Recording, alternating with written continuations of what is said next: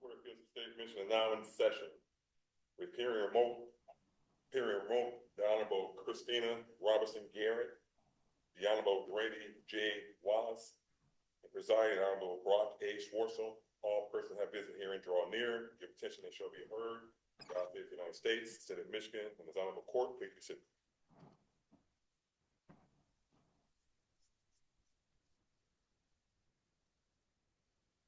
Welcome to the Michigan Court of Appeals. I am joined today by Judges Garrett and Wallace. I think this is the first time that Judge Wallace and I have sat together, so I'll try not to make this an unpleasant experience for him. Just a few ground rules. There are a lot of familiar faces, and I know on Zoom we have some familiar faces, so I won't belabor the point, but we've read your briefs, we've read the record, we've had the benefit of bench memos and research reports prepared by our excellent staff. And that's all to say that you don't have to repeat the arguments that you made in your briefs. Really, this is the time to hit a few key points. Let us know if there's anything that has happened since the filing of the brief and today, and maybe most importantly, to answer our questions. We appreciate those who have been able to come in. You are the hardy folks of Michigan, but we're also very happy to have the option for Zoom, especially at this time of the year when apparently everyone is getting the cold and flu, including various members of my own family. So that's all to say that we appreciate you being here, whether it's remotely or in person. And we have a very busy docket today, so we're going to try to move expeditiously. The last thing I'll say is that if your case involves a victim of abuse or a minor, anything sensitive, make sure that we don't use names, that we use just the acronym or abbreviation or something like that. So with that, I will call the first case on our docket this morning. Docket number 374863, People v. Wagner. Good morning. Please the court. Kevin Rogers appearing on the brief for this matter.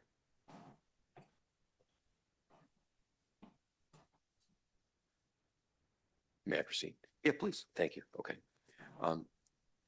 This case is just about fairness. Is it fair or not to let a whole bunch of evidence in about two distinct and separate incidents that involve some pretty heinous acts? The woman who lost her life for the conduct attributed to Mr. Wagner is certainly to be missed, and that's nothing to be glossed over. And the young woman who was with my client that day, her pain and her suffering is not to be overlooked either. But so in terms of joinder, I think that's where you're kind of focused on. Yes. It seems as if the only potential rule under which the two cases could be joined would be a series of connected acts. Correct. So why, in your opinion, are the two alleged series of actions not a series of connected acts? They happened in different parts of the day for different purposes involving people that were distinct from one another. In the unpublished case cited by the prosecutor in this matter, that Ionati case, even though there was a great deal of time in between the incidents that this court found to be a series of connected acts, or they were connected enough to account for the joinder, there was one distinct fact that I found through research that maybe somebody else didn't uncover. The client there, Mr. Anthony Ionati, knew the woman that he had killed. There was evidence, there was a news report from Fox News. I had the date of it. I can provide that to the court. He knew her apartment. He had been in there. They didn't know each other well, but I think that was enough to say that these are a series of connected acts because one wasn't so randomized from the other. It was his deliberate purpose to terrorize these people. Well, I think if I recall correctly, there's no question that the person who was shot and killed, your client, there's no suggestion that your client knew this person. No, The common denominator here is the alleged victim of the first crime, the girlfriend, who, again, she was the alleged victim in the first crime, and she was the driver in the second crime.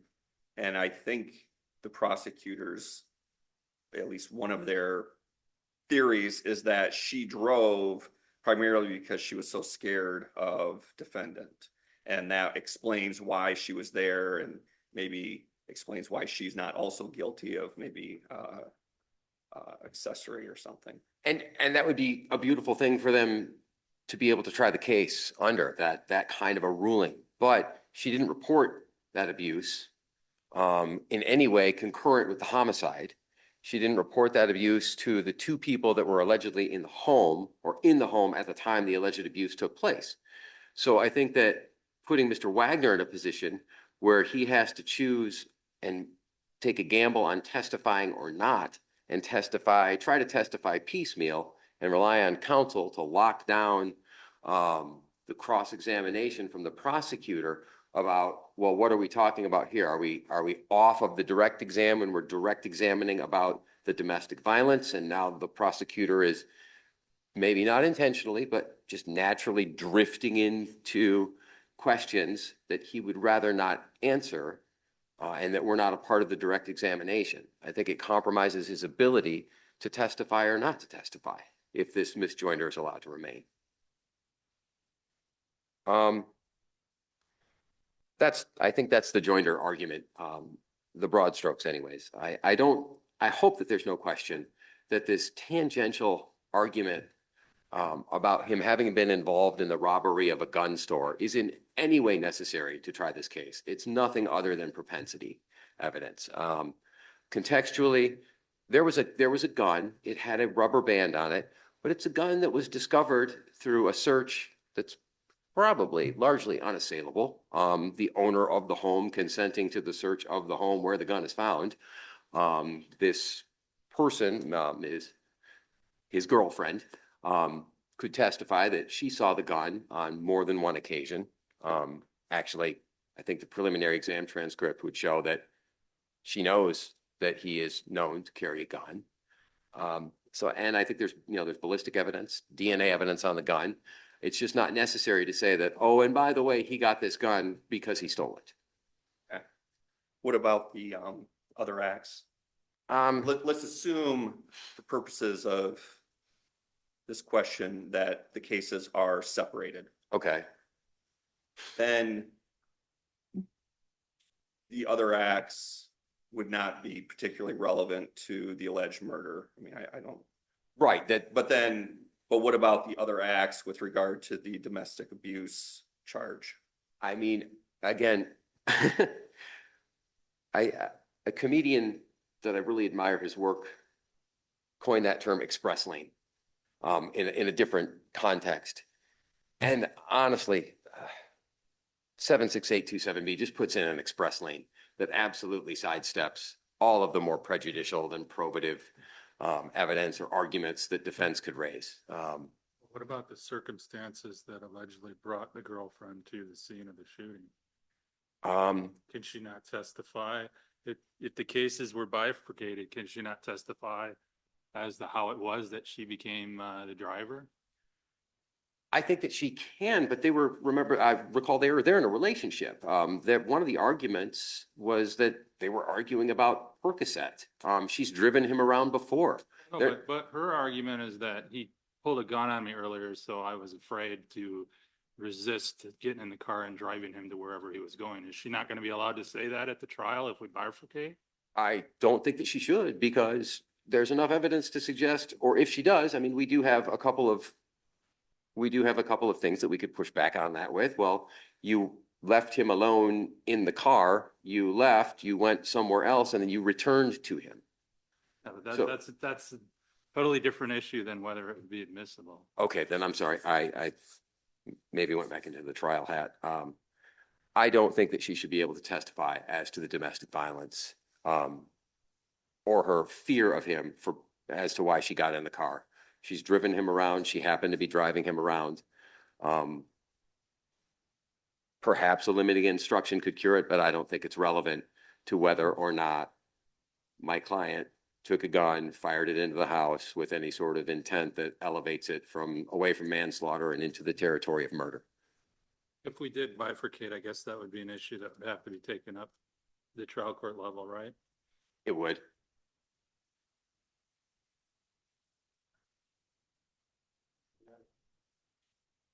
Any questions, Judge Garrett? Okay, why don't we hear from the other side and then you'll have plenty of time for rebuttal. Okay, thank you. Thank you.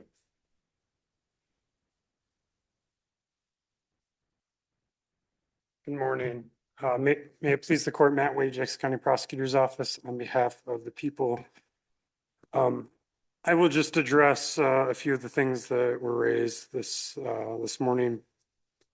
In terms of the focus on who the victim of the homicide is, I don't think that's, I think that's a poor way to frame it. I guess I understand why it's being framed that way, but really the act itself is, because we can see, this was kind of a random victim. But the act itself is him being inside this car with his girlfriend who he's abused just prior, same day, and having the same gun and shooting it in a fit of rage, just like he assaulted her in a fit of rage earlier in the day. That's the connection of these acts. But they were distinct, let's assume you're correct, they were distinct fits of rage, correct? I mean, he was alleged to have beat up his girlfriend earlier in the morning, maybe even in the early afternoon. Then, if I recall correctly, they took a nap. And then later that afternoon or early evening, they got in the car and went over to his mother's home as alleged. That's certainly true. Okay, so the fits of, this was not a continuous fit of rage. It's I think no, so. not a continuous. Okay. They're connected, and they're connected by the rage and the general abuse towards the girlfriend, which is, I mean, as she's testified, has been ongoing for years. We're not saying that all of that should be joined into one, but these things that happen in the same day within hours of each other, which have many of the same characteristics, different results certainly, but the same characteristics. And I think, as Judge Wallace pointed out, the context, as we kind of argue in our brief, the context of why she's there, why she's driving this car, supports not only Joyner, but the other acts as well. And I would just note, the fact that these other acts do come in, especially with the domestic violence, the case law is very clear that supports the idea that these cases should be joined rather than. I mean, even if you're right that these were a series of connected acts, which I think is a close question.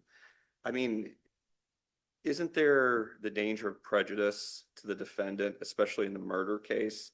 Because, I don't know that it's going to be challenged that she drove him around. I don't recall anything in the record suggesting that she's been charged as an accessory. And so whether she drove or not, I mean, he could have taken an Uber, but your allegations are going to be roughly the same that, he was in the back seat of a vehicle. He was upset about what he thought was someone who attacked his mother's home. And out of retaliation, he randomly shot into a house and it killed a woman. I mean, I guess I don't see the girlfriend being a linchpin of this case, other than, I mean, I get I assume she'd be a witness, but I mean, the prejudice that would come in if you join these cases seems to be problematic. Well, Your Honor, I think the implication is going to be, and defense kind of implies it, and defendant implies it in his brief, is that she's the shooter. That's what's going to be argued. And the context of this previous event and why she's there, not to be the shooter, but because she's being controlled and manipulated by the defendant, is important information that the jury should have. So that would be my response. In terms of the prejudice to him, there's always prejudice in these kind of other act situations, which is why we have the other act, the Watkins analysis, which is why we would certainly, there would be a limiting instruction given, all of that sort of stuff. The other thing, the gun store robbery, I don't concede that it's not admissible. I don't think it was correctly analyzed at the trial court level. The, So getting back to, sorry, I didn't mean to, No. I want to, yes. so if it turns out that the defense at trial is that defendant alleges that he didn't shoot the weapon, it was the girlfriend who shot the weapon, why wouldn't it be sufficient to then say, well, he's opened the door and now evidence of prior abuse can come in to show why she was not the shooter, it was the defendant, rather than actually still joining these cases? Sure, and that's a good point. And maybe at the trial court level, what should have been done is the court should have asked that, like you can in 404B kind of analysis. What's your defense? Is it relevant to that? So I guess I wouldn't say that. I would disagree that it should then open the door. To me, that should be part of the, I guess, joinder analysis. And, you know, if there needs to be, I guess, a brief remand for that purpose. Because if all of these other acts are going to come in anyways, and, you know, as we argue, this is a series of connected acts, I think the case law is very clear that this supports joinder in this case. So, Well, but here's, I mean, is it a known certainty that that's going to be the defense? That, I mean, you know, has it just been made perfectly clear? I'm not the trial prosecutor. That's my understanding of what the trial prosecutor expects. And there's a reference in defendant's brief that kind of alludes to that as well, which leads me to believe that yes, that is the defense. I mean, trials are always evolving and you can never be sure. But that's my expectation. Okay. The only other thing I was gonna mention, the gun store robbery, I don't agree that it's just per se inadmissible. But the facts of the robbery, I think, need to be analyzed under 404B. It's clearly another act. It was just the trial prosecutor requested admission under a 401 analysis. I think the fact that the gun was found at a certain day, that's 401 evidence, but the facts of the actual robbery would certainly be 404B. So I think that needs to be reanalyzed at the trial court level. No, if there's no more questions, just ask the court to affirm. Thank you. Thank you. Rogers, you had time for a brief rebuttal?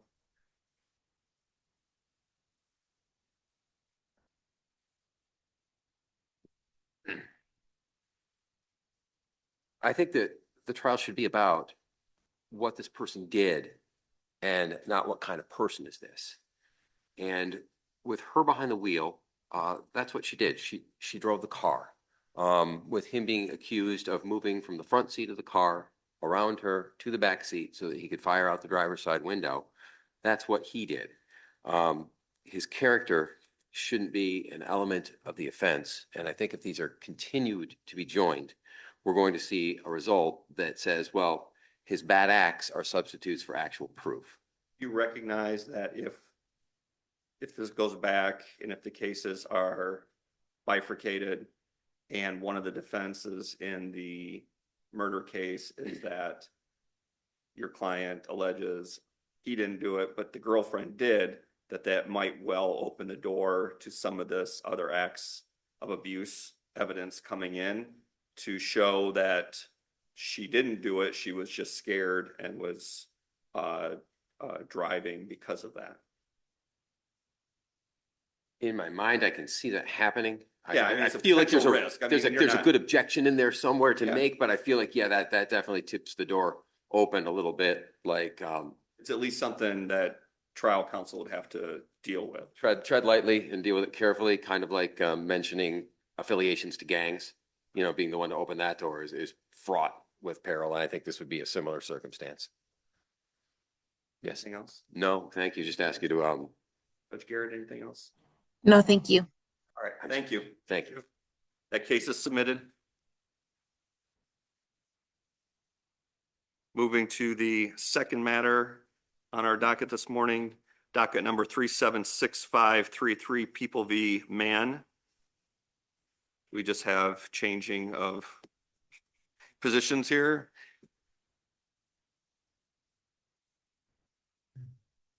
Good morning. May it please the court, Matt Wade, Jackson County Prosecutor's Office, on behalf of the people, the plaintiff appellant in this case.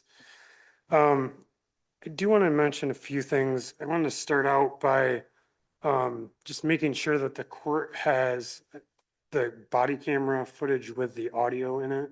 Yeah. Okay. I found 2 copies, so I brought an extra copy just in case that I could drop off, but I'm glad that's not an issue. I will address the consent issue first, and I just want to make a couple points on that. Number one, the court has the video. If you look at the trial court's order, the trial court based its opinion completely based on the video, not on any of the prior testimony. So just from a deference standpoint, I don't think that the court needs to give the same sort of deference that it would if the trial court had made credibility determinations. And Am I correct that the circuit court indicated that it would review or it would consider the probable cause hearing testimony in its decision? Whether it cites it or not, I don't particularly care. But I do want to make clear, did the circuit court judge say, I'll consider the probable cause? yes, probable cause, as well as I think the other evidentiary hearing. Yeah, And as well, I think, there was one at the circuit court Right. and then the district court. yes, and I think defense counsel also mentioned that there was a prior application of this court where we briefed the issues, the court could review that as well. So yeah, that was all mentioned Okay. at the hearing, yes.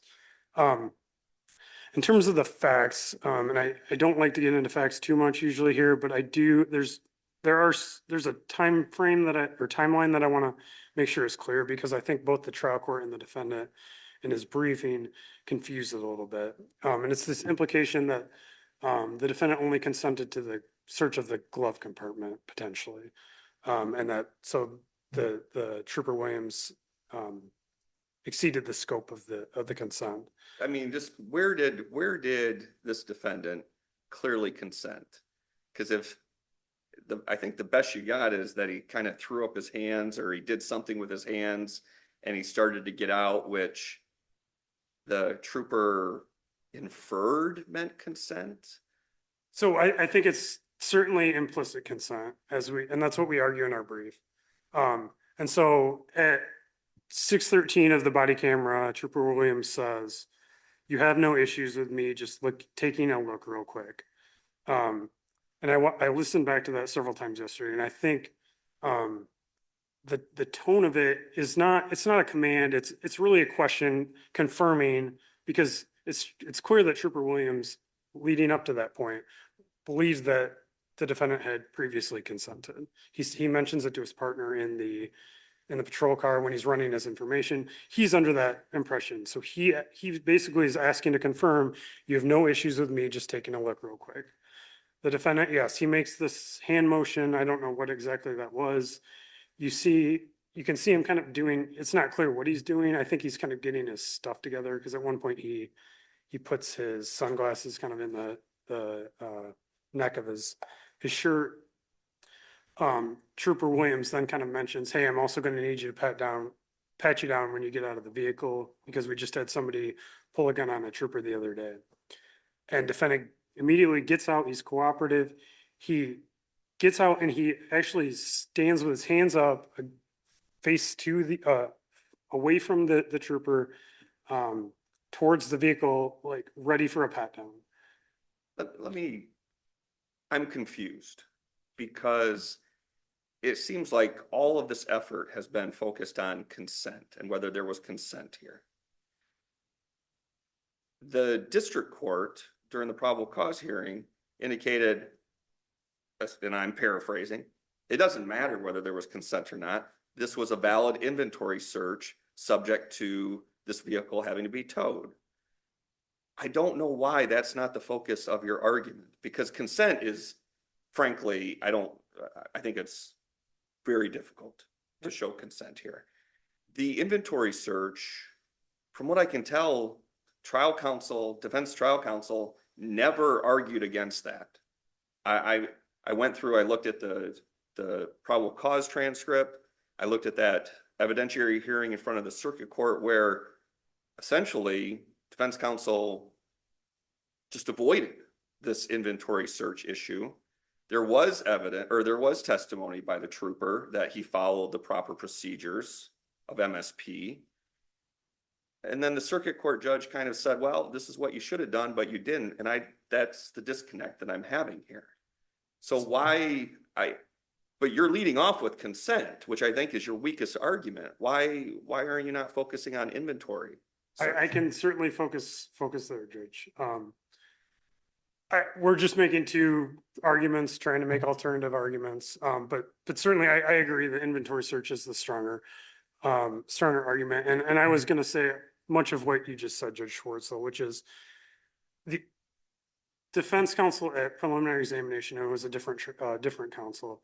That's the only time that defendant makes any sort of argument about the inventory search. And all that she mentions is that she basically says, well, she makes this big deal about how he was handcuffed but not arrested. And so because he wasn't arrested, there couldn't be an inventory search. Well, that would be a search incident to arrest. And I get her argument there, but again, the district court judge made it clear, I'm not relying on any valid arrest. It's literally, this car had to be towed.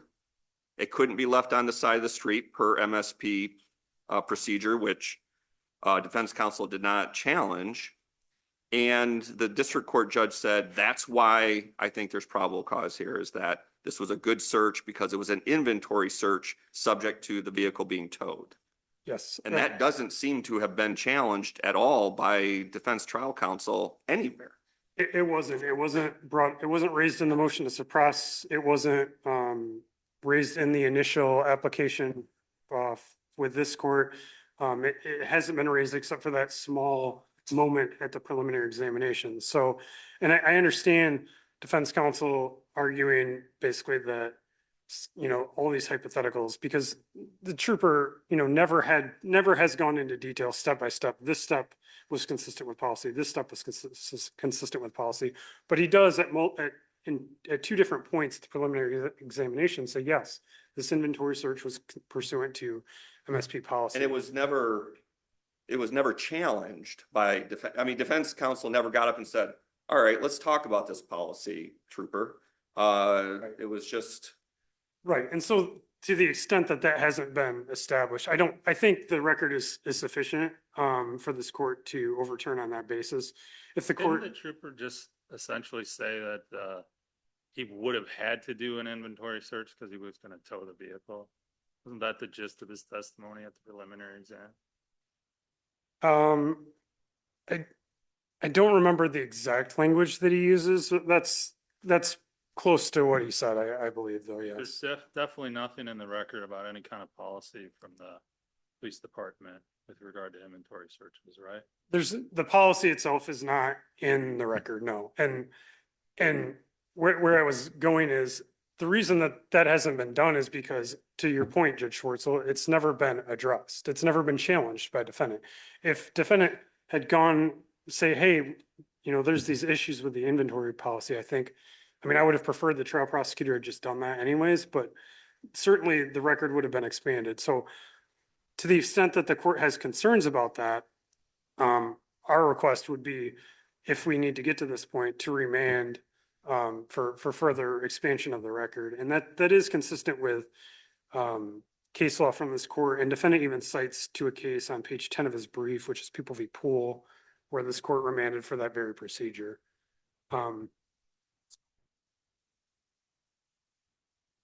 wouldn't one potential avenue be that it's conditionally admissible, dependent on the prosecutor and the trooper laying out the proper, expounding upon the proper MSP policy.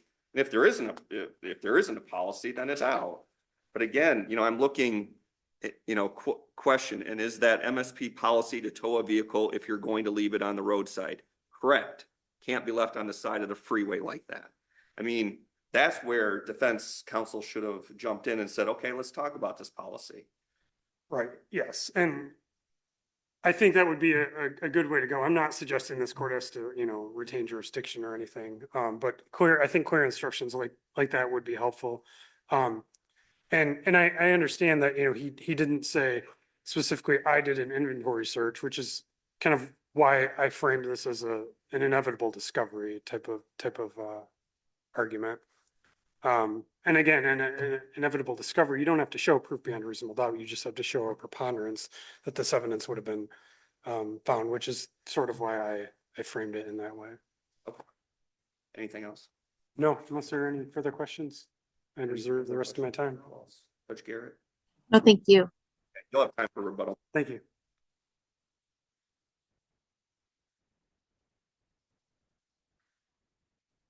Morning.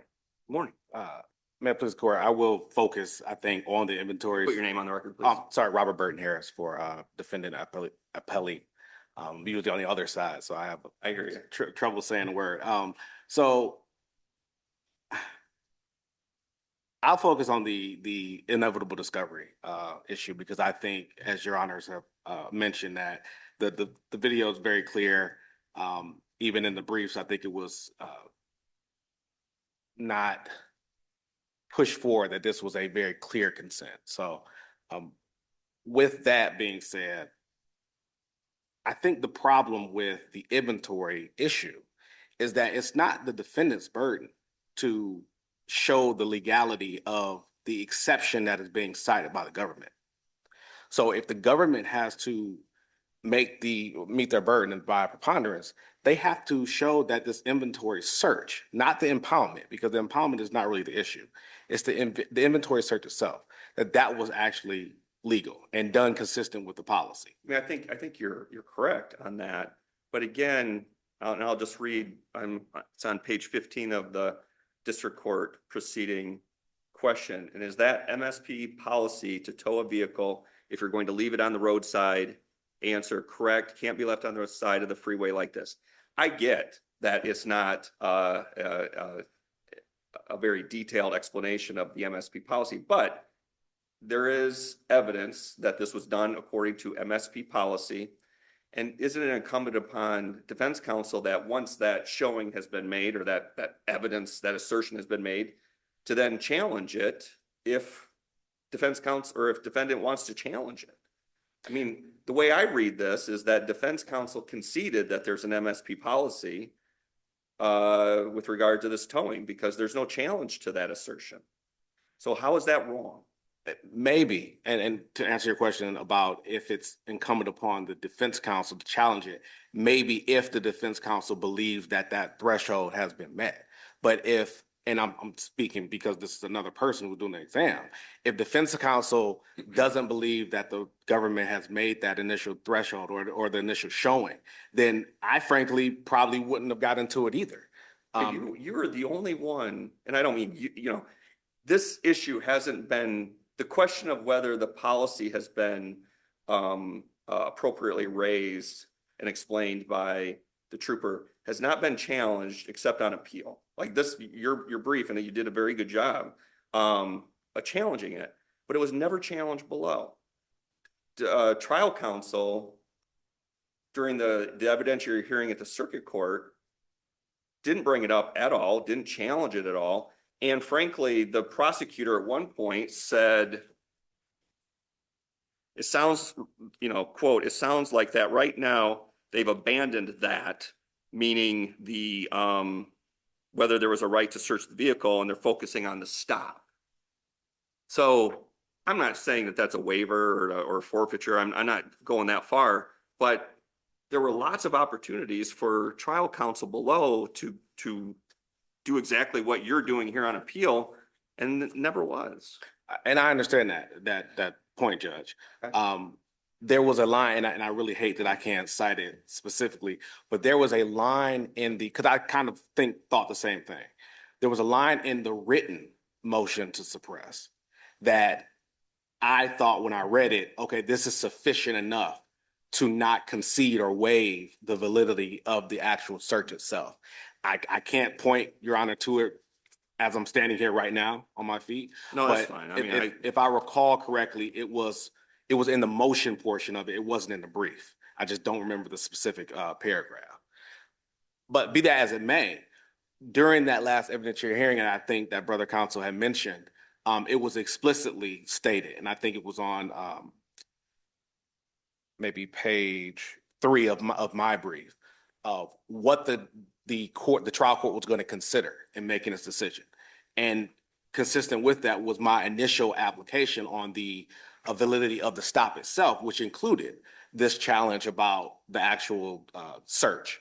So I think that would be sufficient to preserve that issue and raise it at least even on the trial court, even if it wasn't raised at the preliminary exam. So is there a way to understand what the trial judge said here when reading what's called I think it's called it's the order after hearing dated June 6th of 2025. Quote, alternatively, an inventory search might have been the best avenue for the state police to conduct a lawful search of the defendant's vehicle, close quote. It's, again, that's my understanding is what actually happened here. It's not alternatively, this would have been a good theory. It's what the district court found here. The district court found that this was an inventory search subject, that would follow from a tow.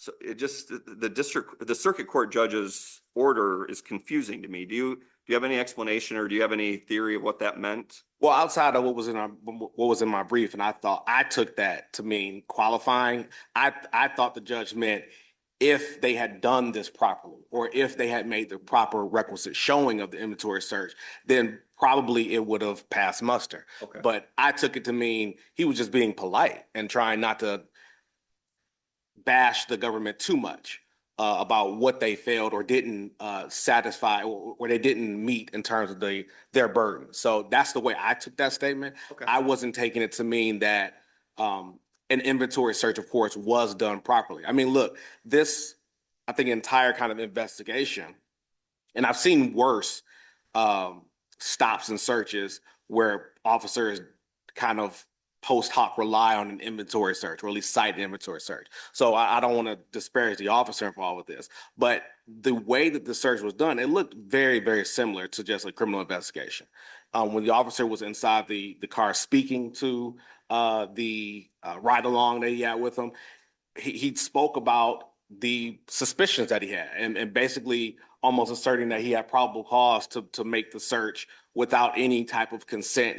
I think he actually even said something to the effect of like kind of consent was just, like a covering or the extra piece that we needed, but we have probable cause to do it anyway. I think that's exactly what he said. So I think that the problem with the inventory search, or trying to frame this as an inventory search, is that it is the post hoc reasoning that is a little bit detached from the actual factual circumstances of the search, based on what the officer said, based on what his conduct was, based on even the questions. I think before there was any kind of at the exam, the officer said that he wasn't suspicious at all. But even before we get to that, the officer is asking the driver about drugs, about very specific drugs. So I think that's a little more consistent with trying to do a criminal investigation as opposed to the administrative function of an inventory search. And that's why you have this kind of overlapping issue and facts that don't necessarily line up with an inventory search, but they look more like an effort to just search the car because of some other reason.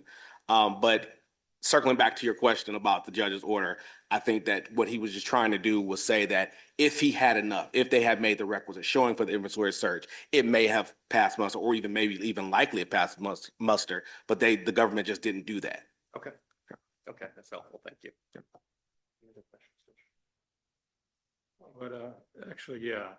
So let me read to you, I think this maybe corroborates what you just said, but I wonder if you'd want to expound on it. So let me read to you what the police officer actually said on the top. At the PE says, I go back and I do my lien checks. I verify on the driver whether his license is valid or not, whether he has any wants. I had to get him out of the car and I conducted a search based on that, as well as I would have to do an inventory search due to towing the vehicle because there's no legal driver within that vehicle.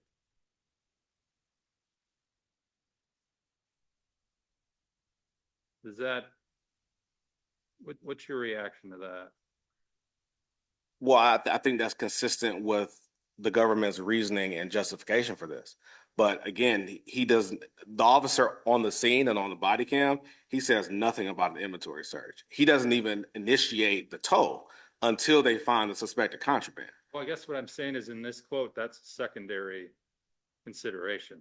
Talks about he talks about all this other stuff, and then he says, "No, by the way, I would have to do an inventory search because it's not a valid driver." Correct. Right. And that's the point I was trying to make. That I think that was just kind of the backup that they used post hoc. But at the time, I don't believe, and I don't believe the judge believed that was the motivation and the application of the search. The circuit court, correct. The district court judge did believe that. That's correct. The circuit court judge. Anything else, Judge? No, thank you. Judge Garrett, anything? Okay. Thank you. Thank you. Ray, you have time for a brief rebuttal? Thank you. I'll be brief. In terms of the post hoc the motivations and all this, the case law is very clear that the test is not subjective, it's objective. And I think especially what Judge Wallace just noted is an objective truth that he was going to be, he had to do an inventory search anyways. You know what? I misquoted that. Here, I'm going to say it again. Okay. And this is a little unorthodox, but I'm going to let counsel read Sure. this if he wants. Let me quote it the right way. I was quoting the wrong quote. So he said, spoke with him about some of my concerns, asked for consent to search the car. To me, he acknowledged, kind of rolls his arms and nodded, get out of the car. Obviously, then I had to get him out of the car and I conducted a search based on that, as well as I would have to do an inventory search due to towing the vehicle because there's no legal driver within that vehicle. So I kind of misstated early. Essentially what he's saying here is it was all about consent. And then, oh, by the way, I'd have to do an inventory search. That's correct, Judge. Okay, sorry about that. Go ahead, Mr. Way. Sorry about Oh, that. thank you. I appreciate the record being clear. But again, subjective intent is not the test. This is an objective test. There was a valid reason to do the inventory search, and that's what should control. And going back to the first question about what did the court consider, I want to just read, and it's one of the last paragraphs of the order. Talks about a clear consent to search the form could have been achieved. If the defendant refused, he could have been arrested. A search incident to arrest could have been performed. I think that's just not factually or legally accurate. We couldn't have searched the entire car for this reason. And then, as previously noted, if defendant's vehicle is going to be impounded anyways, an inventory search of defendant's vehicle would likely pass legal muster. That, to me, the hypotheticals about the inventory search in the order indicate to me that the trial court probably didn't read the preliminary examination, especially because there's, at least not maybe carefully, because there's just two kind of passing mentions of it. There is a second one that I wanted to just make sure the court was aware of, and it's on page 96 of the preliminary examination. The question is from the prosecutor, and is it true, I believe on direct you had stated that's MSP policy that you cannot leave that vehicle on the side of the road, and that's why you were gonna conduct an inventory search? And the answer is yes, ma'am. And then at the bottom of that page, defense counsel at that time actually says, and do you indicate in your, I got this Michigan State Police policy here? So that seems to suggest that she actually had the inventory policy at the preliminary examination. And I think to your point, Judge Schwartzel didn't go into it at all. So, Okay. any other questions? Any questions, Judge Garrett? No, thank you. Thank you. Thank you very much. That case is submitted. Moving on to the third matter for today, docket number 365787, People v. Fegan. And I believe Ms. Nunn is appearing remotely, and she is the only, appellant is the only party endorsed. Do we have Ms. Nunn? Okay.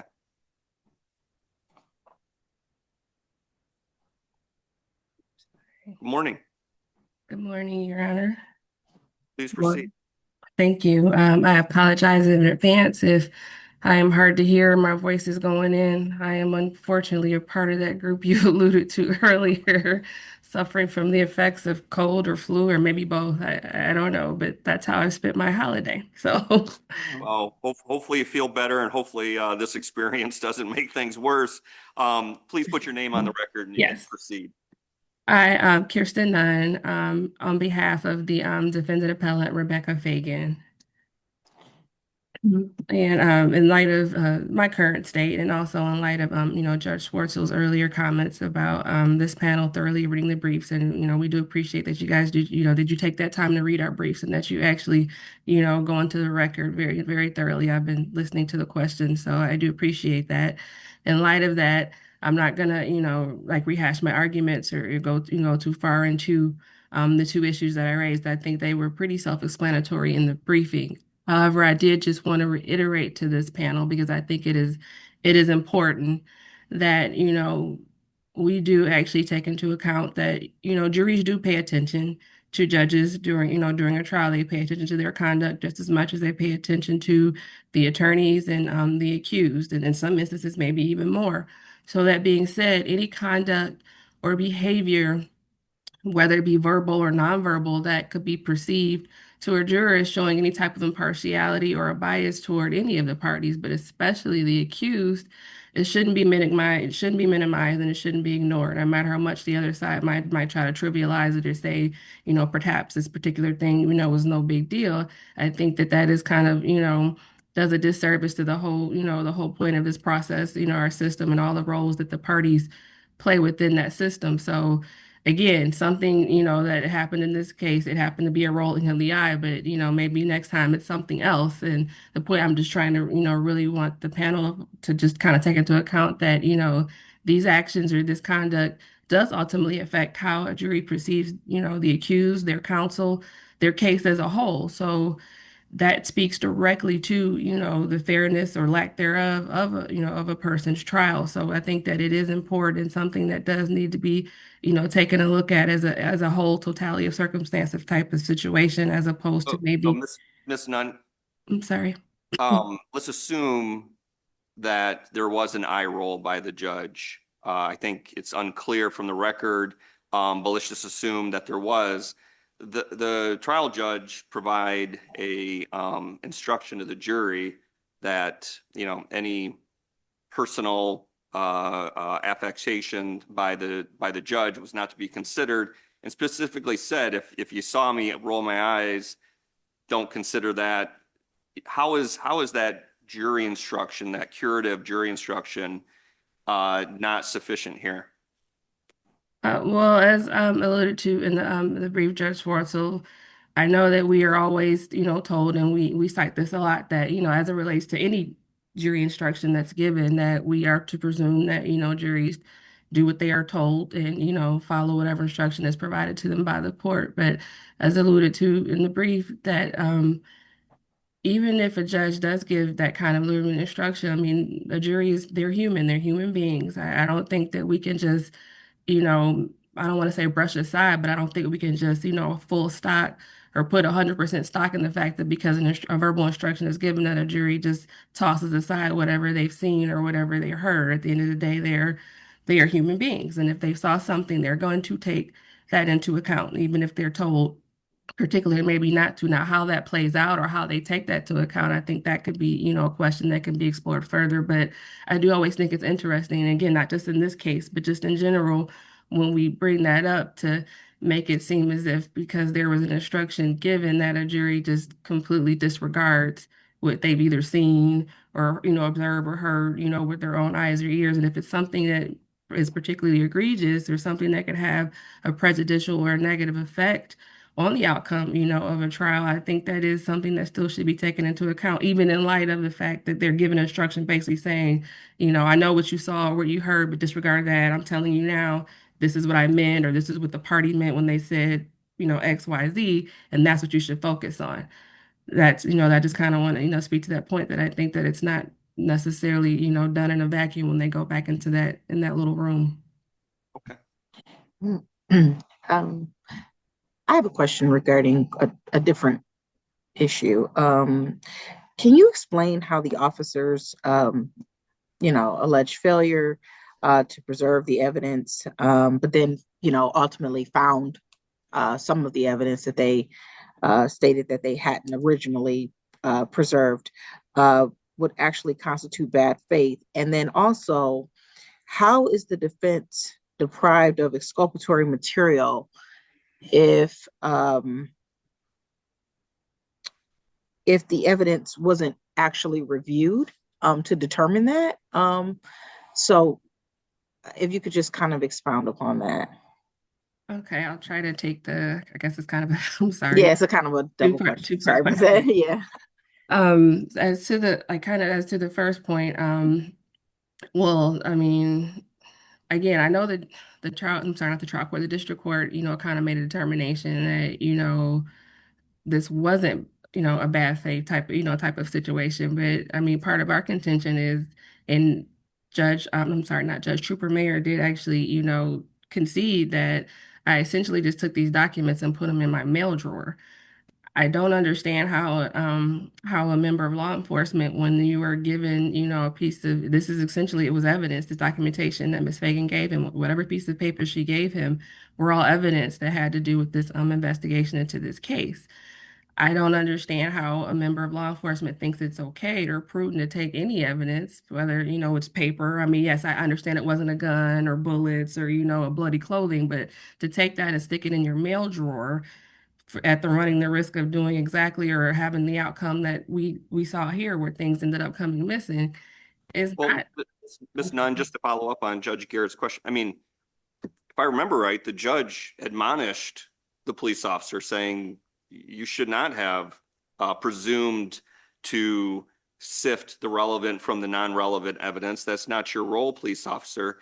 But then the trial judge entered an order denying the motion to dismiss on the ground that the evidence presented to the officer was not destroyed. So isn't that a factual finding subject to clearly erroneous standard? Well, how can we, again, without knowing part of the crux of why, and I get this is, it was confusing to me as I was sifting through this, but part of the crux of our argument is how can, without knowing exactly what documentation was potentially still missing, like I don't understand how we can even say that something, like I know Judge Garrett's point that, it was exculpatory or not exculpatory.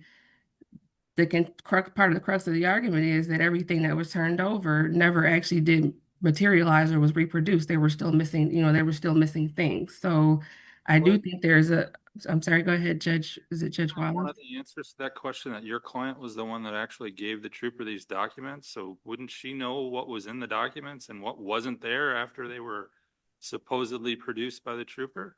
Well, per her trial counsel, that she did give, but some of the stuff that she provided to Trooper Meyer, those were the original things. So once they were in his possession, he was the only one that had certain documents because he had whatever the original form or piece of paper was. So they noticed, or I guess were able to kind of discern that things were not all there when the evidence was actually displayed in court because things were missing. So I mean, yeah, she's aware. She's aware of what she gave him, which is why I think she was able to alert trial counsel that that's not everything because I know there's certain things that I gave him, and also that there was documentation. I believe trial counsel said that Miss Fagin either notated somehow, I don't know if it was by initial or date or some type of documentation that she made on personal things that she gave that ended up being reproduced back to them. Now, I'm not at all asserting that, Trooper Meyer, just made a copy of the copies that was given to him and then, reduced that. I'm not making that argument at all. I know trial counsel maybe alluded to that a little bit, but the point is that there was there were XYZ documents given to him. Not all of those documents appeared to have been, reproduced or turned back over. And without knowing what was missing in full, there, how can you make a determination to bind someone, to bind someone over when you don't have the whole matter, which was kind of the, which was kind of the contention. And then here was a lot. It was a lot going on. I think even the circuit court, which kind of made the point that how can I even make a determination on your motion when I'm not even sure, what items are missing or what's not missing, which is why he asked for the supplemental, for the supplemental briefing. There was supplementing provided by trial counsel that highlighted these are the things we think are still outstanding or still, are still out there. So I mean, I do think there were some serious, some serious questions here as to, as to that. And yes, Judge Schwartzel, judge he did admonish, Trooper Mayer for that. But I guess my initial point, even with that, is even though he was admonished later, in the moment, you are a member of law enforcement. This is not, I don't believe, I mean, I do believe he said he was kind of newer at the time, but I don't believe this was his very first case. I don't know why you would think that, like you said, it is your role to determine what's important, what's not important, but even in whether it's important or not important, I don't know how we can just chalk it up to it just being, oh, negligent to take documents that are evidence in an ongoing investigation and stick them in your drawer. I'm not a member of law enforcement, I'm not a police officer, but at least from what I can deduce, typically there is a certain spot or a place in a police station where, evidence goes. I don't know if it's a locker or a room or, something to that nature, but it just seems to be able to stick it in your drawer and kind of, forget about it. I don't know how we can just chalk that up and say, I mean, I get it, it's a very fine line, but I do think there is a question, and I think it can sway toward, bad faith. But I understand the trial counsel felt differently. I mean, trial judge felt differently. Can you address one of the documents below in the lower court that your client talked about was supposedly Sukuk Credit Union Bank transactions that were going to be used as impeachment with regard to the credibility of Markstrom. So there were at least 3 transactions. One was 294.62, another was 631.21, and then there was a third one. None of that is referenced in your appeal, though. So has that specific allegation regarding that Sukuk Credit Union bank record, has that been abandoned? Is that no longer something that you're arguing? Are you referring to the 3 transactions? I'm sorry, my voice is going in and out. The 3 transactions that Mrs. Fagan alluded to were payments for the website work that she had done.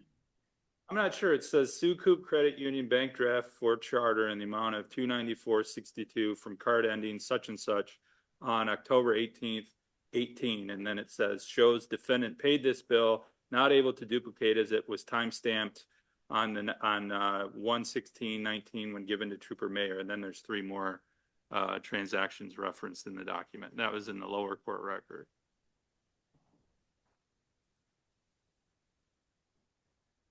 But I don't see it mentioned anywhere in the brief, so I wonder if maybe you subsequently abandoned that argument, or if you don't know, it's fine to let us know you don't know. I'm not recalling those individual charges off the top of my head at this point. But I do believe that she, during her testimony, she accounted for essentially, all of the either the deductions or transactions that she was being, accused of embezzling or, or taking money from. She did explain, I believe, all of those. Okay, we can check the record. I appreciate that. Thank you. Yeah. Judge Wallace. No, thank you. Any more questions, Judge Garrett? No, thank you. All right, Ms. Nunn, we appreciate your time this morning, and hopefully you can get back and rest your voice, and we very much appreciate your time. That case is submitted. Thank you. Calling the 4th matter on our docket number 371310, People v. Morshed.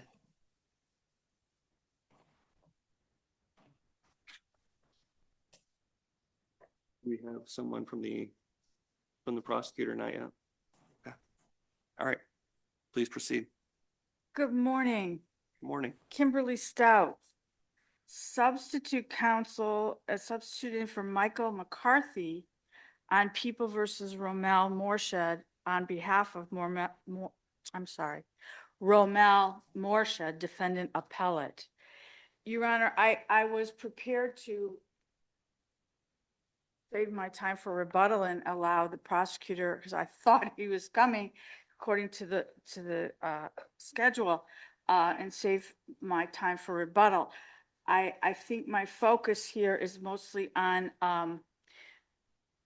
the prior acts being admitted with very little supportive information or challenge, perhaps almost indicating something ineffective, but that wasn't raised in the brief, and I did not supplement the brief, so I will rest on the brief as it stands. Any questions, Judge No. Wallace? Any questions, Judge Garrett? No, thank you. That was fantastic rebuttal. Well done. With that, the case is submitted. Thank you so much. Thank you. Good day. You too.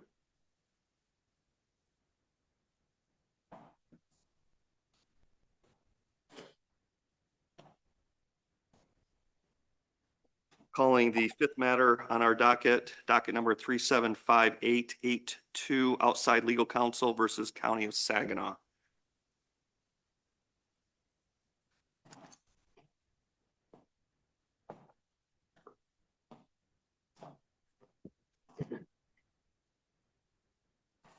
Good morning. Good morning. Philip Ellison appearing on behalf of my own law firm, Outside Legal Counsel PLC. Good morning, first of all. Good to see.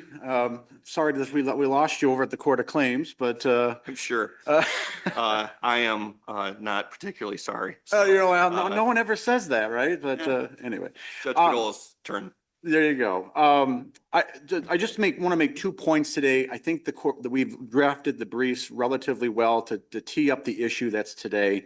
The 2 points I guess I'd like the court to take away with, and I'd like to make one legal argument then, is looking at MCL 49.73. And I think that I didn't give that statute enough weight in the brief when I briefed this originally back months and months ago on this.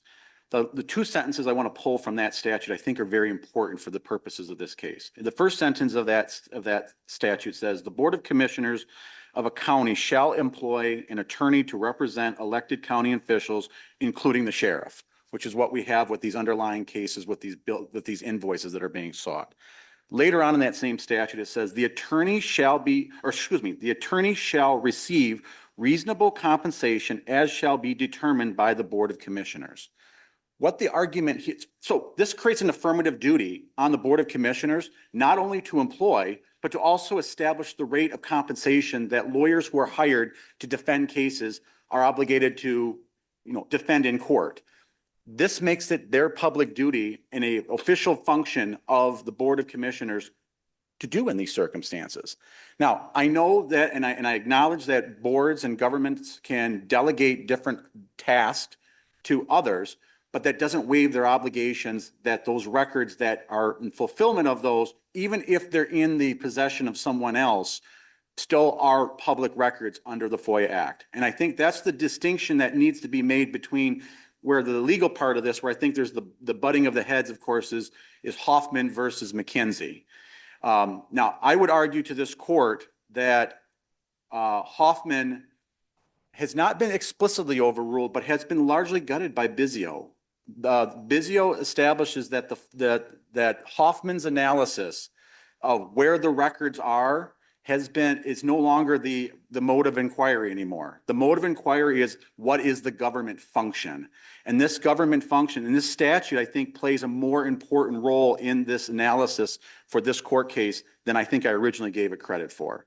Where would be the right of the county to demand a review of those attorney billing records?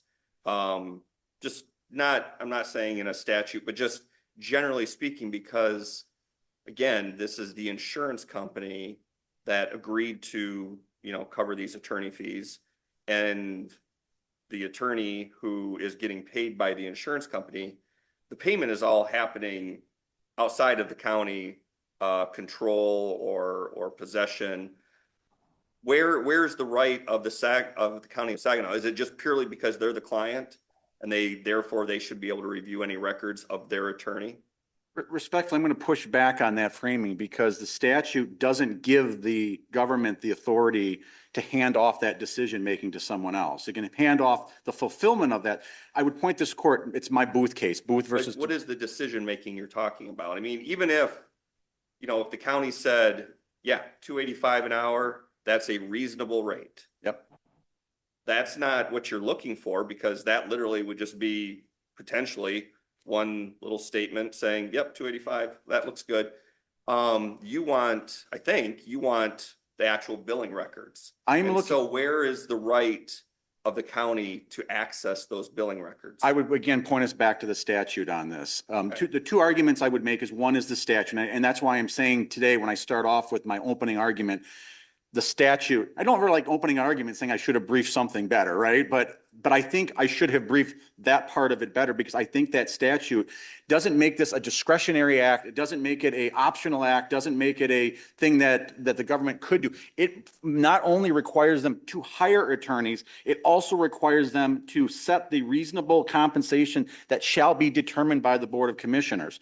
This is that public act in that respect. Now, I get that governments can have others help them. For example, and I know it's an unpublished case, it's one of mine from many years ago, Booth versus Department of Corrections. The Corrections Department had the obligation to record telephone conversations that prisoners had with people on the outside of the prison system. The Department of Corrections says, we don't really want to do this. They made it so that an outside company performed those functions, and those recordings were all completely held outside of the government itself. This court held those are still public records that are subject to disclosure because those are the fulfillment of the public obligation or a legal obligation that exists under law. And again, that I think gets us parallel here right back to where we start from about the importance of this particular statute. Now, where I think there is maybe some wiggle room, if you will, is if a government sometimes takes on voluntary duties or perhaps takes on discretionary duties, maybe that's a different factual scenario that exists. I think this case puts us in the Booth McKinsey category of cases, not Hoffman. But I also go back to my argument just a moment ago to say, my brother counsel is relying on Hoffman almost exclusively to defend on this. Hoffman, the rationale of Hoffman has been gutted by Bizio. I don't know how you can otherwise read those two cases. I mean, they are factually analogous to each other, almost creepily so that they're almost analogous to each other on the same. So I don't. So the requirement that counsel receive reasonable compensation, do you read that to mean that the city had a affirmative duty to review the attorney billing records? So the statute actually says it shall be determined, not just received. It's not a right of the lawyer to receive. It's the board to determine that. So these are part of the records that are the fulfillment of those duties as what that compensation is. Now, I don't know if as I understand them, is that these are records that I know again, we didn't get through a tremendous amount of discovery on this aspect, but the argument that was here is, we never received these, we never looked at them. If that's the case, then they're in degradation of their obligations under 4973. They have the obligation to set that. And if but that was my question to you, that to determine reasonable compensation, does that require the city to review the billing records? I don't know. No, the city is not actually paying. I don't know if it actually makes them required for themselves to review them, but it sure as heck makes it a record of theirs in the fulfillment of their duties that way. So meaning, do they actually need to take the papers from the insurance company and look at them eyeballs to paper on that? I don't see where there's necessarily an obligation to do that, but those records are the evidence of the fulfillment of this public duty. So there's no duty to actually look at them, but the records are otherwise necessary to fulfill the duty? It It's this- seems circular. It's the Booth case. There's no obligation of the Department of Corrections to review those telephone conversations, but the fact that they exist and are available for the fulfillment of the obligation there, meaning keeping track of these records, is a fulfillment, is a public record, makes that subject to the review of the public and other public duties that way.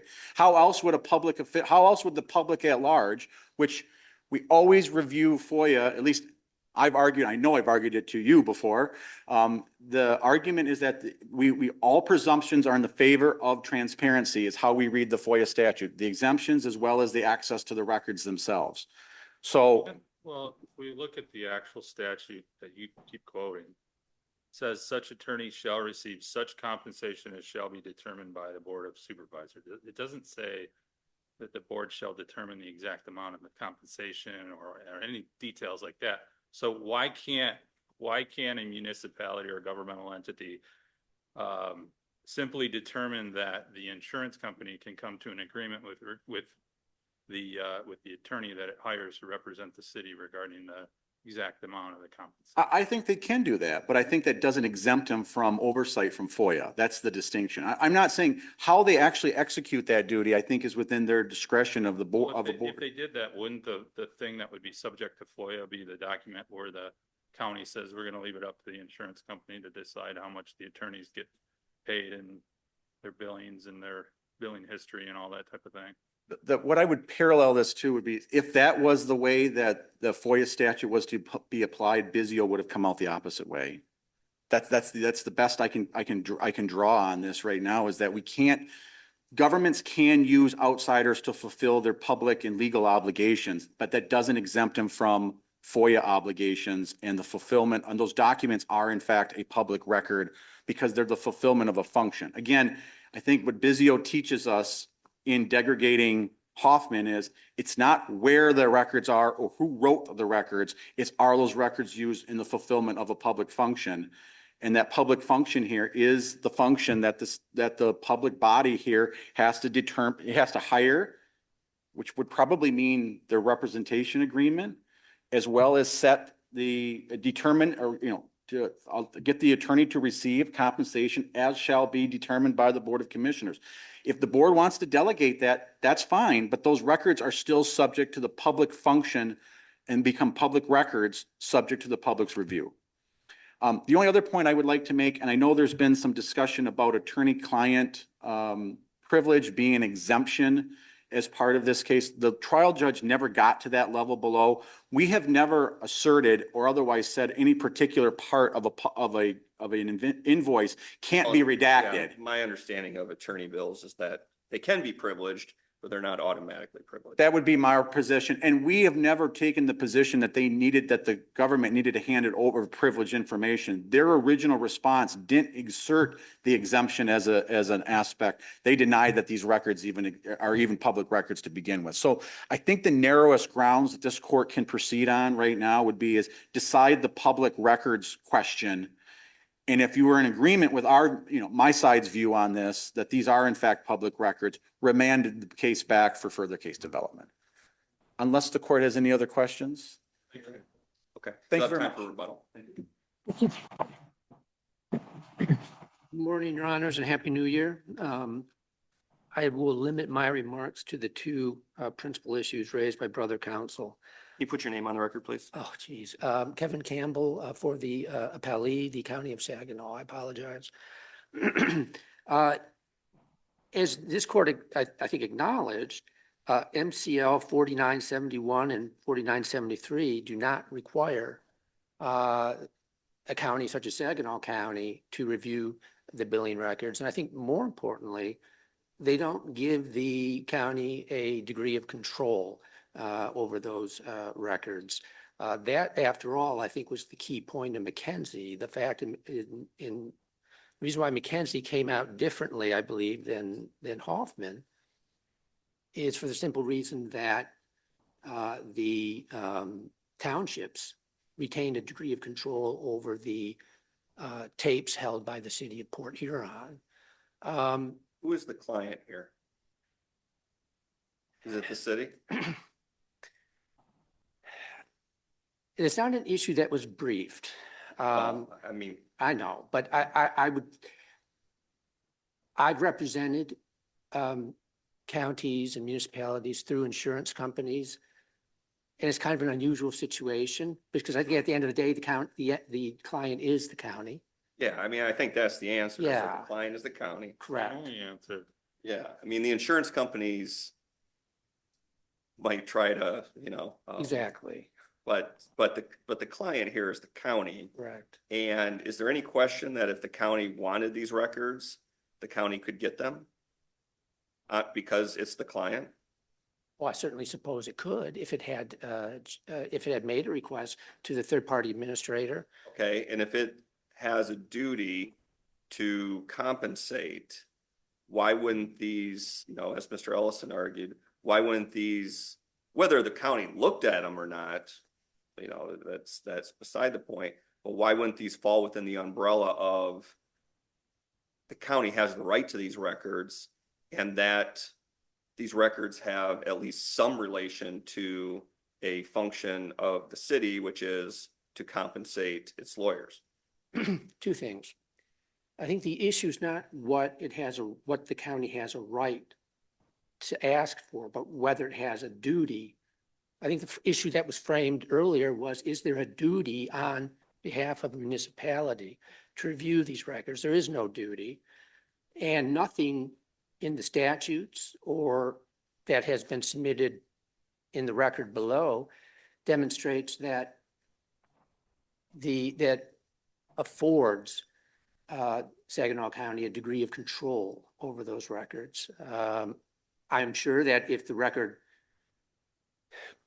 we are stuck with the record that we have. Nothing in the record suggests that there is a right to control. We can think hypothetically that's probably a reasonable thing to infer, but there's certainly nothing in the record that establishes that. On a different point, if I may, this case really does align closely with Hoffman insofar, and Bizio. Ooh, I want to go back, and I Sure. apologize. Oh, no. You'll have time to make Yeah, your point. thank you. But do we know who is on the hook for the compensation if, for example, let's just say the insurance company went belly up? Tomorrow, for whatever reason, it went bankrupt and it couldn't pay the lawyers. Would the city be on the hook for having to compensate? I would be speculating, Your Honor. So we don't know. We don't know. We don't know what the Absolutely. arrangement Yeah, was. we don't. This case is like Hoffman insofar as obviously in Hoffman, the school board retained outside counsel to perform a investigation. This court in Hoffman did not conclude that the information was retained, or first of all, we know that the information was retained exclusively by the attorney. This court did not, and I think that frankly is dispositive of the issue, because if the information is not used, possessed, prepared, or in the possession of or retained by the public body, I don't think you get to the official function part of the definition. However, in Hoffman, this court rejected the argument advanced here, which is that the attorney or that the school board had a duty or right to the information that was in possession of the attorney, making it a public record under the FOIA Act. The court plainly did not do so, and the Supreme Court only reached a different conclusion in Bizio, namely that Attorney Ryan had been appointed as the charter-appointed city attorney because he was a charter-appointed city attorney, and his records, because he held an office, were records of a public body. I'd like to quickly turn to this Bizio argument, because I think this further sheds light on the things that we're discussing, because I agree with Brother Counsel that Bizio is an important case, but it is in a way that's helpful to the county's position. In Bizio, This court expressly rejected the argument advanced by plaintiff here, which is that essentially McKenzie was a departure from Hoffman in supposedly adopting a broader and more expansive definition of public record. That's not the case. This court explicitly stated in Bizio, we do not believe that McKenzie has superseded Hoffman. In fact, the county distinguishes holding in McKenzie from that in Hoffman. Now, brother counsels could probably can say, yes, but this court was reversed in Bizio. And my answer to that would be, it was reversed on different grounds. And that's important here. The majority in Bizio rejected the argument advanced here that effectively the definition of a public body under FOIA needs to be expanded to include agents. Rather than reach that conclusion, which is one of the issues that the Supreme Court had asked to be addressed, the Supreme Court instead held that Clarkston's legal counsel had actually been appointed by city charter to hold the office of city attorney. And as I mentioned earlier, the office of the city attorney comes within FOIA's definition of a public body. And therefore, the records in his possession, the city attorney's possessions, are subject to FOIA. So, you know, it's also important to point out that Justice McCormick in Bizio chided the court for not squarely addressing the agency issue. She would have had that Bizio decided on agency, drafting on agency principles for the definition of public body.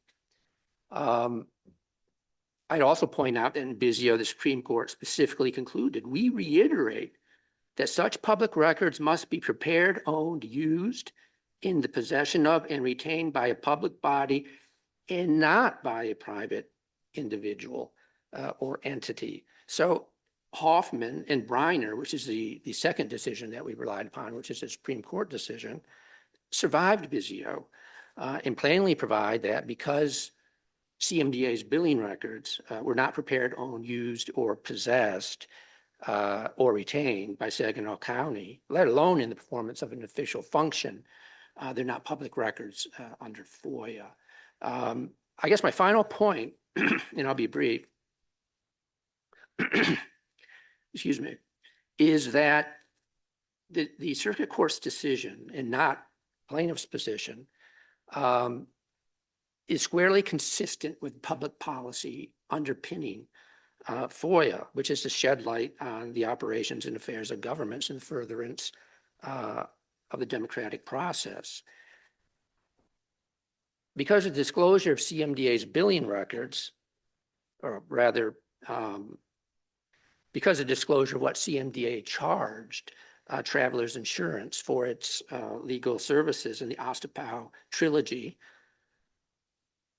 and what Travelers in fact paid for those services, would perhaps shed light on the workings of Travelers Insurance Company and its claims administrator, including its standards, expectations, and so on and so forth, but would shed no light on the operation of Saginaw County for the obvious reason that if we accept, as we must, the affidavit of Kelly Subs, they never even looked at those records. So the disclosure of those records, the CMDA billing records, certainly can't shed any light on how the county operates if they didn't even, if they never came into the county's possession, they were never never reviewed. So unless there's any, I think I've touched on the two issues raised by brother counsel. Unless there's any questions that this court has, that is all that I have. Garrett, any questions? No questions. Thank you. All right, thank you. Thank you. Mr. Ellison, brief rebuttal. Extremely brief. I would like to just point out, I think the arguments themselves have been well addressed here today. I take one thing is very unique just to draw the court's attention to. I am not seeking CMDA's billing records. I'm actually seeking county invoices, what counties were required to pay. What CMD has in their file, it's a very quirky way that they try to change that a little bit, is that these aren't the records that are in the law firm's files. These are the records that have been paid, that have been sent for the government to pay for for the services it's required under We know the 4973. government didn't pay it, so you're really looking for the insurance company's record. Well, right? that was going to bring me to my second point, precisely to my second point. There is a huge public policy concern I have with the arguments that are being made here, that if the court adopts and allows this two-step process, essentially a government can delegate all of anything they don't want the public to know to a third-party outsider and then make that beyond the reach of the public's review in that circumstance. I say that not to say this happens in all circumstances, but if we're looking at this circumstance right here, this is the spending of taxpayer dollars. This is money going to an insurance company, an insurance company paying. Right, but you're not asking for what does the city pay for its insurance, right? I mean, that would be, you know, what tax dollars are going to the insurance company for, you know, coverage. That I think, you know, I don't know that there's any question that would be. That's not part of this case. Exactly, Yes. that's not I agree. here. So the records you're looking for, they are unrelated to tax dollars because the city of, the citizens of, the taxpayers of the city of Saginaw aren't paying those bills. They're paying the insurance coverage. And I think, you know, the taxpayers would have every right to look at that and find out how much they're paying for insurance coverage. But the bills are one step removed. The insurance company, at least I don't think there's any question in this record, they're paying for all of that. Yeah, but the problem with that argument, it gets, and maybe in a different factual scenario with a different public duty that exists, I may agree with you. The problem here is that second to last sentence on section 3 of the County Civil Council Act, which is the attorney shall receive reasonable compensation or shall receive reasonable as shall be determined by the Board of Commissioners. Right. So even if they're using an insurance company, they are adopting that insurance company's determination as their own, which makes it part of the public record. You can't delegate that decision-making to a third party. And these records reflect that decision or the evidence of that decision making. Now, maybe a different scenario with a different third party arrangement may result in a different case. And this, which is get me right back to where I start, this statute has a bigger importance play in this case than originally at least thought of by me when drafting this. You're talking about 4971, right? 4973. Both of those were cited. 71 authorizes the payment of attorney's fees with a may, and then 4973 deals with a shall, which is a mandatory obligation to pay for certain officers. In this case, the Ostapow underlying case was a case against the sheriff, which makes it a mandatory obligation under section 3. The compensation part is 7, right? The hiring attorneys, the compensation is the second to last section on 73. 49.73. Yeah, but it's also in 7.1. 7.1 says, Board of Supervisors of any county by a majority vote of the members elect may employ an attorney to represent the county in civil matters whenever the board determines that the prosecuting attorney is unable to properly represent the county. Such attorney shall receive such compensation as shall be determined by the Board of Supervisors. That's correct. The Ostapow cases, though, were not specifically against the county. They were against the sheriff, which puts it into section 3. Okay, got it. I mean, this is what kind of the difference between state law and federal law. When you sue an official in their official and personal capacity, you're suing both the government and the office holder themselves. So arguably, I guess both sections could come into play. But I think the important part here, because the defendant in these cases have been Sheriff Federspiel. In fact, the case are called Ostapow versus Federspiel. Those, I think section 3 is the more applicable statute in these circumstances. Point taken. Thank you. Thank you very much. Thank you. That case is submitted.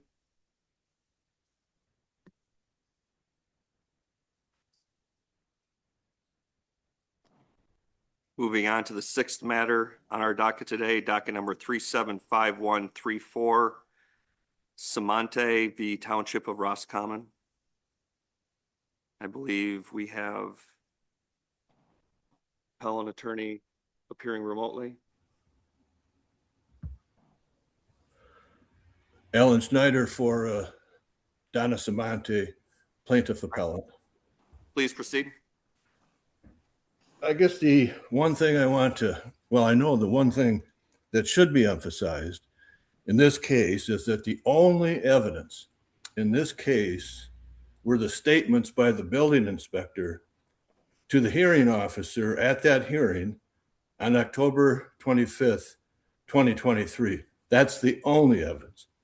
And I'm sure the court is aware that that evidence consisted of statements, not testimony, as required by statute. It was recorded by a township clerk, and she made up a summary. That's the record. But nonetheless, the deteriorating decks are mildewed decks. There is no evidence to say that the decks were swaying or that there was a board missing. None of that. How does that make it a dangerous situation? It does not. The fascia, actually, I only saw one piece of fascia, and it looks like a car of some other vehicle struck the home. The inside worse than the outside. That doesn't tell us anything. And finally, the most ridiculous statement made by the building inspector are the critters getting underneath the home. I'm not sure what that means. Critters get into homes all the time, whether you have a crawl space or basement or a manufactured home sitting on a foundation with skirting.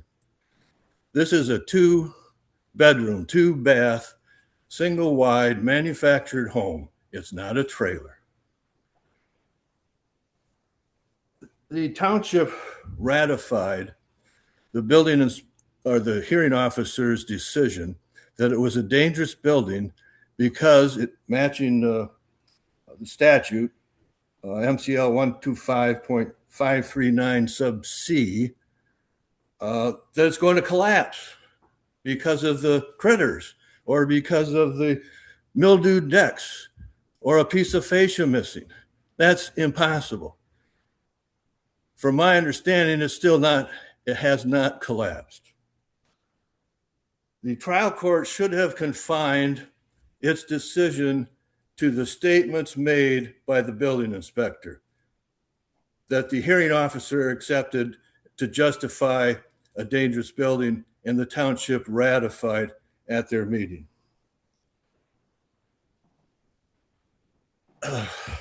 All of this could have been avoided, should have been avoided.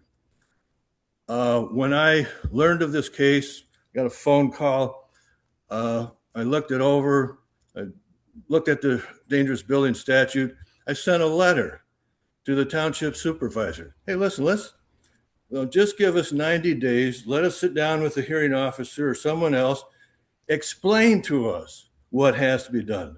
Not that a roof has to be repaired. In what way? What's going to satisfy you? That has never been done.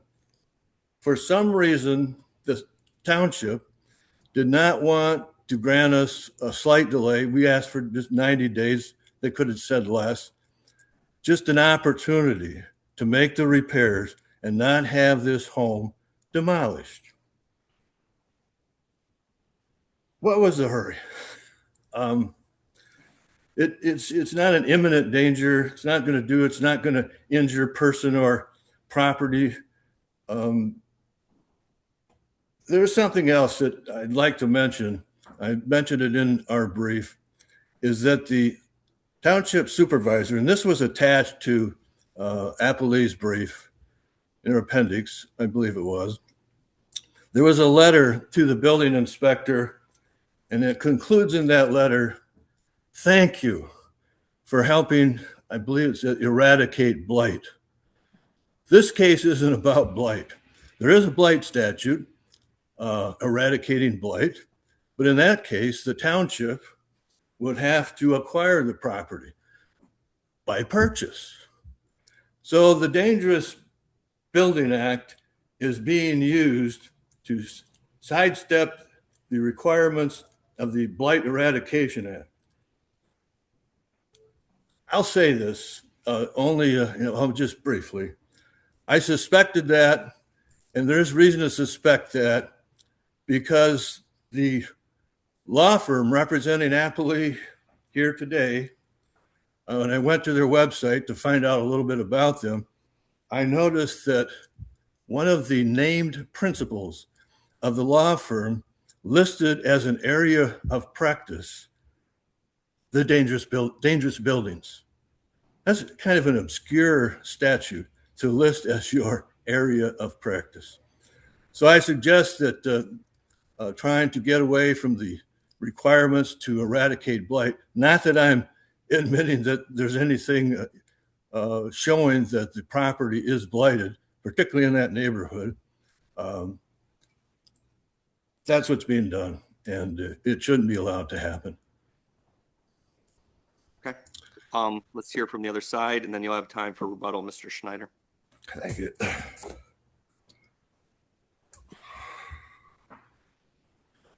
Thank you, Your Honors. Good morning. May it please the court, Erin Geschrint on behalf of Roscommon Township. I want to start by exploring the statute in question here, the dangerous building statute, MCL 125.539, as well as the directly paralleling Roscommon Township Ordinance number 73. They provide several different definitions of what could potentially constitute a dangerous building here. And I think that we're getting kind of tied up in a statutory interpretation issue. I think that we need to look at the fact that these are conjoined by ors, not ands. And the question that this court faces right now is, did the lower court commit clear error? And I argue that it did not. There is significant evidence presented in the index, specifically the index exhibit C, that provides the notice of municipal conditions, the dangerous building meeting minutes, and the order of the dangerous building hearing officer. If the court reviews that, I think that there's significant evidence that these definitions, potential definitions of what could constitute a dangerous building hearing, exist. I think appellant's main argument here and main issue, the crux of their argument, is that there's no explanation as to why these things constitute a dangerous building. And I don't think it's in the purview of the lower court to determine how a roof lifting off of a building during high winds makes that a dangerous building. I don't think that's in their purview. I think that that's the purview of the dangerous building inspector himself. And that's what he determined, and that's what he testified to, his statements at the dangerous building hearing, that these things do in fact create a dangerous building. And I think the lower court considered all of that. I think that the lower court even considered a little extra when they allowed for an expanded record. If we review the transcript of the lower court, there's evidence that the roof is lifting off. There's evidence that there is issues with the inside. The lower court judge in his ruling even testified that, hey, explained that I don't know exactly what constitutes a bad roof, but this is clearly not safe. Is it fair to say that the roof is probably the focus of the lower court's finding here? I believe that would be correct. I think that the roof falling off is a great focus of it, but I don't think is there evidence that neighbors complained about actually seeing the roof kind of jumping up and down, for lack of a better term? Yes, Your Honor, that's correct. And that's where we kind of get into this expanded definition of what constitute a dangerous building. It's not that everything's going to collapse, as brother counsel seems to imply. It's that any part of the building or structure is likely to fall or become detached or dislodged and injure other persons or property. And I think that it's not the purview of the lower court to determine hey, this is why this is a danger. But I think the fact that there's testimony as well as exhibits from the dangerous building hearing itself saying that this roof dislodging, the broken steps that were, in disrepair, moldy. And I think that it's also important to look at the fact that there's testimony in the lower court that this building had been abandoned for over a year. And that is another part of MCL 125.539, I believe it's subsection B, that due to abandonment or neglect, a building can be considered a dangerous building. So I think for those reasons, I would ask the court to find that the lower court did not err in determining that there was substantial evidence. I believe that there is substantial evidence specifically highlighted in Exhibit C of my index. And I would ask that this court uphold the lower court's decision. Thank you. Judge Garrett, any questions? No questions. Thank you. Mr. Schneider, you have time for brief rebuttal. Thank you, Your Honor. Ms. Geschwind spoke of the testimony in the lower court. This was an appeal of the township's decision and order. The court should not have considered testimony, new testimony that was not given at the hearing officer's hearing in October 2023. The roof lifting off the building is not in the record. That was, first of all, the unsworn testimony of counsel at the appeal hearing. And now she repeats hearsay that neighbors have said that. The neighbors at the hearing officer's hearing, there was no record of any of them speaking up. The building inspector never said that the roof was likely to become detached.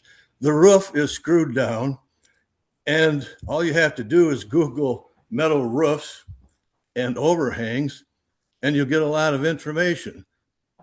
Metal roofs do have overhangs, and the lower the slope, the more overhang there'll be. There's just nothing in the record, not the expanded record, but the record itself that the trial court was obligated to decide. That's the record. That's all I can say. Okay, thank you. Any more questions? Oh, thank you. Any questions? Okay, thank No, you. thank you. We appreciate your appearance today on both sides very much, very helpful. That case is submitted. We will take a brief 10-minute break. All right, please.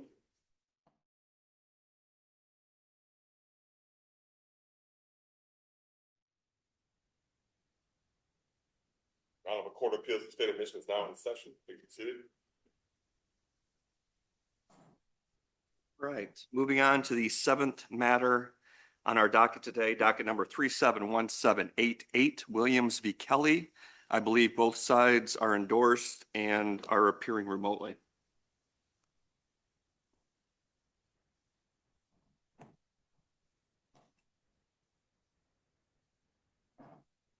We have both sides? Okay.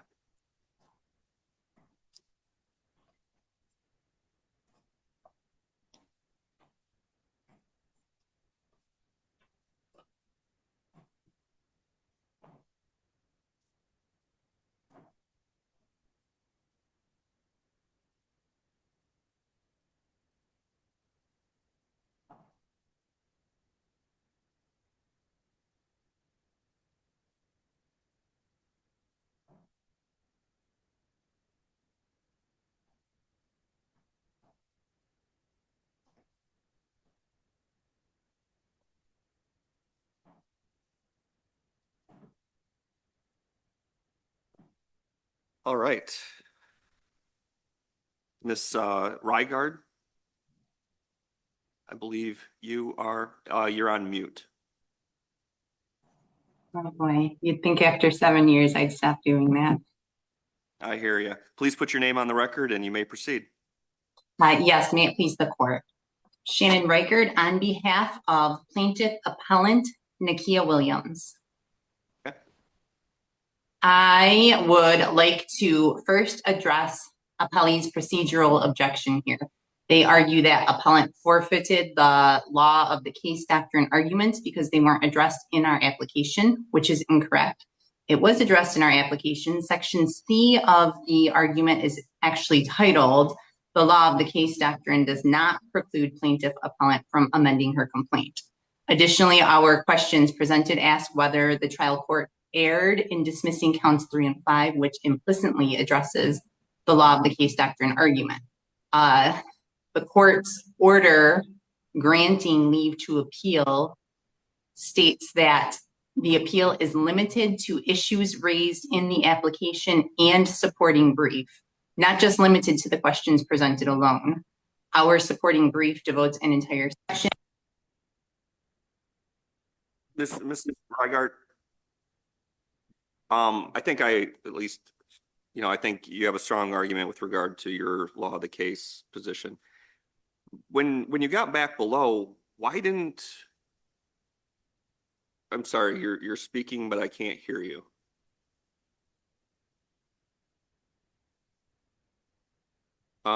Ms. Reigart, the audio is not working on your end. Do we have a disconnect here? I think she might have accidentally muted herself again. Doesn't show as muted though. Do we have our Wizard of Oz IT person listening in? Isn't the law of the case. The Supreme Court remanded for the trial court to determine specifically whether plaintiffs should be permitted to amend to more clearly plead the motor vehicle exception or any other exception. I'm sorry. Okay. You had about 45 seconds where we couldn't hear you. I was asking a question and you kept talking, but that's because what I think, you've been arguing about the law of the case, and I think you have a strong argument on that position. My question is along the lines of, when you amended the complaint, or when plaintiff amended the complaint, why didn't you just make a very clear negligence claim against the city? I mean, for you to win on appeal, we kind of have to piece a bunch of things together.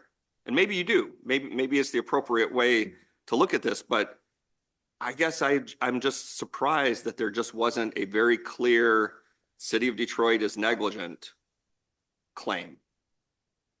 I believe when they amended this complaint, the mentality was that 691-1405 isn't a cause of action by itself. It's an exception to immunity. We still need to plead a tort theory showing how the agency is liable.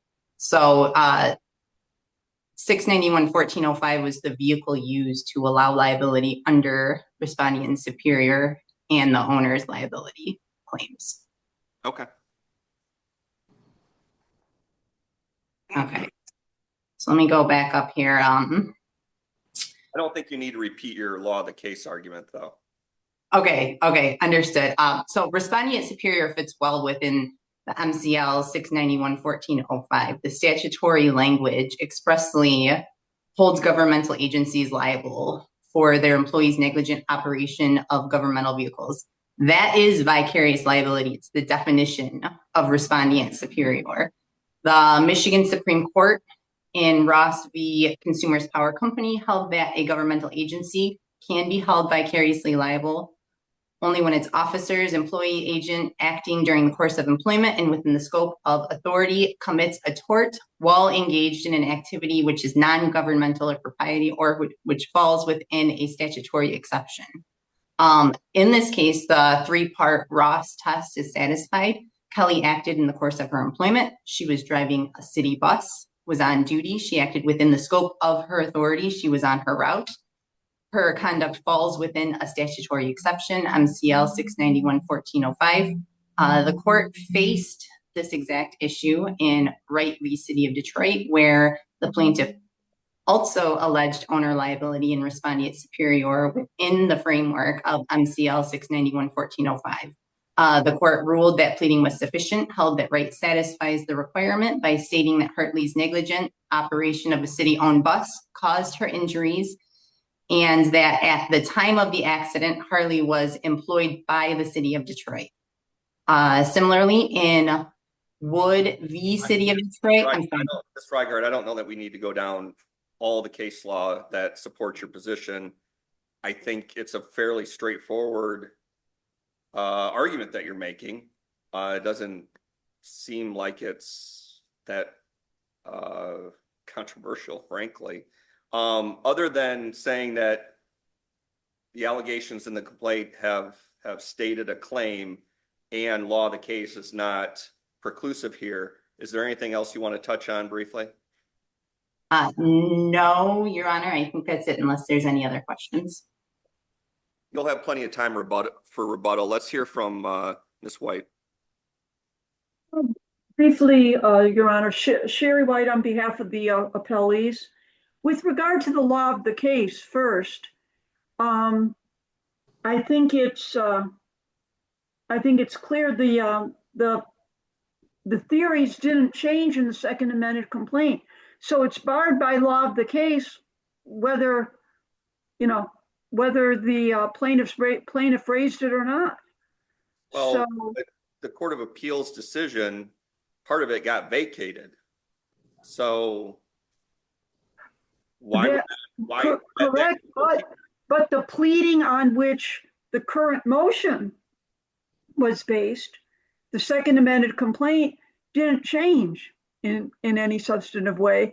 So law of the case would still apply whether the plaintiff argues that it doesn't or not. Okay, if we disagree with you on law of the case, how do you win on the elements then? Well, first of all, the issue really is, the issue that's framed is, should plaintiff be given leave to amend this complaint again? And it's clear that from the transcript below that they didn't think it needed to be amended. So as I said in my brief, any request for further amendment has been waived, really, and that's really the issue at hand here. Should they be allowed to amend again? So, and they've waived that. What about the actual allegations in the current pleading? Do you concede that those state a claim of negligence against the city of Detroit? No, they do not. They do not plead a claim under MCL 691.1405, which is the applicable exception here, and the only statutory section under which the city of Detroit could be held liable in this case. So the answer is no, they have not pled it. I mean, doesn't the plaintiff invoke 1405 like 3 different times in the amended complaint? Excuse me, I'm sorry, Judge Wallace. I couldn't hear you.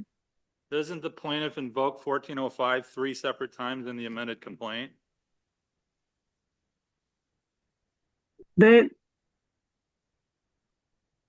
don't plead within the negligent operation exception. The theories haven't changed from the prior complaint, which was dismissed, and it's just not sufficient. And so they're arguing that it is. However, again, the issue here really is, should they be allowed to amend? And it's clear from the circuit court transcript they didn't think they needed an amendment. So I think they've waived any potential amendment. Ms. White. So the city of Detroit has a duty not to hit vehicles. A vehicle was hit. It caused damage. And the question really comes down to, did the vehicle get hit in a negligent manner? Isn't that a question of fact? If it's properly pled, yes. But here's my problem. So I'm looking at the original complaint. There's no reference whatsoever to 1405. So you make a good argument there. Didn't plead the statute. The amended complaint pleads it in 3 separate places in the amended complaint. How is that not sufficient?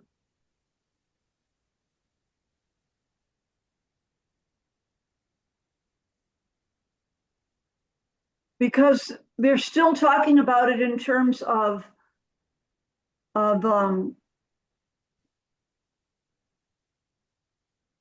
things that are not exceptions, such as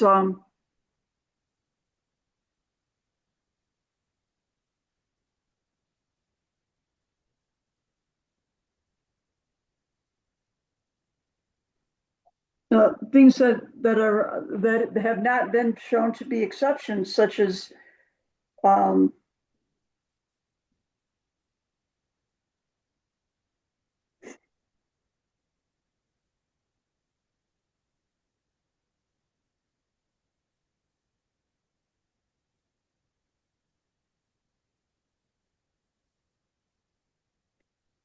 Well, if it's in your brief, it's in your brief. I don't want to spend time looking things up. Anything else, Ms. White? well, and there was no mention of no argument with regard to the denial of reconsideration. I honestly think that because there was really no change in the second amended complaint from the one that was earlier, it would have to be law of the case, because nothing has really changed in terms of the theories that were pled. Okay. Any other questions, Judge Wallace? Any questions, Judge Garrett? No, thank you. Okay. Ms. Reigard, you have time for brief rebuttal. That's all right. I don't have anything else to add. Okay. Thank you. Thank you. We Thank you. appreciate your time. That case is submitted.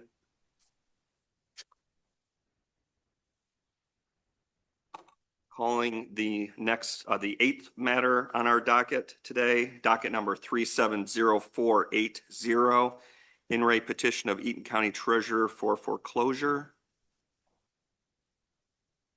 I believe we have a remote by Applee.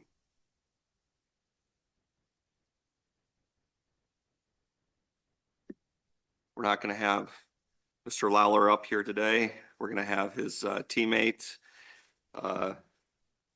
This must be like version 15 of these arguments. So At least. Mr. Visser, you have the floor.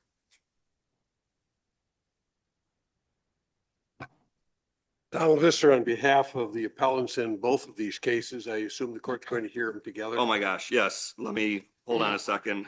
I have done this before and I should do better. I'm going to recall this. Docket number 370480, in re petition of Eaton County Treasurer for foreclosure. Also docket number 370482, in re petition of Eaton County Treasurer for foreclosure. Thank you. I was afraid I'd have to add more to the number that you already recited if you didn't combine them. I hear you. Please proceed. Donald Visser, on behalf of the three appellants in this matter, with reference for the record that one of my clients, Nancy Bogle, is present in the courtroom as Thank well. you. I'd like to reserve, if the court would allow me, 5 minutes for a rebuttal. I don't know if you're giving me 30 minutes or 15 or 20 or whatever with two cases. Let's get to the arguments and hopefully you'll have time to make your case. Hopefully I'll read your face. You're pretty clear sometimes when you've heard enough. So and sometimes you'll be even verbally that way. So my family tells me. It was about a year and a half ago, I stood before a different panel down in Detroit and requested that substantial reliance be allowed within the scope of 78T and the process. That was rejected in favor of strict compliance. The two cases, McGee versus Alger County and Joseph versus Iron County, the docket numbers are 363-803 and 363-804. Both of them are unreported cases. Now I stand before you with the same, arguing that the same standards have to be applied to the FGU. In other words, this is not a situation which I too often feel is that this statute is interpreted as heads, the county wins, and tails, the claimant loses. And in this particular instance, what we had is a couple of different factual situations. First of all, talk about Vogel and Matthias.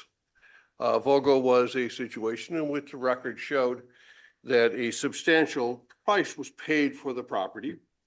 The county then, FGU, then turned around and said, well, we made a mistake, and the $83,000 really wasn't received as a sale price. It was, in fact, some of it was for an escrow.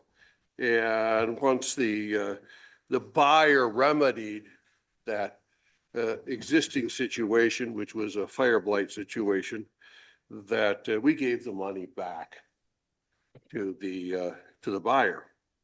Well, it presents real problems because the purchase advertised and what the other bidders had was a sale price that said you're taking subject to a demo order. So you bid. There's nothing there that allows the FGU to then go ahead and say, well, we're going to give some of that back because it's equitable. Well, I mean, the idea of having a performance bond seems pretty straightforward, just in general.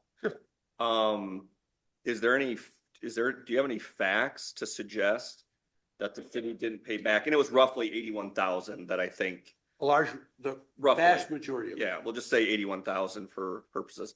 Do you have any facts? Do you have any evidence to suggest that what the city said it did here, that it in fact did, in terms of after the property was demolished, that it returned 81,000 of the roughly 83,000 to the buyer? No, I have no evidence that they did not do that. In fact, I think they probably did. But where in the advertisement is there a performance bond? Where in 78M is there a provision for payment of a performance bond? You have mandatory distributions of all receipts. All receipts must be deposited under 78M8. And then you have required priority distributions. And the third one is the former property owner. So we ignore the economic realities of what happened here in terms of there really was a surplus of about 2,000. And we say, well, because it should have been papered better at the beginning, there really was a surplus of 83,000. Well, I don't know that you can simply, you say ignore economic realities, but that you're starting to talk substantial compliance again, that we're going to fudge on what it is. And I've asked this court and lots of other courts to recognize that there's some substantial compliances that ought to be recognized, and the courts have consistently said no. Now, I'll recognize that may, and I think for the record ought to be clear, some of this may be mooted by what the United States Supreme Court is going to do or not going to do. We don't know. Mr. Ellison was here earlier. He has a case that's being argued. That cert's still being considered in conference. No, that's Pung versus Isabel County. And that cert has been granted in the oral arguments of the last week of February. It's been fully briefed. There are 4 other cases, and I'll just divert just a minute, that are up for consideration this week, Friday. That includes McGee versus Iron County, Cooter versus Manistee County, Beeman versus Muskegon County, which was our state in Ray Muskegon, and one out of the federal courts, Howard versus Macomb County. And those are being conferenced this week, Friday.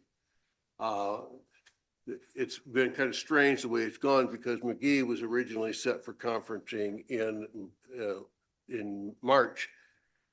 They then ordered our briefing on Cooter, and they tended them to a June conference date.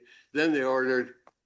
That's fine. I mean, at the end of the day, the Supreme Court will do what it's going to do. But Pong has been granted cert, and that one really challenges the core proposition that 78T is sufficient. So I would certainly ask that no matter what, that the court at least be aware and maybe look at what happens on this week, Friday, to determine whether it be prudent to hold the cases in abeyance pending oral argument, should the court grant cert on any one of the 4 petitions it's considering this Friday. But my point, you asked me if there's any evidence. we didn't have any testimony. We were precluded from doing so. I think the one thing that has to go back is it has to go back to develop that evidence as to exactly what happened. You're talking about a performance bond. I don't think there was a performance bond. I think that's how they decided to do so afterwards. Now, if you don't have a performance bond in the advertisement, so if you have bidders, one's bidding with. So you're suggesting that Eaton County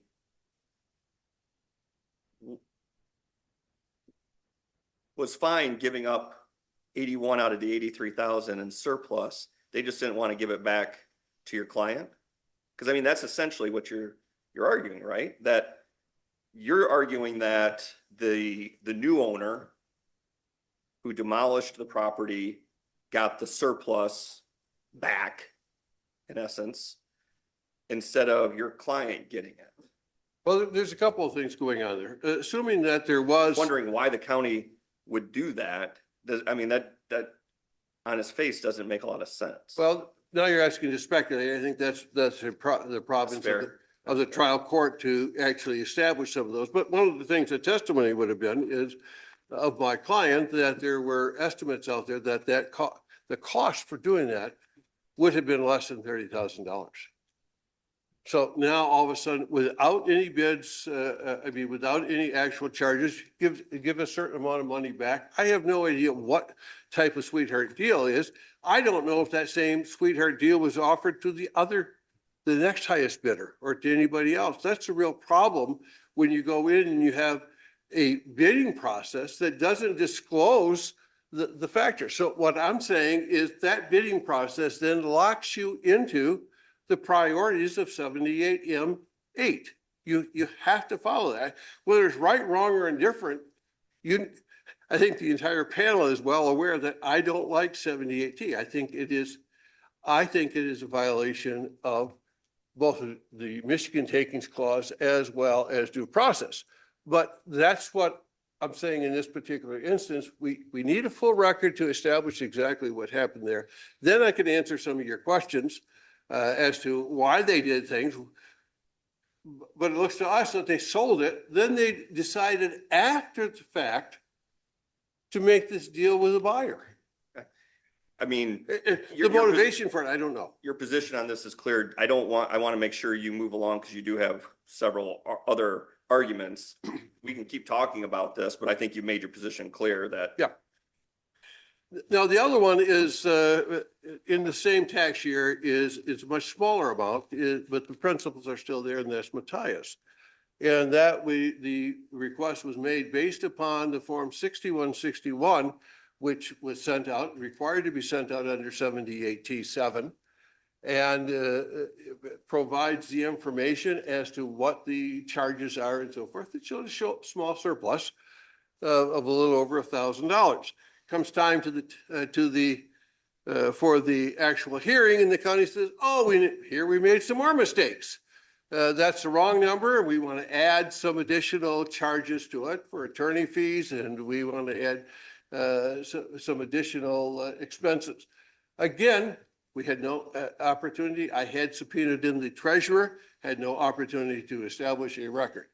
This particular transaction involves a deeper dive, though. Not only are we looking at some type of estoppel issues or waivers because the 6161 was sent out, and we're supposed to be able to rely on that, but it also involves the distinct statement clause of the Michigan Constitution.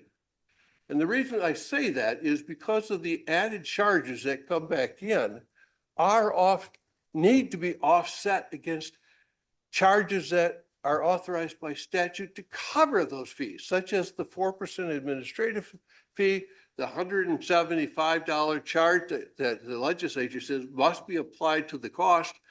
And suddenly we have these other charges. No one has to justify them. I don't have a bill for the attorney fees. I don't have a bill for the staff time.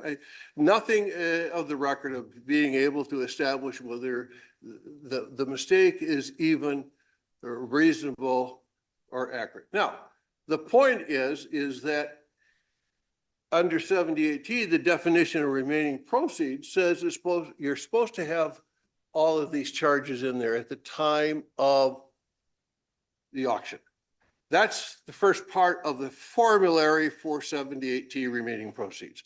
And then you have a second proposition of which you're able to add the charges that are incurred afterwards for such in the interim from the time the minimum bid is announced until the sale.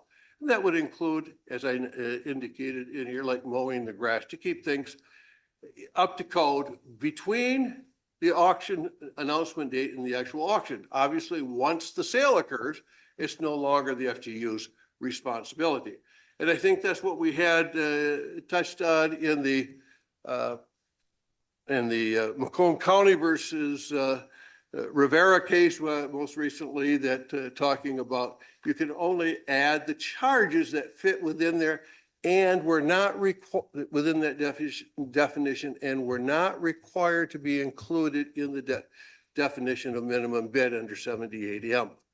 And so we didn't have an opportunity to delve into those, but the fact when all of a sudden you have a 6161 form telling you that you have $1,200 and some odd dollars or so of surplus proceeds, and you get to the hearing and the trial judge just says, okay, I'm going to take the county's word for it, and you're done without having an evidentiary hearing, I think is entirely improper.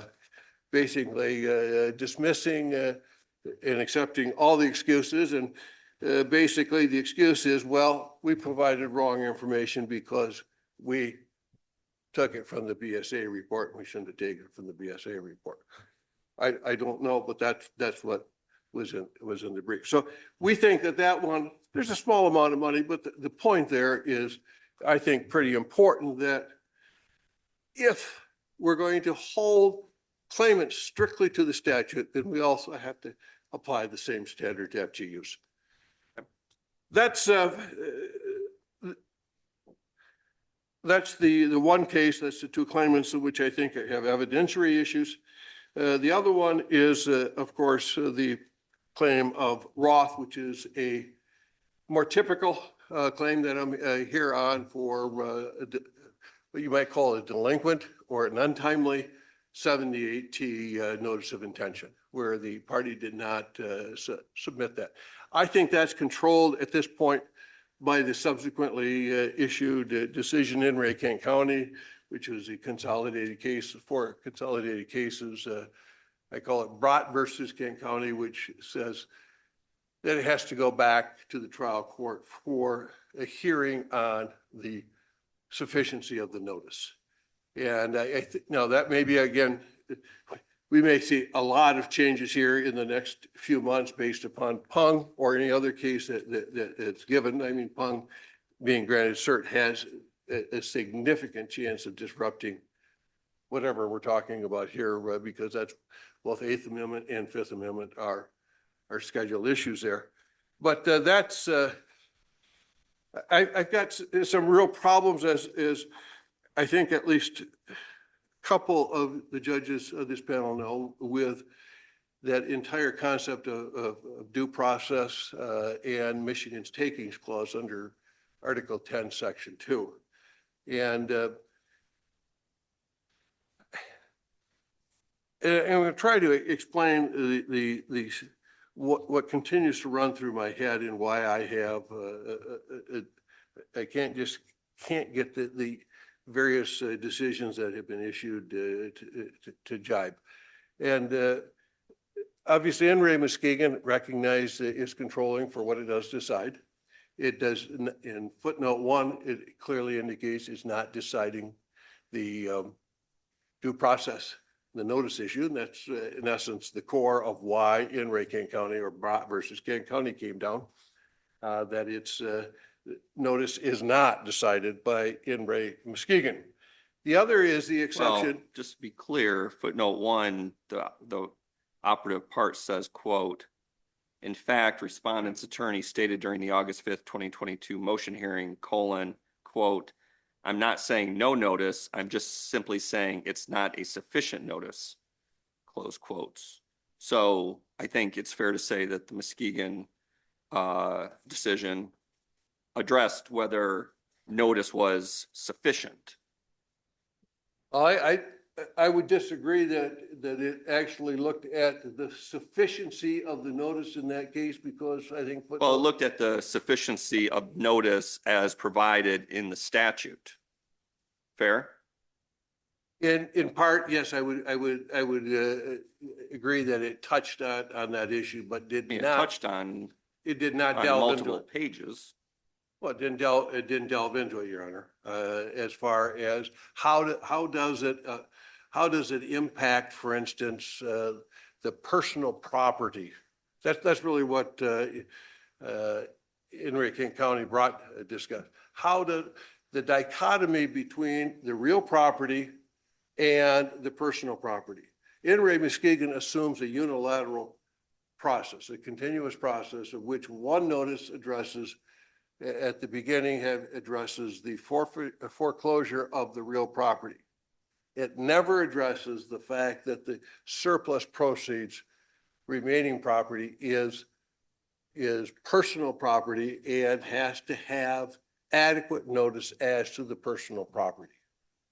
So that's picked up in subsequent cases. Out of the Sixth Circuit is Bowles versus Sabri, and out of our courts, the state courts, that's recognized in the King County case, Brott versus King County, that those are distinct properties that exist. Once you recognize that and delve into that, now you get into the cases such as the impact of Colley v. Marshall at the United States Supreme Court that says if you have a forfeiture, which is what Muskegon says happens to the rights of someone who did not timely file a notice of intention, you have to then, after that, have a timely post-forfeiture hearing. So now you're starting to look at the distinctions between, was it enough? The pre versus post was clearly dealt with in the Muskegon case. You might, maybe Pung, the case in front of the U.S. Supreme Court may change everything, but I think it's fair to say Muskegon definitely talked about pre versus post and the adequacy of pre versus post. I'm going to respectfully disagree with the adequate treatment of that distinction in that. You don't have to agree that it was adequate, but it was addressed. I mean, I'm looking at it. Well, I understand, but I think that's the I don't want to call it the daintiness, but the nuances of what footnote 1 ends up then addressing is the fact that it looks at that one notice, and unlike King County, did it tell the people about the fact that you're going to lose your property. And if you look at the notices, it says you have lost all your equity. That's how it starts out. The first 5 lines are you have nothing left anymore. So in light of the United States Supreme Court's Marshall, and so does that adequately advise somebody that if you don't do something, you have a right to the surplus proceeds, it's your property, and you're going to lose it, the government's going to take it? I don't think so. And I think that's in part what the issues are, because it just says you have lost it. Now it starts talking then about if we sell it and there's a surplus, people who had an interest before, who are those people? It never says you as a claimant that you can make this claim. It's yours. Everything is still under that initial assessment. And at the top of those forms, you have lost all of your equity in the property. It all belongs to us at this point. So when you look at, does it really meet due process when you say, is it intended to actually get the message out to the people as to what you would want if it were your own property? And I think that answer is clearly no, it doesn't do that, but I think that's what the hearings have to do. My other point that I have a problem is the real finicky aspect is Article 10, Section 2, which is Michigan's takings clause, which says that Michigan. If you wanted to save time for rebuttal, you've got about 3 or 4 minutes to talk about your takings. It says that Michigan government is disabled, unlike the Fifth Amendment, it's disabled from doing anything relative to takings. So we know from Raffaelli, we know from Tyler that the property belongs to the former property owner, the surplus proceeds. So we know where ownership is. 78T and no other aspect of General Property Tax Act ever says ownership transfers over to the state or to the foreclosing governmental unit. Muskegon doesn't address ownership. Muskegon only says you're forfeited your rights to pursue it. The ownership is still here. So at whatever time that ownership transfers, now you have a violation of the Michigan takings clause because government is, before they can take it, they are required to pay just compensations. So does that occur on July 1, July 2, when they haven't gotten a timely notice? Is that when the taking? Well, now you have the takings on July 2. Is it at the 78T hearing? Where does that occur? Because it doesn't occur yet on June 30, because it has not transferred at that point. So the question is how, when you look at the transfer of ownership, the transfer of ownership itself is a taking. Possession is one thing, but transfer of ownership. And so that's why I see a real problem with with trying to reconcile Michigan's takings clause. No court that I'm aware of has really addressed that issue well. Raffaelli gives lip service to the fact that Michigan's takings clause disables government, but it doesn't go any further than that. Just says so in passing. It provides more protection than the Fifth Amendment. So I'm still trying to get over that hurdle. It's how I could reconcile that forfeiture and then the transfer later sometime of ownership and how that doesn't become a taking. Okay. Thanks. All right. You'll have time for rebuttal.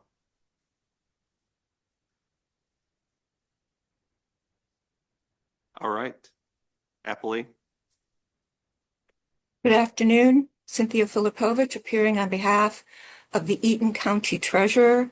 I'd like to thank the panel for allowing me to appear remotely today, and may it please the court.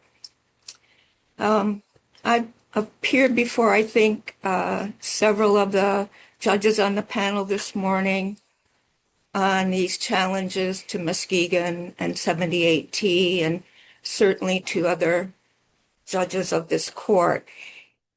And every time, I not only, when I'm preparing the briefs, read arguments that were never before made, but I hear new arguments when I come to oral argument, and the same thing today.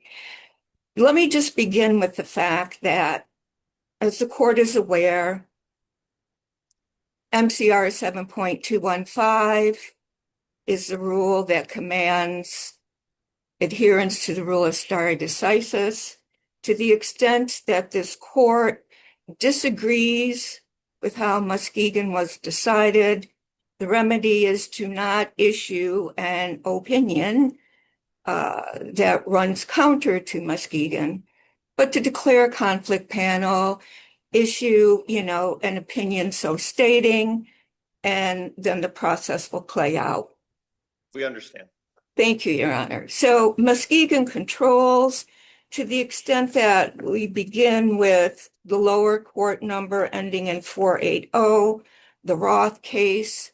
Those are arguments that have been raised and rejected by this court.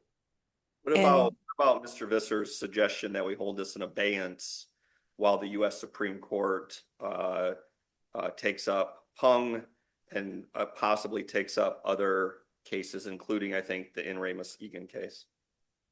Your Honor, the Supreme Court has granted cert in the Pung case. Pung deals with the Fifth Amendment and the Eighth Amendment excessive fines clause.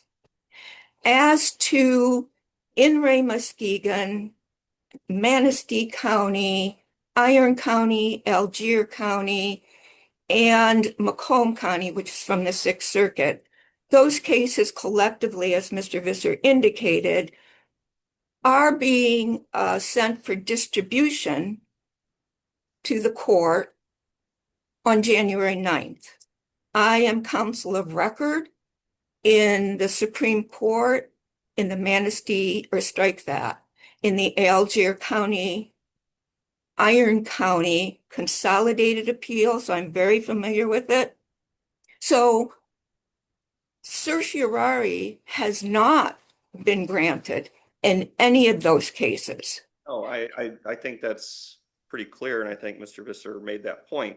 I think his point is that, you know, Pung, even though if it deals with the Fifth Amendment, it deals with a takings clause, which would at least have some impact on all the cases, because I think they all rely on both the U.S. takings clause and the Michigan takings clause. And in any event, you know, Muskegon is at least being considered by the U.S. Supreme Court. And so I'm just trying to get your sense of, you know, is there a practical value in holding this in abeyance until we get some clarity from the U.S. Supreme Court? And I'll say, I don't think it's our general practice to do so. We don't really like to park cases, but there's times when it's appropriate. So I guess I'm just trying to get your input. Your Honor, I would suggest that the court not hold this in abeyance. As the court is well aware, there are several other cases challenging Muskegon on a variety of different bases. And to the extent that the court holds this case in abeyance, my understanding of the court's docket would be that it would have a sort of a ripple effect, if you will, as to other cases that are currently before the court. And I know of no other case that is being held in abeyance. So I would suggest the court decide this case in the usual course, and that the arguments made today are without merit. As to the Roth case, I briefly touched on that, saying it is bound by Muskegon. So As one question I had about the Matthias estate case. I was on a panel sometime within the last couple months where we essentially said that FGUs cannot aggregate properties and tax liabilities and basically keep extra from property A to cover tax liability from property B. Each property has to stand or fall on its own. That's not the case here, but I can see an analogy. Why is it appropriate for the circuit court to have essentially okayed the FGU tacking on tax liabilities that had not occurred when the property was foreclosed, like, you know, future tax liabilities? Why was it appropriate for the FGU to do that here? Your Honor, with respect to the Matthias property, it sold at auction for $6,723. And at the time of foreclosure, taxes were owed in the amount of about $5,100. The taxes for April through September were about $240. Expenses about $1,300. So I'm focusing on the 240. Why was it appropriate for the FGU to deduct that amount from any surplus that would otherwise go to the prior property owner? Well, I think that's how we arrive at the minimum bid, Your Honor. And the minimum bid is defined in 78M 16C. This is on page 7 of our brief. And it includes. How is that bid? The bid is supposed to include delinquent taxes and other stuff.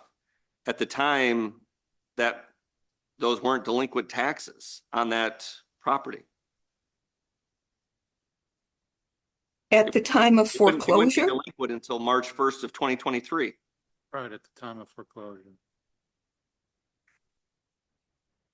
The taxes for April through September.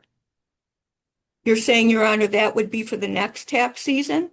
They wouldn't be delinquent at that point. Wouldn't they be delinquent at the next tax season of March 1st, 2023?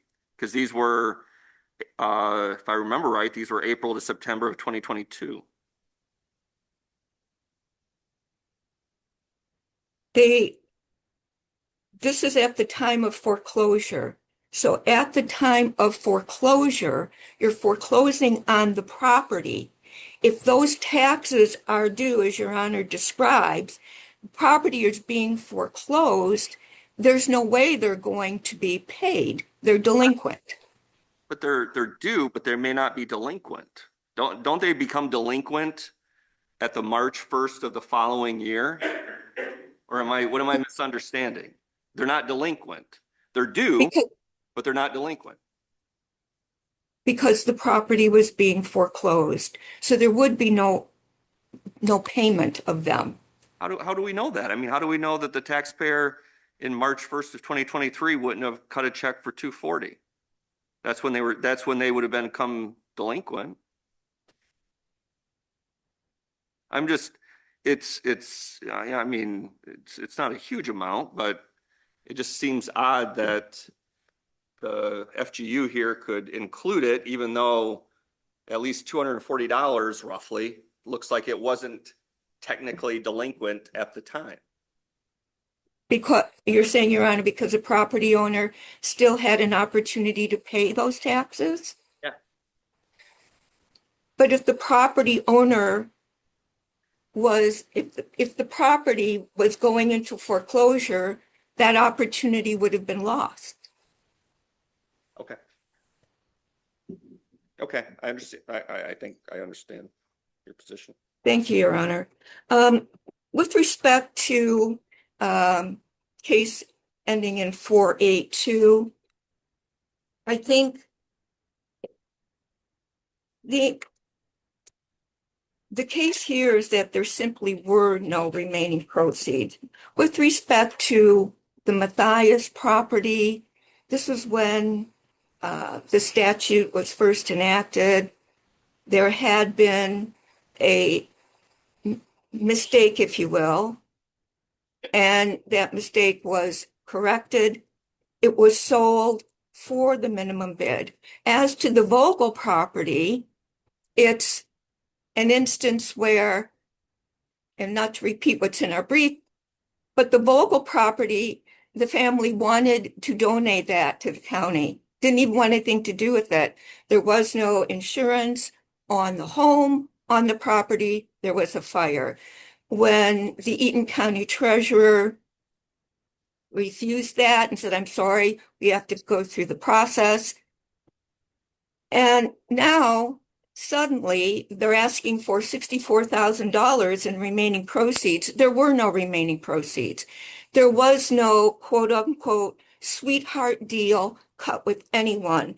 Our brief is supported by the record that there was what about Mr. Visser's argument that basically what's good for the goose is good for the gander, in terms of if property owners have to strictly follow 78T and other provisions, that the FGU should also follow strictly the statute, and that the minimum bid was technically, 83,000 and change.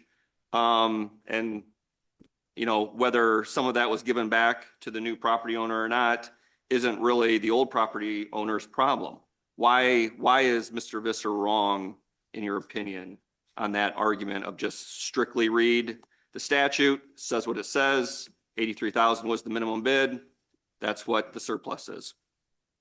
Because in connection with that, Your Honor, we can't ignore the fact that the 81 plus was to demolish pursuant to a consent decree with Delta Township. Why? Why can't we ignore that? I mean, Mr. Visser wants us to ignore it because he said the statute says minimum bid was 83,000. That's the surplus. The minimum bid, Your Honor, in this instance was not a minimum bid on the property. The minimum bid in this instance expressly included a bond to demolish the property. So when we're looking at, to being held to the statute, if you're looking at what was the bid on the property, you have to look at what that included. Contrast that with the arguments that are made. You're I'm saying sorry. that the minimum bid explicitly said that 82,000 or 81,000 roughly would be needed to demolish the property. So include that in your bid. I'm not aware that the minimum bid expressly stated that. I will point the court to the treasurer's brief on page 3. And this is that we entered into a consent decree, order, and notice of demolition because the status of the structure located on the property constituted a public nuisance and hazard to the health, safety, and welfare. I would draw the court's attention to Exhibit C. This is the demolition order. Now, then to assess the cost associated with the demolition, it wasn't some, hearsay. We actually hired a company, McKinsey Company, and they estimated the cost of the demolition. Accordingly, the county added the estimated cost of the demolition to the reserve amount to be set aside into a bond to guarantee the demolition of this, hazard to the public welfare.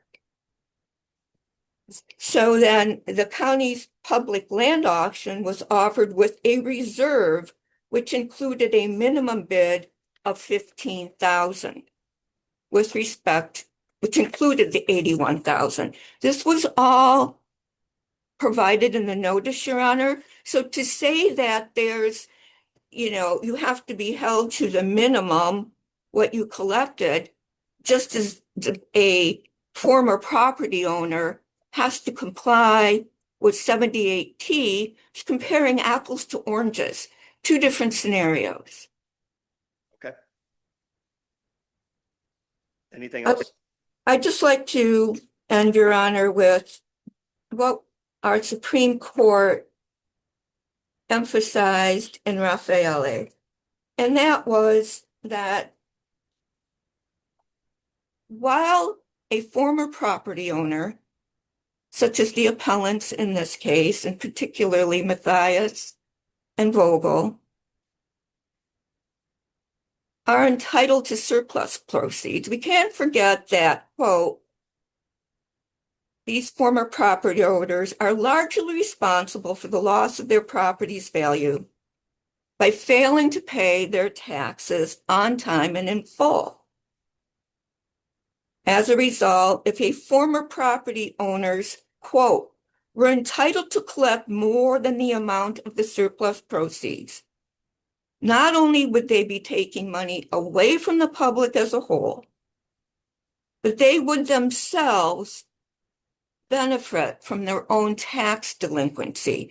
This is at Raffaele 505 Mish at 483.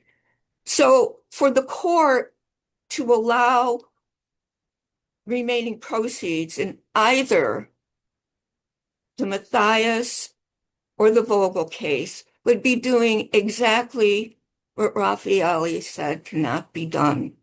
They can't profit from their own tax delinquencies. Unless the court has any questions, we rest in our brief. Judge Garrett, any questions? Questions? Thank you, and we ask that you affirm the circuit court in both cases. Thank you. Thank you. Mr. Visser? Mr. Visser, can you, whoops.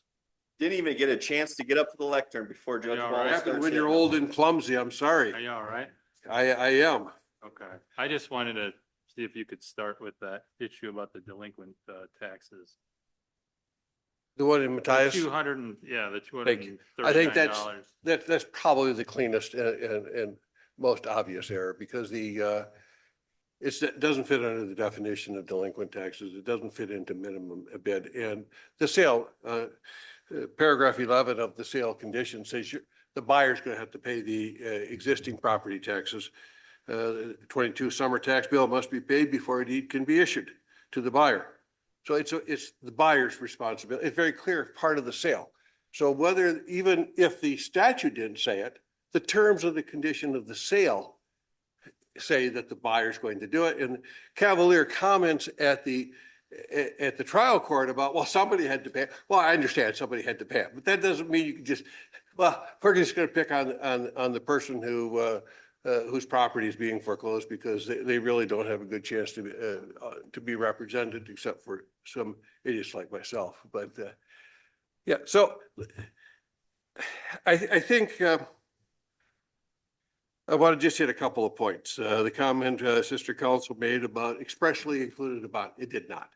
I think had the sale conditions expressly included a bond, I would not be here. Well, so it did not. Your taxpayers, property owners are not entitled to the minimum bid.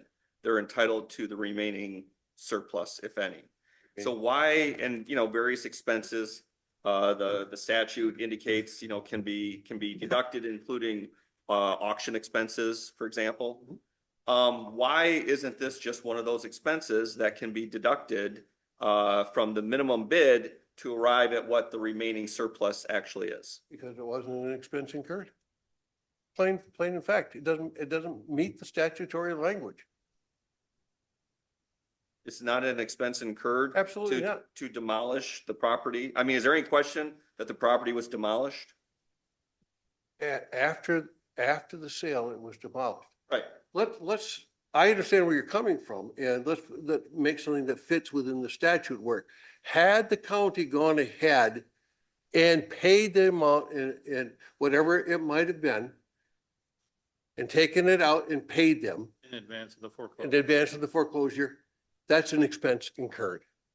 But when you go ahead and sell a piece of property and say, you're taking subject to a demo order, and the terms of the sale say, you need to go and check the recorded documents, you're taking the property as is, you're releasing the county FGU from any liability, it's done, it's over.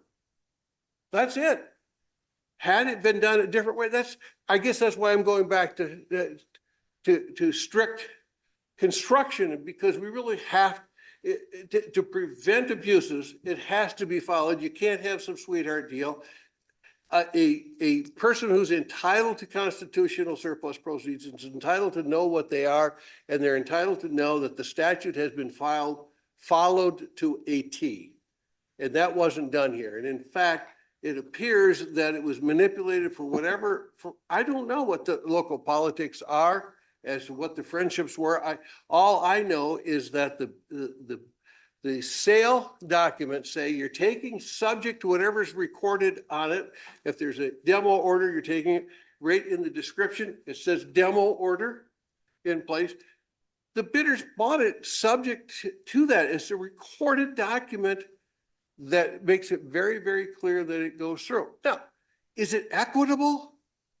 Now you get into all kinds of things. Let's have some trial facts and so forth. But the door has to then open that we're going to allow equity into 78T processes. No, I've long advocated that we ought to have a hole for equity in these processes. I don't think it's very equitable in some regards. But until that door opens, both sides have to be strictly locked into it. It's either subject to equity or not subject to equity. Okay, you got about a minute. All right, so that's well, as far as abeyance, I know it's a little odd, but the fact that we're 3 days away from a decision may unless the court has its opinion already signed, you got to give it to us out the door. 4 days is not too much to look at. I think prudence.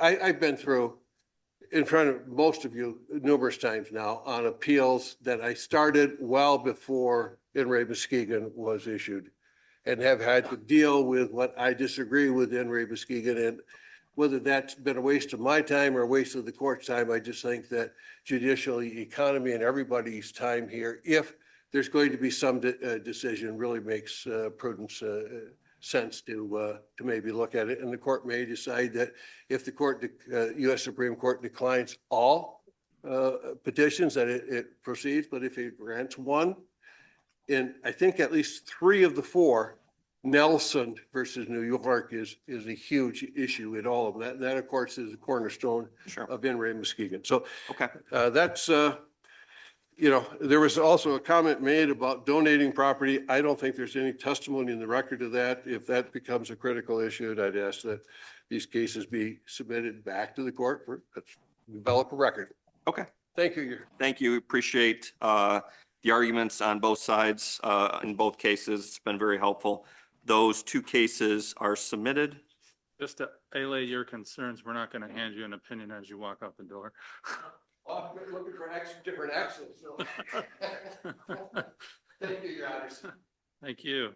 Calling the 9th matter on our docket today, docket number 370019, Schramm v. Dow Silicones.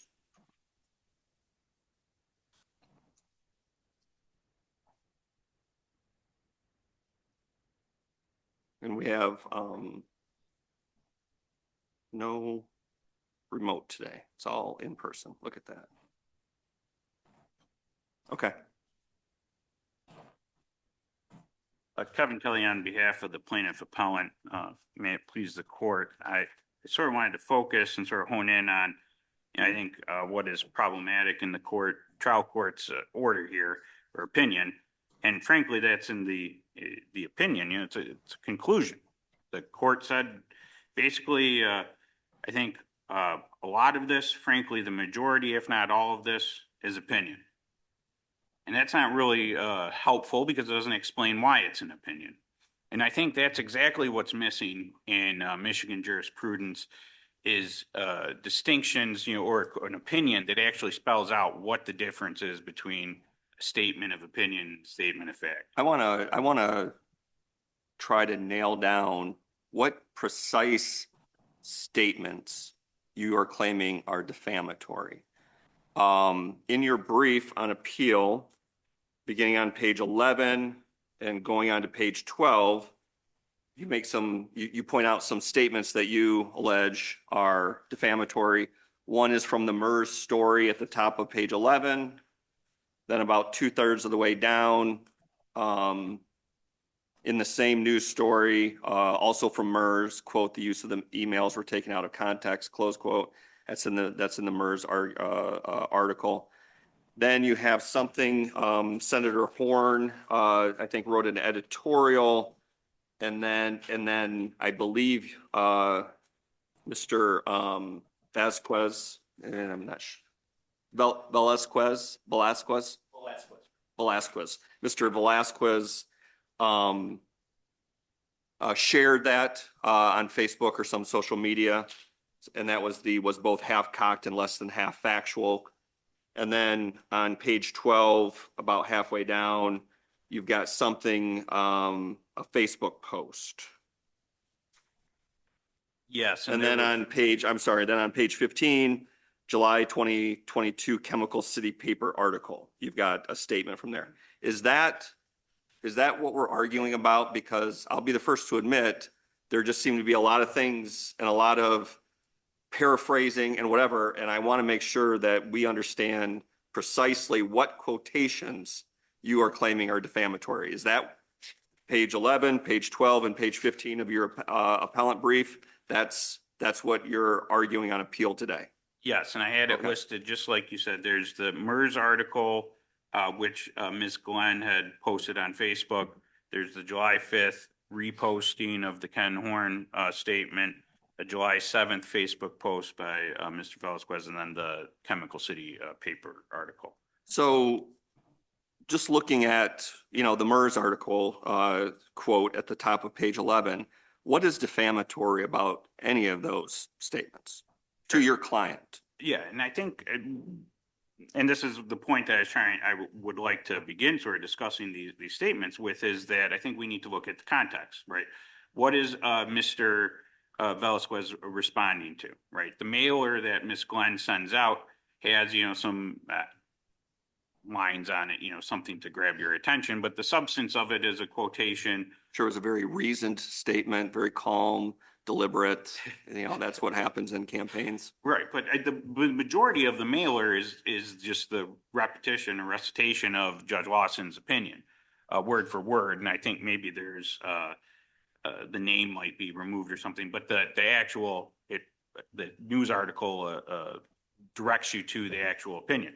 But I mean, how is it wrong to say that the excerpts taken from Judge Lawson's opinion were half truths or lacked context or whatever, however you want to phrase it? And there's more colorful ways of phrasing it, because as I read through it, the one key statement that was not included there is that Judge Lawson was looking at this under Federal Rule of Civil Procedure, Rule 56C. That's the rule of summary judgment. And everything Judge Lawson had to consider in the record, he had to view it in the light most favorable to the non-movement, your client. That is not made clear in that mailer. And so all of those statements Judge Lawson made was made in the context of a summary judgment. And Judge Lawson didn't find any of those. Those are not factual findings. Judge Lawson couldn't make factual findings under Rule 56C. So that's an important part of the context of those statements that's missing from the Glenn mailer. So when Mr. Velasquez points that out, or says it's half truths out of context, how is that not just factually accurate? Well, that all depends on what he's referring to as the half truths, right? Because think about it, right? If Mr. Smith stands up and says Mayor Jones discriminated against me based on my age, and Mayor Jones gets up and says I didn't discriminate against anyone, right? Overtly on the surface, it's saying it's just a denial of fact. I didn't discriminate, but it's also implying what Mr. Jones just said or what Mr. Smith just said about me is not true. So anytime a party in a lawsuit or someone who's implicated in a lawsuit basically says I didn't do it, that's a new defamation lawsuit. And every time that happens? Well, the true answer is it depends on the circumstances. What did he say and in what context? And how, obviously attorneys do have to be careful, and parties have to be careful about extrajudicial statements in the public and things like that. You can get defame people like that. And there's plenty of cases in Michigan jurisprudence where that's exactly what happened, or public statements about a lawsuit after it made the news, after it's been filed. That happens all the time. And so I think it depends, if you're saying, and this is, I think, getting back to what's an opinion versus what's a statement of fact. If you say that claim is baseless, it's untrue, right? That's a factual statement. Obviously, the court's going to determine whether it was true or not, or the jury will. Some decision maker is going to decide those factual questions, right? And that's the point that I think why it matters is not so much that, yes, it was a 56 motion, but what is the judge deciding there? That there is a factual basis to these claims, that although yes, the judge is not ruling as a matter of law that this or that happened, what he is acknowledging is that there is a factual basis to what the plaintiff claimed in those cases. But everything you just said was not in the Glenn mailer. Right, but if Mr. Velasquez says that was taken out of context, it's a half truth, how is that not just factually correct? Because it depends on what is the truth. If he's referring to the opinion itself, right? And this is why it could be subject to multiple maybe you have if there was a jury finding in favor of your client, okay, maybe. But if I recall correctly, that federal case was settled. So there is no factual finding that anybody did anything wrong. Right, there's been no adjudication of that. There's, Now, there's no factual finding. right, there's no, So why is it wrong for Mr. Velasquez to say, that essentially? because it's not just what he said. I think, what. So what else did he say? Right, Like, so let me explain. So, right, you can interpret that one statement multiple ways, right? What is the untruth? Is it did the mailer factually misstate some word or a sentence in the opinion? No, okay. Could you say that, well, that mailer misrepresents the holding or what the import of that opinion was, just like the point that you're making that, hey, look, the opinion didn't mean that I'm a discriminator. It just said that there was some evidence of it or a jury could decide. Well, that's not what he said. What's another thing that what is in the opinion? well, What about Senator Horn's statement that the Glenn mailer was less than half factual? Let's assume that Velasquez, by posting this on social media, adopted that as his own statement. Less than half factual. I mean, how is that defamatory to your client? I mean, maybe it's, maybe you could say, well, it's half factual because Dow Chemicals arguments weren't included in the Glenn mailer. I mean, because what are we talking about, right? Glenn's implication from her mailer was that Mr. Velasquez is a discriminator. He discriminates against women. I'm giving his money back. We don't need someone like that. He's going to get torn up. So, and Velasquez can't respond to that in any way? Well, that's why we sued both of them, because they don't need to be talking about a private citizen like that. But what the point is, though, is he saying that, well, Ms. Schramm's allegations are half truths. I didn't discriminate against anybody. Right? Then it goes to the substance of what Ms. Schramm is claiming, that what Ms. Schramm says happened didn't happen. Well, okay, so that implies that she's lying about whether he discriminated against her. Excuse me. So the MERS article, I fired no one. I don't know that there's any evidence that came out in the federal case that he fired anyone. There's no judgment against me. I assume, with regard to this case, I don't know about any other, but there's no judgment against me. Dow settled it. Those seem like three factual statements that I don't know that I've seen anything in this record to show that those were untrue. Well, I think that the implication from that, especially when you read it in conjunction with the statement, whatever happened to the plaintiff happened years down the road from a different manager, what's the implication? I didn't have any involvement in what happened to Ms. Schramm. When the case is not the case. He was instrumental in getting her bumped from her position and replacing her with somebody else. So to him to come in there and say, well, what is being discussed in this opinion, i.e. Ms. Schramm's allegations that he had a hand in the discrimination, retaliation against him, is half true. It's not true. It's not factual. Right? I mean, there's different ways you can read this. Can a reasonable person read that as he's saying that the allegation, Ms. Schramm's allegation that I discriminated against her is not true? That's exactly what he's trying to do. She didn't have a claim against him, if I recall correctly. He wasn't a named party, but I mean, anytime you sue an organization, right, an organization can't act by itself. It has to act through people. So who are the relevant decision makers? And that's exactly the part that Judge Lawson, or the opinion, Judge Lawson's opinion that is quoted in the mailer is Judge Lawson's discussion of Mr. Velasquez's involvement as a decision maker under the gender discrimination claim. And so what's look, she's not filing this mailer, sending this mailer because, hey, a judge ruled against you. The thing is that, or made some ruling that looked bad for you.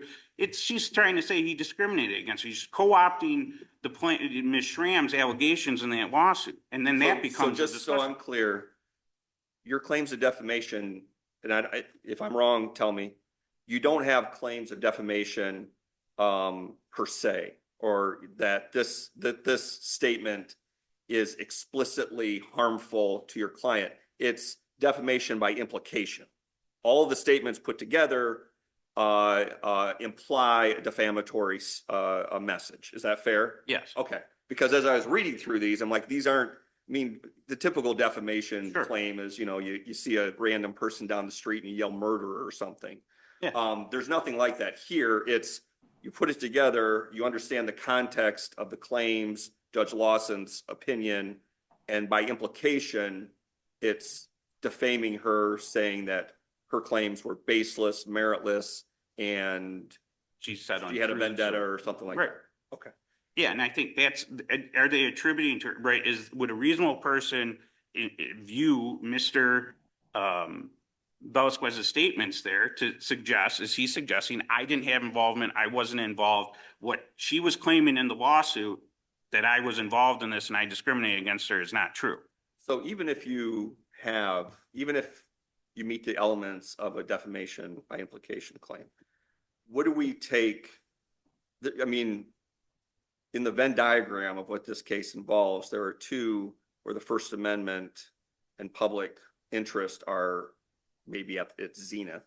One would be, this is a campaign, and so campaigns can be rough, and whether right or wrong, courts allow a lot to go on in campaigns that, aren't particularly nice. But also it involves a judicial proceeding and commenting about that judicial proceeding. How do these not have some pretty serious First Amendment problems? Well, I think, one, Ms. Schramm didn't interject herself into any campaign. No.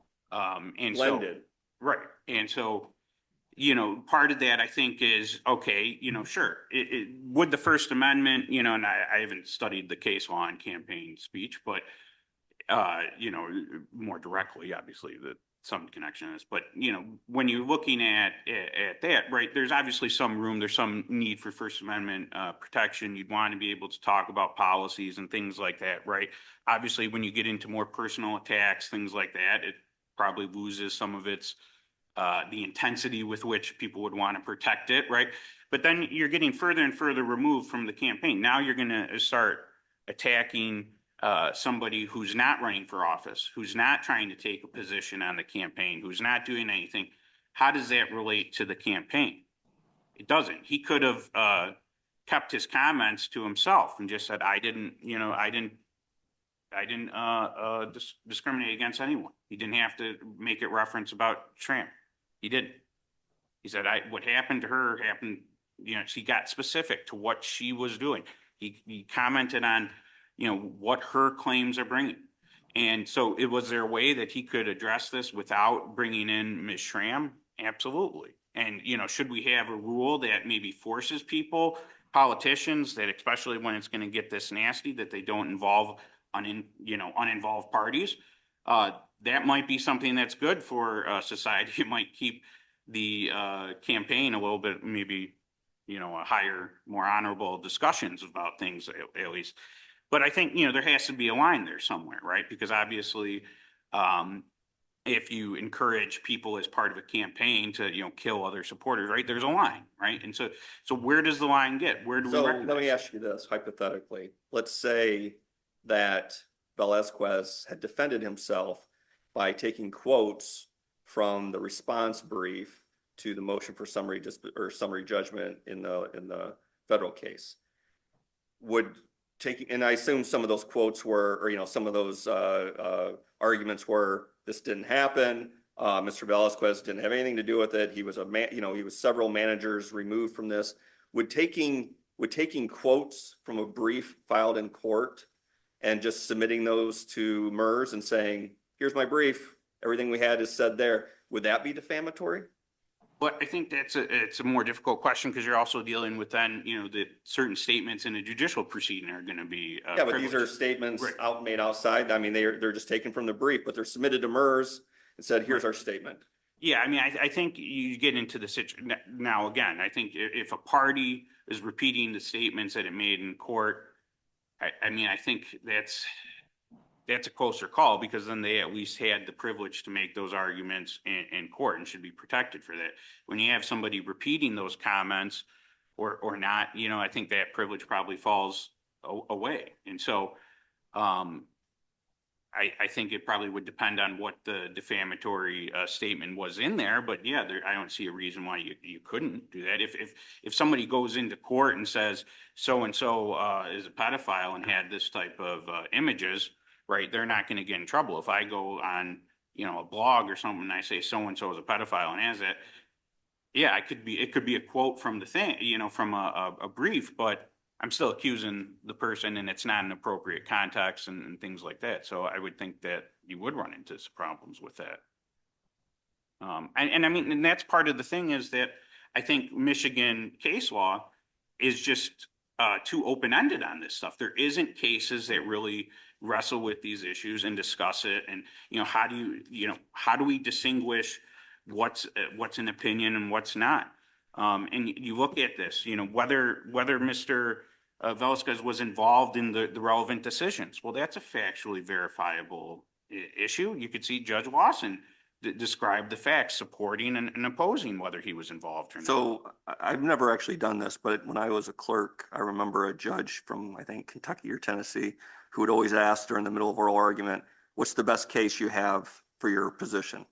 And this is an area of the law that doesn't seem particularly well developed, at least here in Michigan. What is the best single decision you have on your side for defamation by implication that would cover these kinds of statements? Well, I think the ESPN v. Rygaard case is probably the most recent Michigan one. I'm not aware of any that really substantively have come out since then. And I think probably the Court of Appeals took that as an opportunity to try to fill in and discuss that because there really wasn't a whole lot of cases. I think, if my memory is right, it's a handful. So the ESPN case is the best case for your position? Yes. Okay.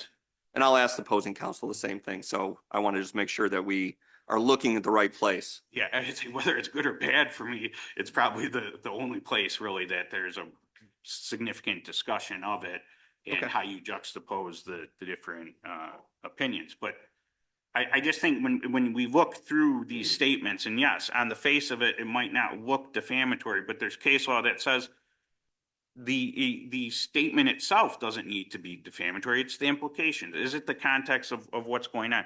And what are the implications in these other statements, right? We've talked about whether he was involved. Well, were the emails read in or out of context? Well, where's Judge Lawson getting his reading? It was because it was Ms. Schramm's argument in front of the judge was that you got to look at these emails, right? And so what is he saying?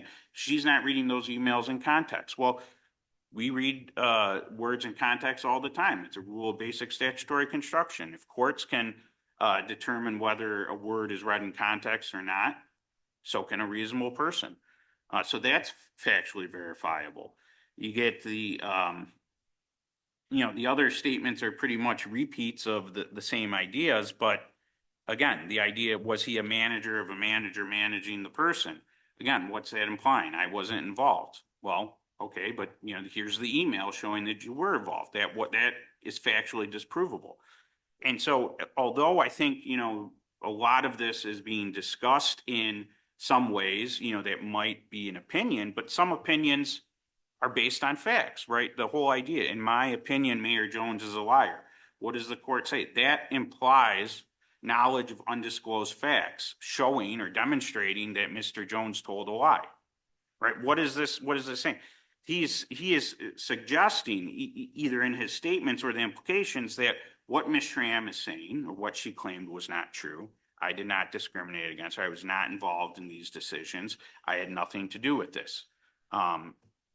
Those are all factually disprovable claims, and it relates to Ms. Schramm. And I think, frankly, it might be a difficult case to prove in front of a jury to try to get all these implications and stuff and presenting it. But when you look at it in detail, I think you walk through, you can see what the implications are and that they're factually false and that they are about Ms. Schramm. And the judge, and I think this is the problem, trial courts can just say, hey, that's an opinion. That's the end of my analysis and we're good, without ever explaining to why it's an opinion, why is it not verifiable as a fact. And I think, frankly, when you start looking at that very closely, a lot more things fall within the defamatory meaning than not, and that needs clarification. Okay, thank you. Good afternoon. Good afternoon, Your Honors. May it please this honorable court, Christopher Marker here on behalf of defendants appellees Christian Velasquez and Christian Velasquez for State Senate. I know that this court takes great care and time in reading the submissions of the parties, and I've substantially briefed the issues here. I've addressed every single one of these arguments, and I've addressed every single one of these statements and given my reasoning as to why they're not defamatory. But there are a few key points that I think need to be addressed by the court. First and foremost, there was a motion for summary disposition that was granted on October 30, 2023 by the Midland County Circuit Court, Judge Prill sitting in a conflict for Midland County.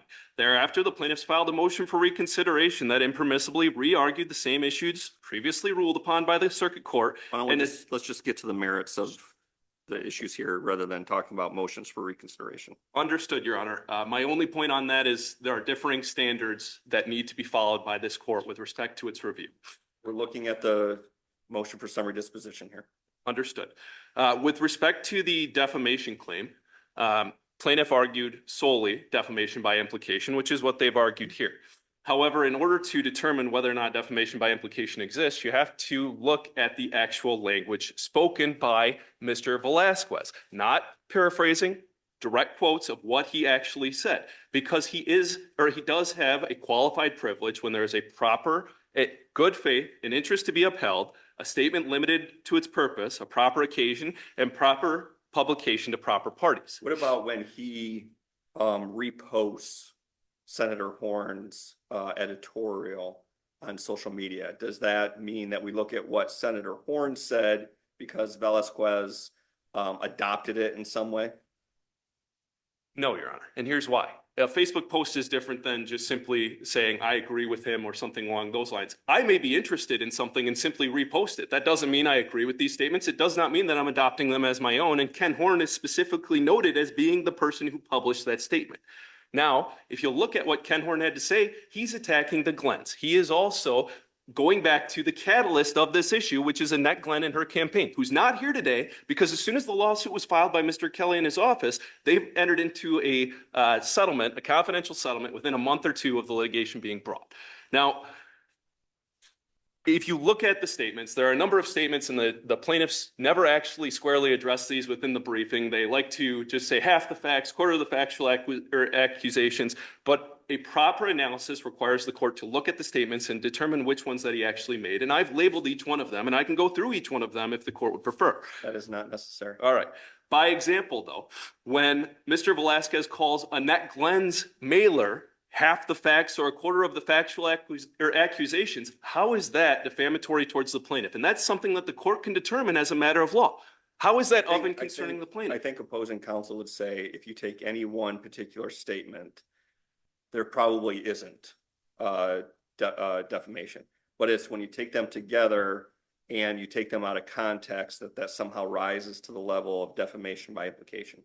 So explain to us why that's wrong. Yeah. So if you take each one of these statements and you keep them in context and you take them as a whole, then you see what the circuit court saw. And that's that Mr. Velasquez is responding with his opinions of what Annette Glenn is doing. Annette Glenn has casted the initial salvo, so to speak, and he is responding to those allegations. He has a qualified privilege to do so. And in order to overcome that qualified privilege, you have to show actual malice.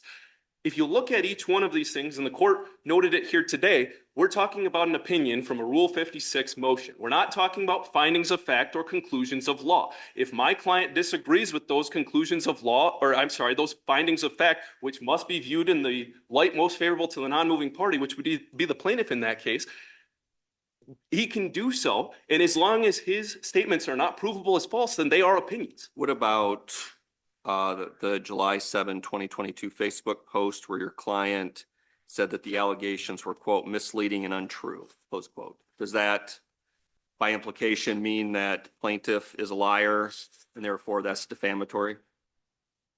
Your Honor, I'm struggling to find specifically which statement this is. I've been looking for it myself. You're talking about a Facebook post by my client where he says that the Annette Glenn statements are an untruth? I have no idea. I'm looking at page 12 of plaintiff's brief, appellant's brief.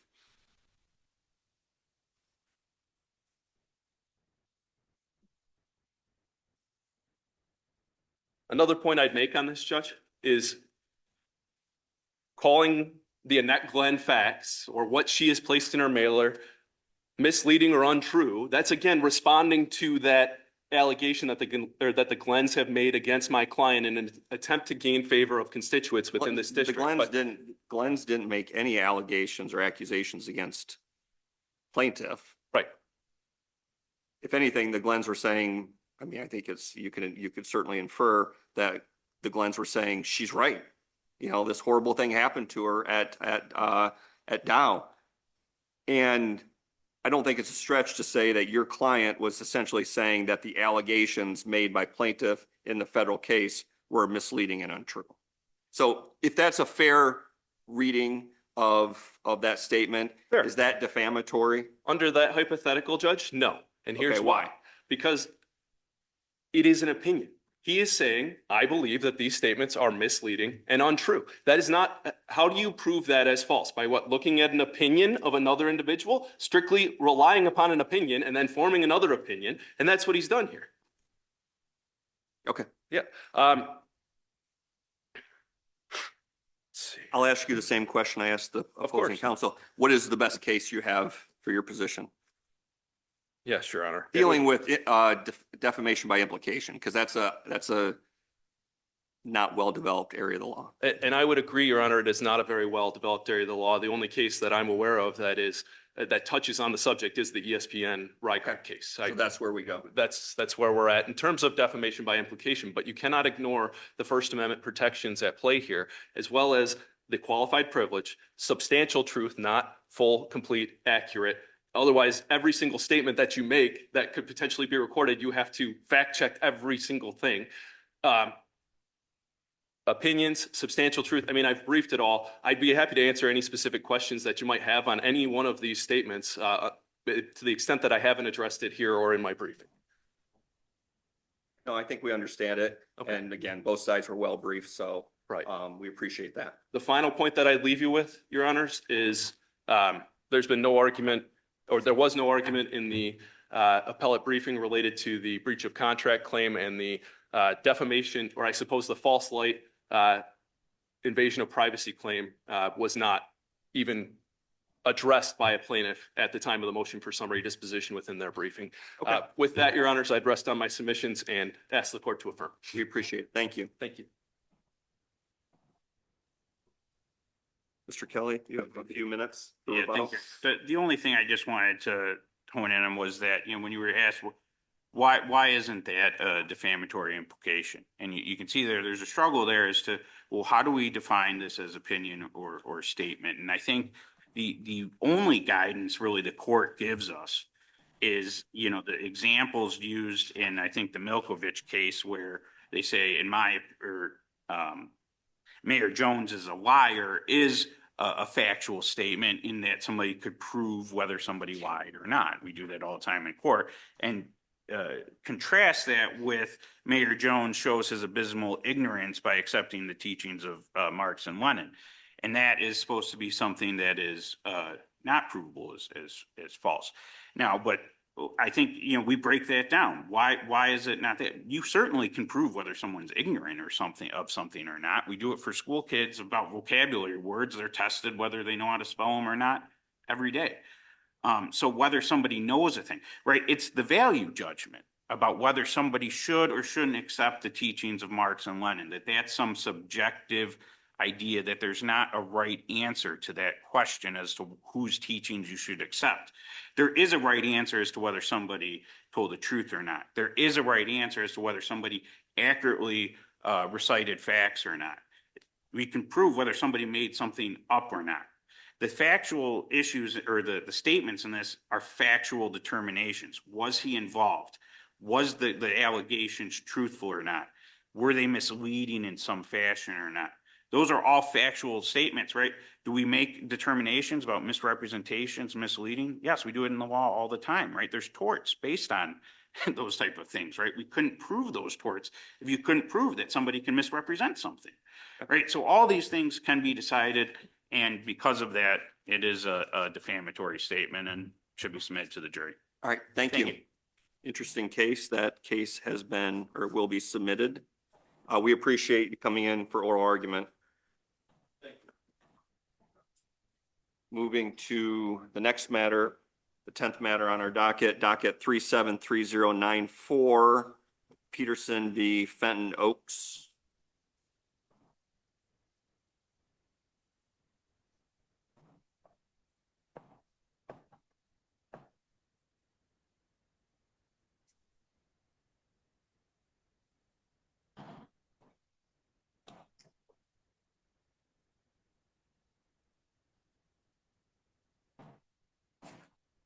I always get a little scared when I see that much paper.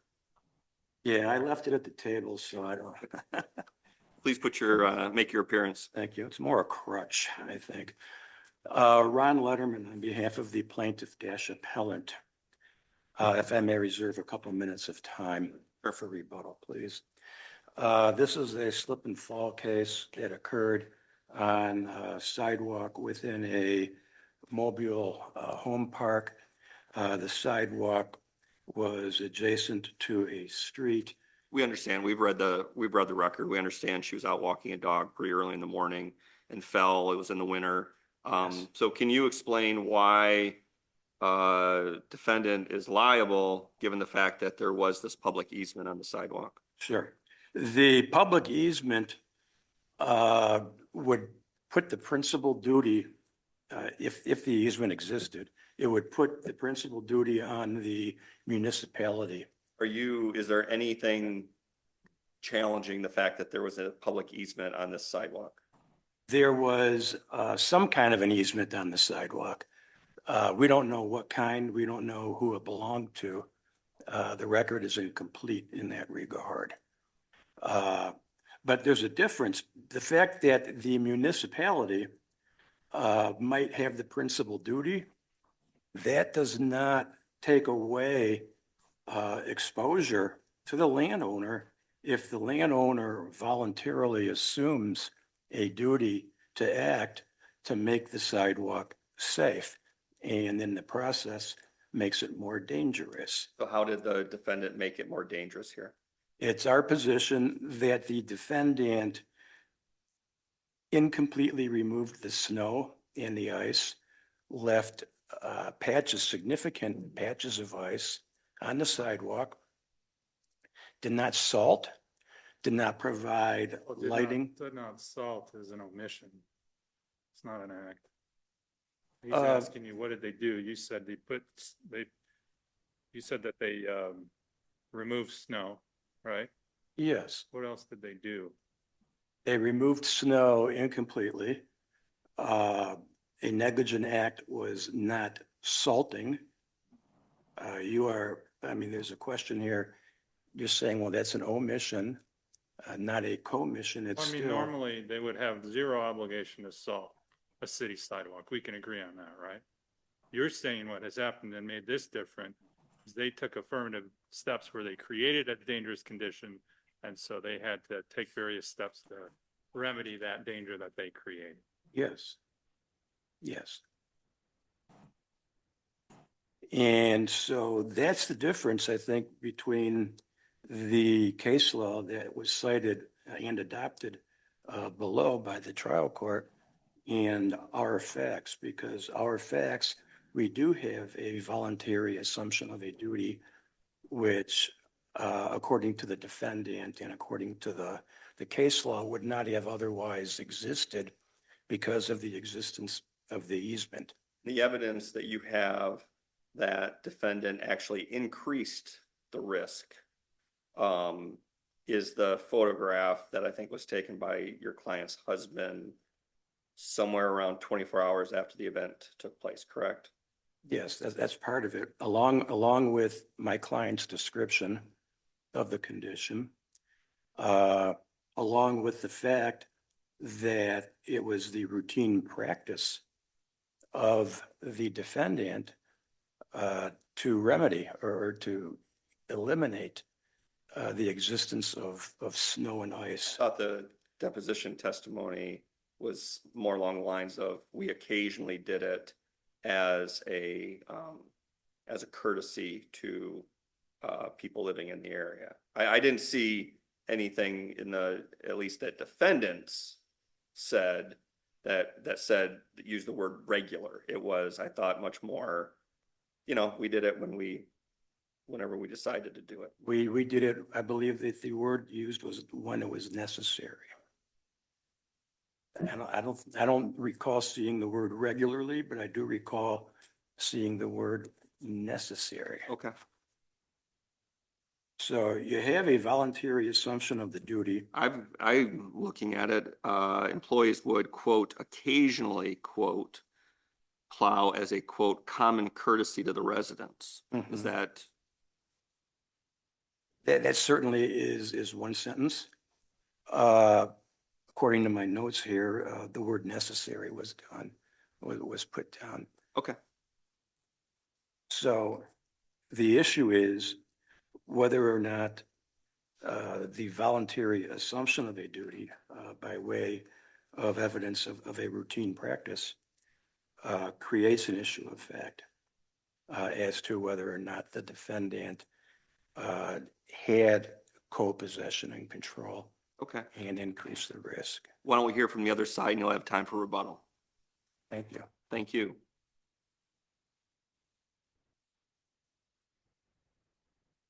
Good afternoon, Your Honor. Afternoon. Joe Frazier on behalf of the defendant. I brought my clerk along, our former clerk, because she was just sworn in before Your Honor a couple months ago. And she looks familiar. Joining me at council table. So a couple of points. Just to make the record clear, co-counsel was a student of mine at one point. Ms. Onika. So to get to some of the questions asked by the panel, omission versus an act. I mean, I'm not seeing where there's an act or any evidence of an act. Well, what about the argument that your client took on the burden of clearing the sidewalk and did it on a regular basis whenever necessary? I was just trying to search for the word necessary. I'm not sure about the exact language that was used, but the phrasing of occasionally doing it is what the gist of what I recall from the deposition. So we're dealing with a situation where if you adopted the logic that you're in perpetuity responsible because you've shoveled snow one time. I mean, I just did this a couple of weeks ago where I'm pushing my snow on my sidewalk and I go ahead and do the neighbors as well. I mean, am I now liable if somebody slips on that? I mean, you don't want to create a rule that disincentivizes people from doing, create it where no good deed goes unpunished. And so the idea that, well, if you voluntarily did something in the past, now you've got to continue to do it into the future in perpetuity. I think it's actually said in the case law that that's not how the voluntary assumption doctrine works. And so we can't have this obligation. I mean, if I picked up trash on my way into the court, am I now responsible for the janitorial services, here at the court? Is there any question, at least based on the record below, that there was a public easement here? There's no question about ownership whatsoever. There was really no record evidence about, that question was never asked, do you own this property? But just to be clear, there is no challenge that you're aware of that there was an easement by that the government had over the sidewalk. Correct. I think there was some exception taken to our use of the word governmental right of way at some point. But I mean, this is arising by virtue of statute. I mean, this Jennings is a public road. The governmental entity has a statutory duty to maintain the road, the sidewalk if it's adjacent to a roadway, right? Correct. To the exclusion. I mean, That's how your opponent started out his argument by saying that the sidewalk was adjacent to a roadway. Yeah, adjacent to a roadway. I think he said it's interior to the complex, which, this might be a slightly different case if it really was an interior sidewalk, not adjacent to the municipal roadway. But that'd be a totally different situation. I believe it would. But here we're dealing with, something that's external to the typical footprint of our park here. So, yeah, it certainly hasn't been challenged. The argument below was, well, we didn't produce some deed or anything else about the exact, nature of it. And our position is we wouldn't need to. It's by operation of law and statute. So I really don't think there is a question of fact, but I think it flip-flops the burden in that we don't have the obligation as the defendant to make a case about the prima facie elements of their claim. This goes to duty, their whole idea of this being arising from premises ownership requires them in the first instance to establish the ownership of this particular sidewalk. And I think if you look at the transcript from the trial court, having been out there, it was sort of difficult to navigate the way this the pathway travels. It's not just a straight sidewalk. It actually gets into like a wooded area. Like, I don't know, I've never seen anything like it before, but it's like wood planks that sort of drift into a sidewalk. The sidewalk moves around. So I mean, really pinning down that exact borderline would have been something I would have expected the plaintiff maybe to conduct a survey or something to try to figure that out, if their whole case is going to rest on the idea that we had title ownership. But, you know, to answer the question you asked the prior litigants, you know, what's the best case? I mean, I think you can look at a couple of cases. One's quoted and nested in the other, but the Morelli case, I think, really gets to the heart of this, that, you know, dealing with a similar fact pattern, in citing a prior case where, you know, somebody was accused of having made alterations and voluntarily assumed duties, and they said that's not enough. I mean, it's categorically with the municipality. And I think part of the core policy behind that is that you end up not having the ability to exclude people from that public sidewalk. This idea of dominion, control, possession and control, those are assuming that you have the ability to exclude people from your property. If somebody's behaving in a reckless way, you say, beat it, you know, get off my property. You can't do that to the person necessarily. Call the police, try to get somebody to intervene, but they can protest in front of my house, your honor's houses, if it's on the sidewalk, reasonable time, place and manner. The municipality, even the municipality has limited control. We have even less control over. Okay, I think we understand that. Okay. I mean, I could go on. I've got a lot of layers to the arguments, but I would hate to belabor. Well, and it's in your brief, the so. point. Yeah.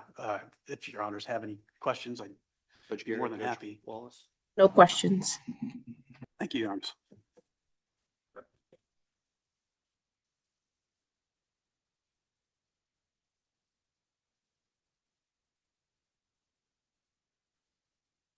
If I may clarify, we have the deposition of Packer, P-A-C-K-E-R, pages 10 and 15.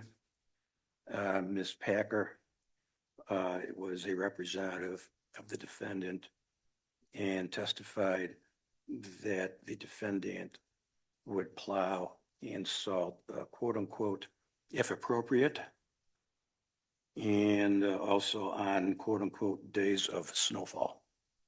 So You're not arguing here that because they voluntarily removed snow from time to time that they had a duty to do that. I think what you argued earlier was that on this specific occasion, they started to remove snow, assuming a duty, and didn't finish the job. Isn't that the gist of what you were trying to tell us earlier? yes, Whether they followed before or any of that stuff, none of that is relevant to your argument, is it? whether they had a routine practice of doing so is evidence, circumstantial evidence at least, that it was these employees that did so on the day in question. What was special about the snow that they inadequately moved on the day in question? What did they do wrong when they removed that snow?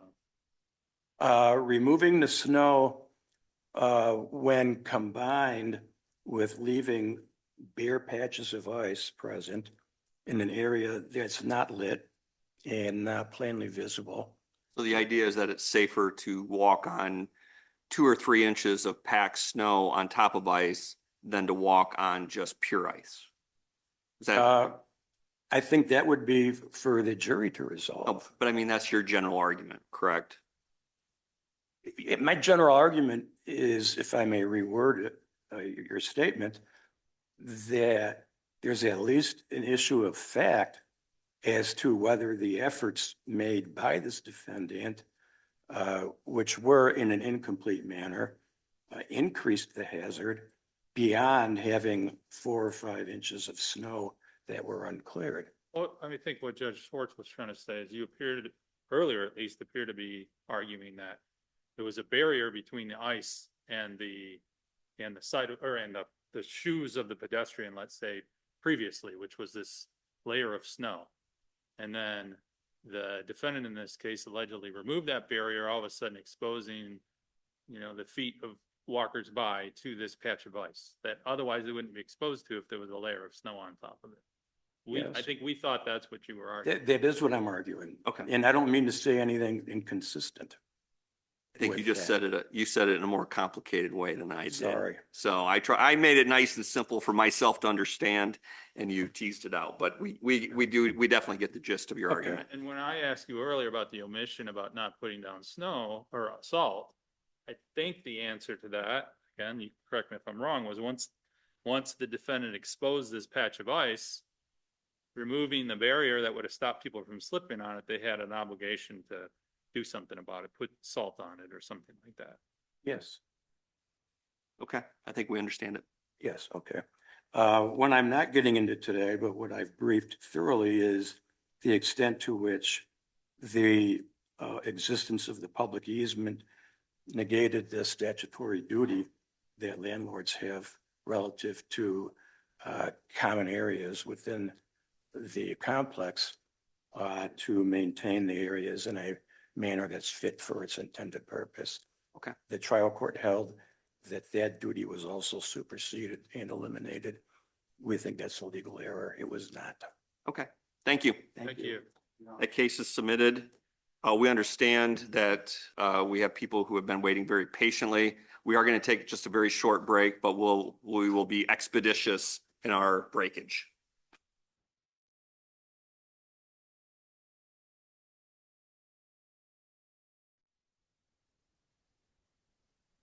Honorable Court of the State of Michigan is now in session. Please be seated.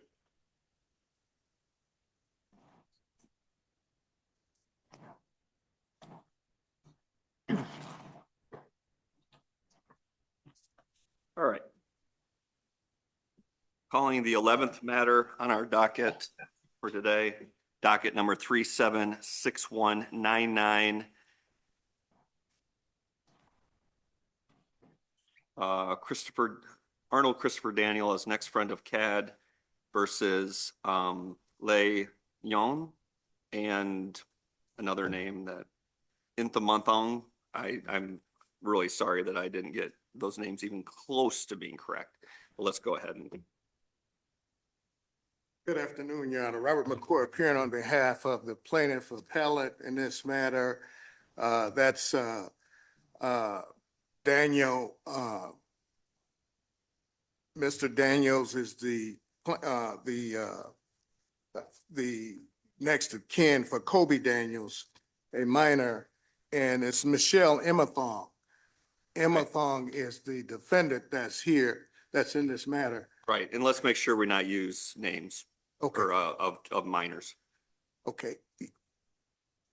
Thank you, Your Honor. Okay. Well, the essence of this case, first I'd like to note to the court that this case is before this court on a second motion for summary disposition. The first motion was a motion that was denied by the prior judge to this case. We understand the new judge came in and granted the motion. So, That's but correct. why did the new judge err by doing so? We think she failed to allow the plaintiffs to even argue the facts in the case. She decided based on the briefs of the defendant. And the issue that we had below was that there was sufficient evidence to establish knowledge on the part of the defendant. Knowledge of what? That she knew that her housemate was involved in dangerous activity. And which was? The activities, we list a number of activities, and I'd like to just address those activities to the court. In our brief, the activities of the behaviors of Ryan Lee Wynn consisted of the following. And Ryan Lee Wynn is the housemate. He chased the kids out of the yard on a regular basis. He threw the kids' bikes off his property into the street or into the houses next door. He threw the kids' bikes in the garbage can on his property. He showed the neighbors that he was going to purchase a gun. He sped up and drove down the street at high speeds, almost hitting one of the neighbor's kids. Now, these are regular activities, consistent. He tells his neighbor not to park in front of his house. He tells his roommate he has purchased guns over her objection. He chases the children off his yards with a sledgehammer, and he received complaints from the township for not maintaining the property. But more significantly, in the record, there was a situation where he was involved in an accident in the defendant's, Michelle Immenthong's, car. And in that accident, he was not treated for a closed head injury. So before all of this started, he had a closed head injury. And so this stuff started to escalate. And and all of this occurred prior to his housemate, prior to this incident. Now, Michelle knew of Ryan's behavior. Now, how did she know? She knew he had totaled her car and had an untreated closed head injury. She knew that. This is before it started. She knew the kids played in the yard and didn't like it. She knew he had a gun at the house, which she was opposed to, according to the deposition, her deposition, page 21. Ryan testified he told Michelle about the conflict with the neighbors, and that's Ryan deposition, page 21. Ryan testified that Michelle talked to the neighbors and expressed her own displeasures with the neighbors' children in and around her property. Deposition of Ryan, 19 and 20. Michelle admits she used a doorbell camera. Now, you know, with these doorbell cameras, when somebody's in front of them, it goes off in the house. She admits that she used the doorbell camera in her house to watch the children play in her front yard. Well, how did these facts, and you've laid these out in the brief, how does this evidence rise to the level of either a nuisance or a negligence? Because the same in Wagner, we got a continuous conduct that started to escalate and become dangerous. Right, but I mean, defendant didn't do this. It was the gentleman who did this. But hold on. Excuse me. And so why is she responsible for another person's, clearly negligent act? He shot out the window or the door and hit the children, the CAD. Why is she responsible for what he did? She is in control of this house where he is a housemate. She told him to get the guns out of the house. She knew he had the guns. He continued to keep the guns in the house. She allowed it to be there. And when you say, was this an affirmative act on her part? The fact that she allowed her housemate to have a gun in the house and to keep it loaded with all of his hostilities and aggressions, that to me should be sufficient evidence to establish that this is a case that should go to the jury. But that would extend Wagner. Wagner involved ongoing criminal activity. So let's take each thing you talked about. Chasing kids off your property. Is that illegal? Well, if you do it with an axe or... I'm just saying, generally speaking, is it illegal to tell kids, hey, get off my lawn? Well, what was... I'm not talking about the axe. That happened later. Yeah. I know that's not illegal. Chasing them off the yard. Right. So but what is his position with the house? Your roommate buying a gun, is it illegal for you to allow your No, that's not.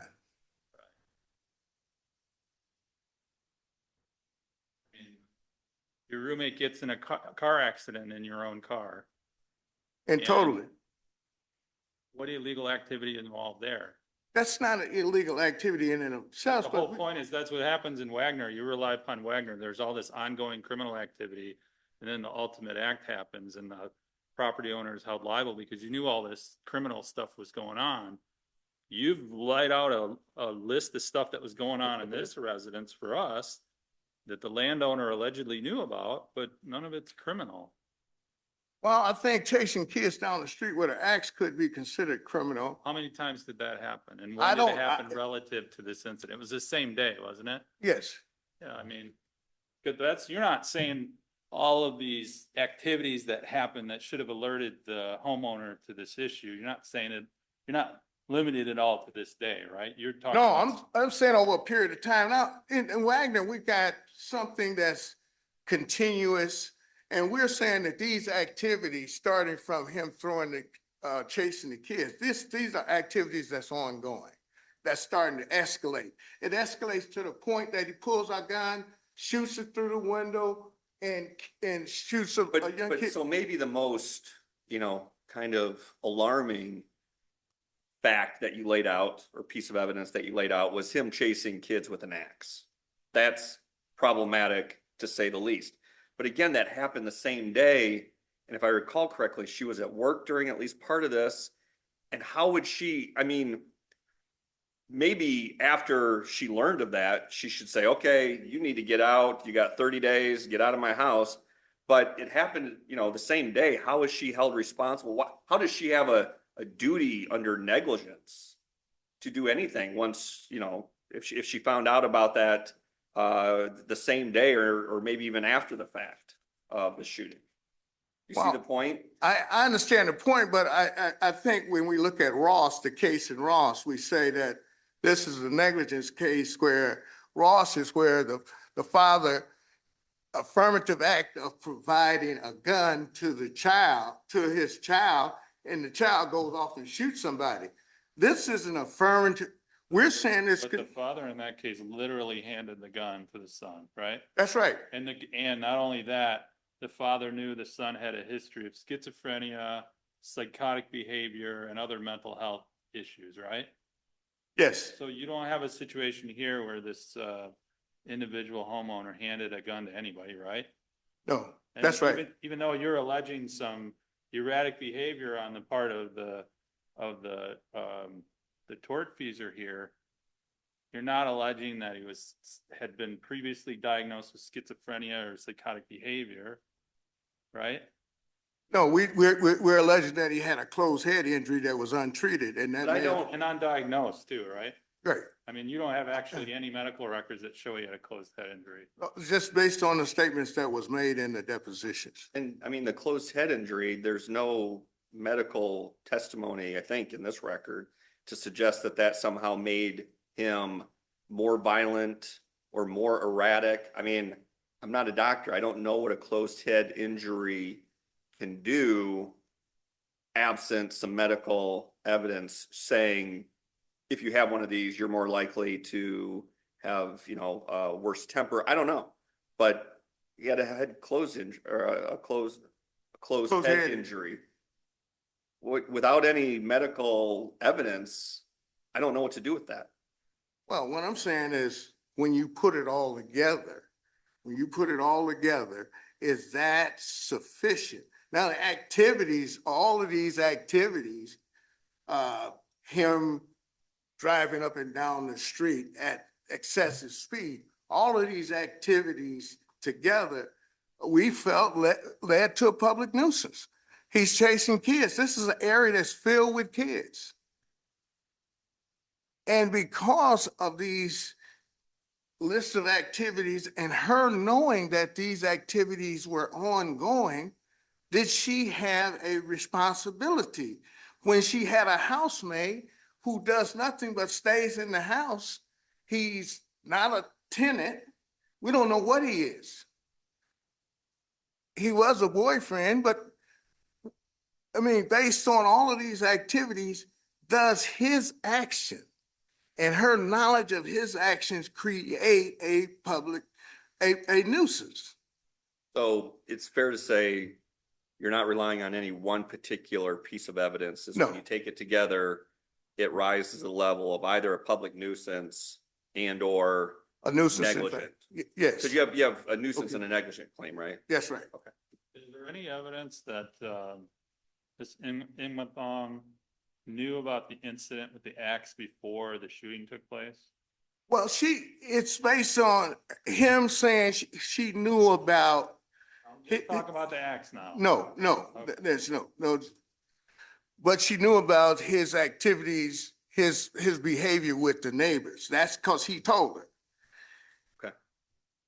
And so, based on us not getting a chance to argue those facts at the lower level, the court just jumped to saying that there was no factual dispute and denied and granted the motion.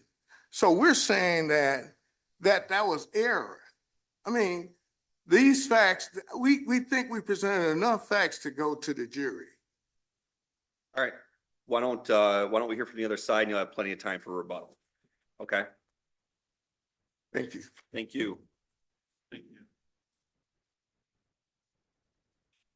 Good afternoon, Your Honors. Michael Smith on behalf of the defendant appellee in this case. Afternoon. This matter's been extensively briefed. Your Honors have displayed that you've read the case law and you understand most of the arguments that I'm going to make here today, so I'm not going to make those arguments. I would like to point out that a lot of the statements that were attributed to Michelle Imethong are not in the record. They're not in her deposition testimony. She testified that she was unaware of any issues between Ryan and the. Well, where is plaintiff getting this then? Is it? I believe it's from the affidavit from Mr. Arnold, which we addressed in our brief. Most of those statements are hearsay. The neighbors told me that this, the children told me that this, and it's not verified by any of the actual declarants of those. I could go through each one of those, but on our brief from page 20 and 21, we list every single statement, the ones that we agree are admissible and the ones that are not and why they're not. Okay. Even if, let's just say they were all admissible, does he win anyway? No, it does not. And I can go through both negligence and public nuisance, starting with the negligence argument. There's no general duty to protect others in the public from harm. You have to. Let me ask you, as an officer of the court, is there anything in the underlying record showing that Ms. Imethong knew about that axe incident before the shooting incident? Absolutely nothing. She was at work that day, did not know that this incident occurred until she got home that day. And the long and short of it is you will not hear anything from me today or read anything in our brief justifying, endorsing, or minimizing the actions of Mr. Linua. What he did was criminal. He's in prison right now for his criminal acts. What he did, he should be civilly liable for that, and he was. There's a judgment against him in this case. I'm here to defend Ms. Imethong, who is a victim herself from these circumstances of having to live with this person after this happened and having to try to get back to her house after this happened. But as far as knowledge of his erratic behavior, things like that, what you have here, if all evidence is to be believed in the light most favorable of the plaintiff, is a grumpy, crotchety neighbor who says, "Get off my lawn," who is a bad driver. That does not give you notice that he's going to pull out a gun and shoot it through a door and hit a child. That she simply cannot be charged with that notice. So there's no general duty to prevent the harm of others. You need to have a special relationship. The Bailey v. Schaff case lays that out. Landlord, tenant, innkeeper, things along those lines. Here, she's a neighbor who wasn't even home at the time of the incident. She doesn't have that duty there. And there's also, no duty to protect somebody from unforeseeable criminal acts of a third party. We don't charge trained police with that duty. We don't say, "Hey, police, you got to predict crimes before they happen and stop them, or you're liable." We shouldn't charge civilians with that same level of a duty, where she can't predict that this type of thing is going to happen, and the case law is clear. I think the court has already distinguished the Ross case for me. That was an affirmative act where he handed a gun to his son, who was in an agitated state at the time he handed the gun to him. And we understand. Completely different than the case here. Where there's no duty, there can be no breach, so I don't really need to address whether there's a breach of a duty. And as for causation, again, the unforeseeability, if you assume that she had a general duty to protect her neighbor, which does not exist, and then she failed to do so, this is such an unforeseeable act that the causation link is broken there. And again, she is not the cause of that, even if she did breach some duty, which has not been articulated in this case. Okay. Going on to the public policy, or going on to the public nuisance argument, again, the court seems to get that Wagner involved ongoing criminal activity. But in addition to that, it involved a condition with the premises. There was privacy fences around, there were dilapidated conditions, and the plaintiffs in that case had an expert that said that the condition of the premises in conjunction with all of the criminal activity, it basically made it a magnet for criminal activity. Wagner is the one case where the court found the public nuisance to exist, and it had to get to that level for it to do so. There's several other cases where they find that that does not rise. The Hayes case that we cite to, it's an unpublished opinion, but the facts are far worse than the facts in this case. You have an invitee at a bar who gets shot at a bar where they have security there, and the court still says that there was no duty to protect from this unforeseeable, and there's no public nuisance even if there was criminal activity in the past. Finally, just a look at the public policy and where this could go if the court is to overturn the trial court's decision here. You would have a law on the books now that would say that a house or a homeowner is liable for an adult housemate's criminal activities, no matter whether or not they knew what was going to happen here, based on, well, she should have known that he had some mental health issues, or he may have had a closed head injury. Taking that to its, logical conclusion, we would have tenants not being able to get housing with multifamily apartments. That would be a question on the application. Do you have any mental health issues? Because if you do, I can't lease to you because now I'm going to be liable for anything you might do down the road. And not only that, these people wouldn't be able to go stay with their family and friends for the same reason. That's Michelle Imethong is a family and friend here, and she's being held liable or asked to held liable for the criminal act of an individual that she did not help in any way convict this act. The law is clear. I would rely on our briefing going forward, and unless there's any questions, I would ask the court to affirm the trial court's Any decision. questions, Judge Garrett? No questions. Thank you. Thank you. Thank you. Mr. Smith, you have, no, go ahead. Mr. McCoy, you have time for a brief rebuttal. Yes, Your Honor. First, in terms of Miss Michelle Imethong's knowledge, we cite, and I indicated that they were part of the deposition testimony. Now, if counsel want to stick his head in the sand and pretend those statements were not made, then he can do that. But the issue was everything we identified that she knew about, we identified a section in one of the depositions that these things occurred. Now, when you talk about the activities that were identified, several of the activities that we listed were criminal by Ryan Lee Wynn. Oh, and then for the record, Robin McCoy, co-counsel, but go ahead. Yeah, we pick out that he threw the kid's bike off his property. He threw the kid's bike in the garbage. He sped up and down the street, almost hitting the kid. These are illegal acts. He chased the children off the yard with a sledgehammer. All of those are illegal activities. But Your Honor, we believe that this case is no different than when you have a neighbor who releases a dog, one of those pit bull dogs, out of their house. The dog goes out of the house, runs out and bites one of the kids. Or the dog escapes and runs out of the house and bites a kid. We know that that's a strict liability situation. And that doesn't apply in this situation. But where the homeowners here. That goes back to like 100-year-old common law that has to do with domesticated animals. That's right. Doesn't really have anything to do with premises liability, although actually that's not exactly true. There's a recent case that says it could apply to premises, but again, most of that law goes back like 100 years and deals with. But the law is evolving, right? What'd you say? The law is evolving. No, but all of that whole area of the law deals with animals. Has nothing to do with what we're talking about here. But we're just presenting that as a symbol of what should occur in this situation. And what we're saying here is that where the homeowner permits a dangerous condition to exist, they become liable. This homeowner had a housemate who was out of control. And she could have kicked him out. She could have done something to reverse this whole situation, to resolve this situation, but she didn't. Okay, I think it comes down to, what is fairly within her knowledge. And we just have to look at the record on that.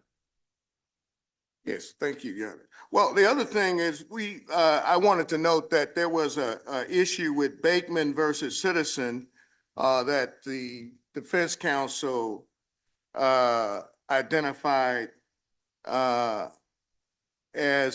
and that was true that we made some misspelling on that. Instead of Bakerman, it's Bakeman versus Citizens Insurance Company. BAKEMAN versus Citizens Insurance Company, 344 Mishap 68. I think it was 34 Mishap 68. The other thing we tried to do, and I know this is an unusual situation, we cited a case because of the defense talking about the affidavit. And the case was Bernard Manufacturing Company versus Gates Performance Engineering. And that's 285 Mishap 362 209 regarding affidavits. That case suggests that an affidavit can be used to support the motion for summary disposition. Now, we understand that it's an affidavit, can be evidence and can be considered as part of the record. And the only reason I'm introducing that case is because the defense attempts to deny the use of the affidavit. Oh, but I think the bigger objection to the affidavit was, like, by way of example, the allegation about the tortfeasor speeding through the neighborhood. The affidavit submitted actually says, like, a neighbor told such and such person that they saw. I mean, that's hearsay, whether it's an affidavit or not. That's correct. That's correct.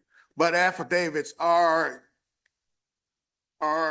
capable of being used to support the position of a party in the motion for summary disposition. But only to the extent of whatever is alleged is admissible. So if I say John Smith told me that Sally told him X, Y, Z, and I put it in an affidavit, it doesn't become admissible because I put it in an affidavit. It's still double hearsay. It's double hearsay, but this case suggests that the court can consider the affidavit. Is there any direct evidence that Ms. Imlathong was told that, was there any direct evidence that Ms. Imlathong knew that he was allegedly speeding through the neighborhood? We don't normally argue tag team. Oh, I just was saying that there was a witness, a child witness, but that's okay. Okay. There are a lot of witnesses in this case that we couldn't put into this motion, but if you look at the lower court motions, there is a step-by-step process in police reports and everything else that suggests that there is factual data that supports the position of the plaintiffs. So all we're saying is that, yes, ordinarily that a plaintiff, a party is not responsible for a criminal act on third party, except when it's foreseeable, when the risk is foreseeable. And we contend that the risk in this case, when you have an escalation of events, is foreseeable. Okay. That's our position. Thank you. Thank you. All right. Thank you. Appreciate the argument, and we thank you for appearing and making the argument. It's been very helpful, and we'll take a look at it. So thanks. That case is submitted. Moving to the 12th matter on our docket, 375462, Hull v. Hull.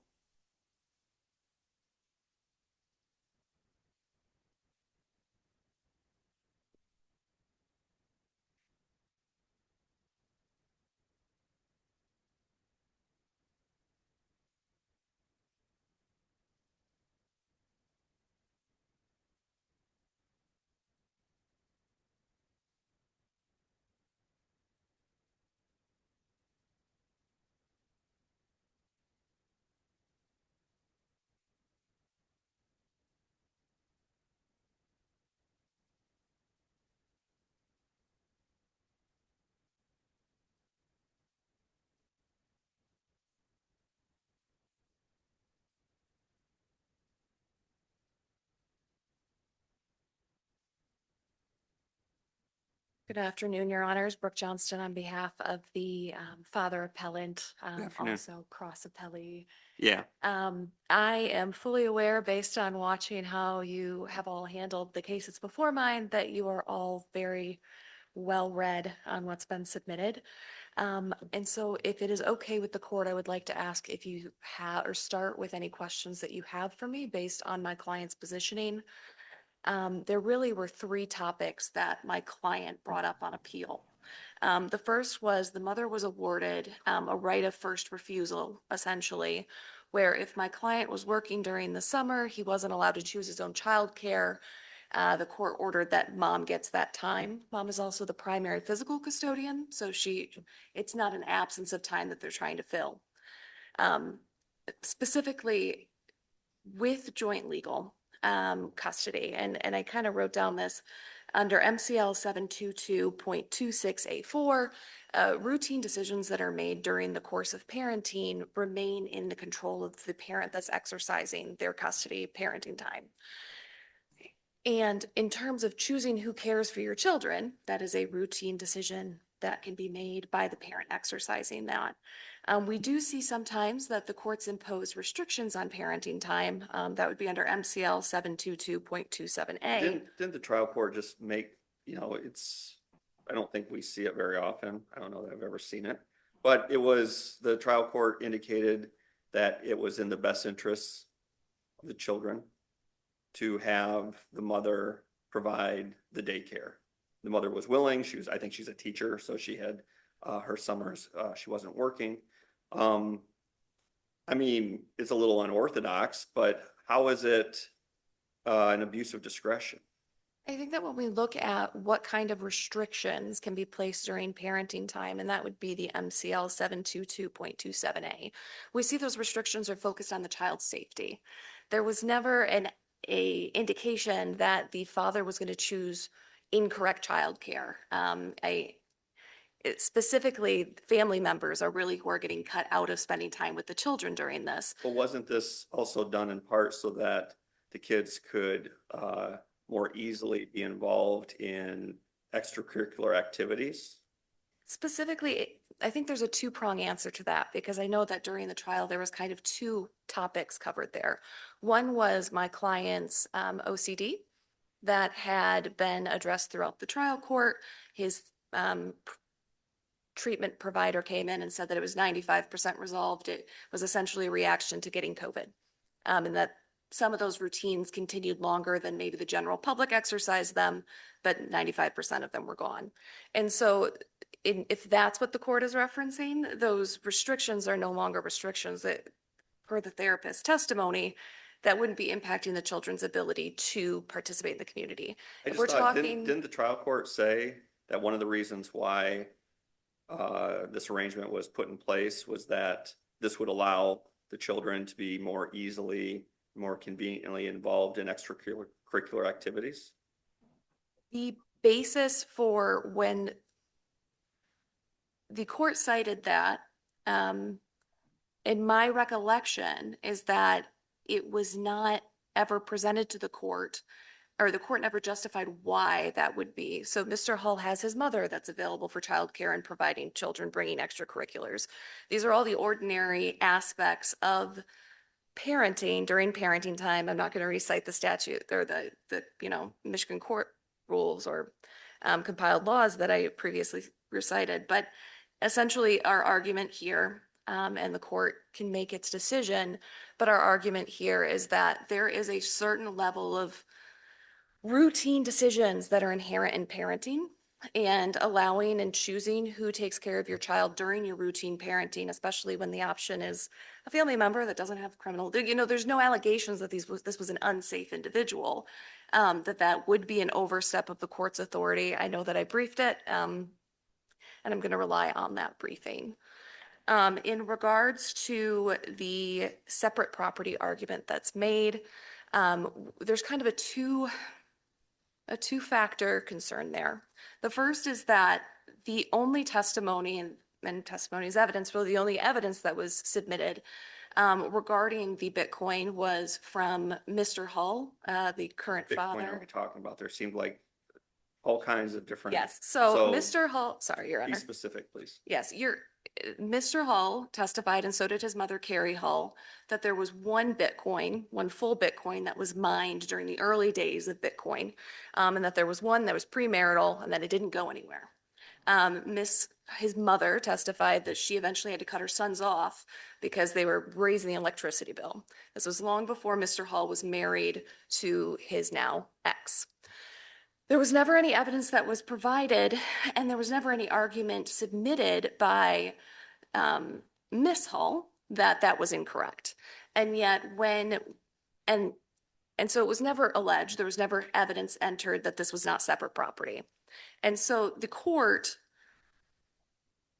did not award Mr. Hull the full 1 Bitcoin. Instead, and they also didn't do any sort of invasion analysis that we see is required under the Reeves. So there was no evidence presented that there was commingling of this Bitcoin. There was no evidence that there had been contribution by Ms. Hull to this 1 Bitcoin that had never even been put on a public server. It was kept private. But the reason that this is important is because this gets added into the marital equity. It's not just about who gets to walk away with what. Yes, Mr. Hull was technically awarded this in the marital property, but it was awarded to him at a rate of 60, oh goodness, I think it was 63,000, 62,000 per Bitcoin, which will lead into the next topic of the valuation dates. But by not attributing that as separate property, that put a significant sum of money in Mr. Hull's equalization column that then essentially prevented him from being able to keep the house, which was originally, as the record shows, what he was going to do. Does that answer your question? Sure. Okay. In terms of the assessment date of the Bitcoin, we have Miss Hull's property was assessed as of April 2023. Mr. Hull's Bitcoin was testified to at trial being worth, I believe it was $31,000 to $32,000. It's exact in my briefing. No other evidence was submitted as to what the value of that Bitcoin or a value per Bitcoin was. There was 1.81 of marital Bitcoin also at issue in this case. So the court decided that they were going to use April of 2023 to value the property. This would have had the Bitcoin come in between 31 to 32,000. All of Miss Hull's property was valued in April of 2023. For some reason that is not really explained at any point, even on the motions for reconsideration, Mr. Hull's Bitcoin was valued as of March 2024, 11 months later, and it had doubled in value. And so that is another aspect in which Mr. Hull's the assessment of what he was getting in terms of his column for equalization was inflated. The argument is not that Mr. Hull should not be, that the Bitcoin shouldn't be attributed to him. He perceived that in this case. The argument is that if we are going to choose a date that we are valuing all of Ms. Hull's stocks. What's the proper date for valuing April the of Bitcoin? 2023. Okay. And then. Your argument is basically to be consistent. Correct. Okay. And it's inequitable essentially to not use the same date, or at least a date close, or one that's logically explained because I'm not trying to create case law here that says judges are bound when it makes sense to do other, but there was no explanation here as to why there was an 11-month gap. Okay. And it significantly reduced essentially what Mr. Hull was able to walk away with from the estate. And then in terms of the deposition was taken, going back, as I stated in my brief, Mr. Hull was ordered to be deposed after the case the in-courtroom proceedings had ended. The parties were still to submit their closing statements. And we understand. And so why was it error to allow this post-hearing deposition? It's not that allowing the deposition itself was an error, especially in family court. We have a lot of post-judgment actions and motions and things like that. The error was that it was attached to the closing argument of Ms. Hull. And then it was considered by the judge in when like reaching the, So why was it error then? I mean, why have a deposition if the trial judge would be able to look at it? so I'm not trying to argue semantics, I promise. Can the trial court order that a deposition should take place? They can. It makes no sense when unless you're going to schedule a subsequent hearing where that's going to be admitted into evidence, and then the attorney for Mr. Hall at the trial court level could then essentially ask him questions and clarify. See, I don't get that because counsel, trial counsel, I don't know if it was you or if it was different trial counsel, could have asked questions at the end of the deposition. I mean, it happens all the time. We have different types of depositions for different reasons, right? Specifically, when we look at the Michigan Rules of Evidence, a deposition, and I don't remember the specific citation, but we are allowed to use depositions at trial if the person that was deposed is not available. Mr. Hall was always available. If this was essentially taking a step back, this was not a case or a situation in which an out-of-courtroom deposition was appropriately admitted into evidence, because the only time that is allowed is when the witness is unavailable. The witness was available here. It appears when I review the record that there were some discovery issues that occurred, and that prior motion practice did not address that. The time to address that is not necessarily at trial and then asking for a deposition post all of the trial, the close of essentially the plaintiff's case in chief followed by the defendant's case. I'm kind of getting off on a tangent there, but the main point is that there is a huge difference between the testimony that's given in front of a judge, where the judge can read body language, can understand the tone that's being used. I used to do personal injury, and I can tell you there's a huge difference between asking someone, so you went to the store on Friday versus so you went to the store on Friday. And those are tones that don't get reflected in a deposition. And a judge is tasked with the duty of determining the credibility of a witness. And so to essentially ignore the deposition rules of when a deposition can be considered at trial, there was no appropriate reason for that. But the argument we're also making, the argument that we are making, is that it was never admitted into evidence at all. There was never a proper procedure for it to be admitted. And then when we have the judge giving his oral opinion, he essentially states, I've read this, and then goes on to talk about how it's impacting his decision. I have one more thing I'd like to address, and that's in response to Ms. Hull's counter appeal, where she's seeking to undo the court's decision on joint legal. I think that it is important to note that the instances that Ms. Hull points out and that came out on the record were responses that Mr. Hull had to his rights essentially being ignored. So he's not getting notified of dentist appointments. So he calls the dentist's office and says, hey, notify me directly, here's my number. And they're claiming that that means he shouldn't have joint legal because someone in that office made a mistake and only notified him and not both of them. Things like that really don't equate to a father not having his legal rights in terms of contributing to the decisions of a child's education, medical care, things like that. I also think that, once again, it is important to note that the Ms. Hull did not bring in an expert in psychology regarding her allegations about Mr. Hull's OCD. Mr. Hull did bring in an expert. He brought in someone that was qualified, who's also his treater, that was able to say these are not life, essentially that it's 95% resolved.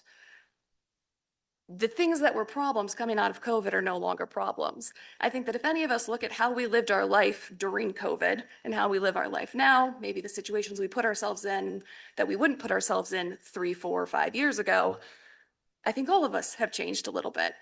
Yes, he has OCD. Yes, that specific life world event impacted that, but we're now in 2026. And when this case happened, we were in 2025. I understand. Yeah, so does the court have any additional questions? No. Okay, I'd like to save some time for rebuttal. You do, you have Thank time.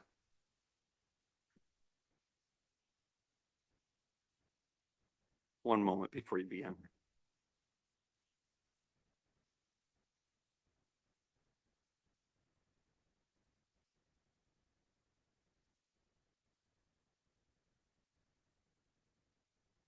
I had to make my own plans for childcare since we're still on the bench. Please proceed. Thank you, Your Honors. And good afternoon, Becky Bowles. Excuse me, got a little bit of something. On behalf of the appellee, cross appellant, and plaintiff, Ms. Hull. You know, at the start of my sister counsel's oral arguments, she indicated there would be 3 issues. We talked about 4.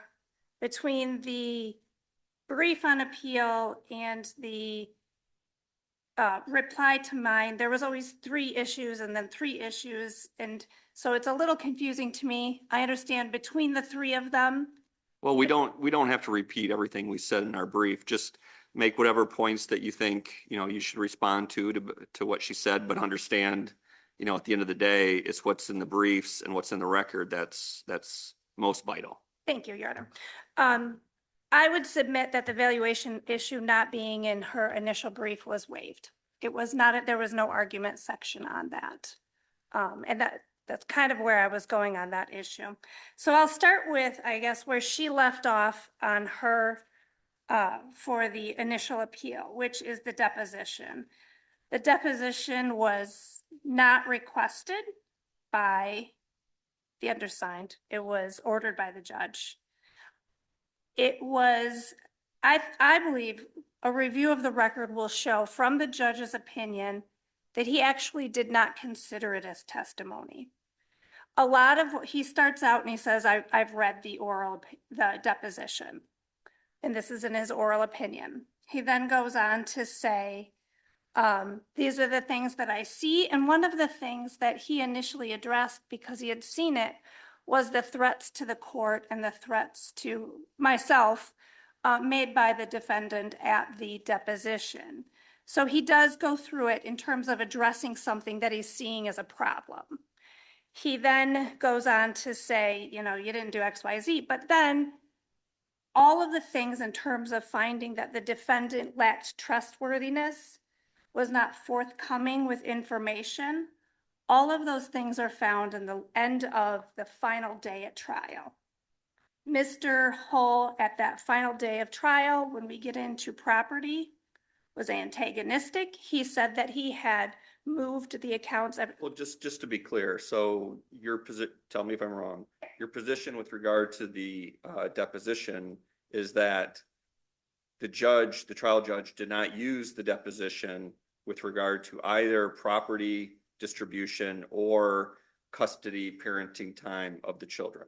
Yes, if the court was going to find that there was error, I would say that there was harmless error because he did not use that in there. And I say that also because at one point I had requested that there be like a change of location of parenting time. And he says, that's not before me. I'm not going to consider that. I'm not going to consider the fact that he said that he would take the kids away at 18. So he says that's not in testimony.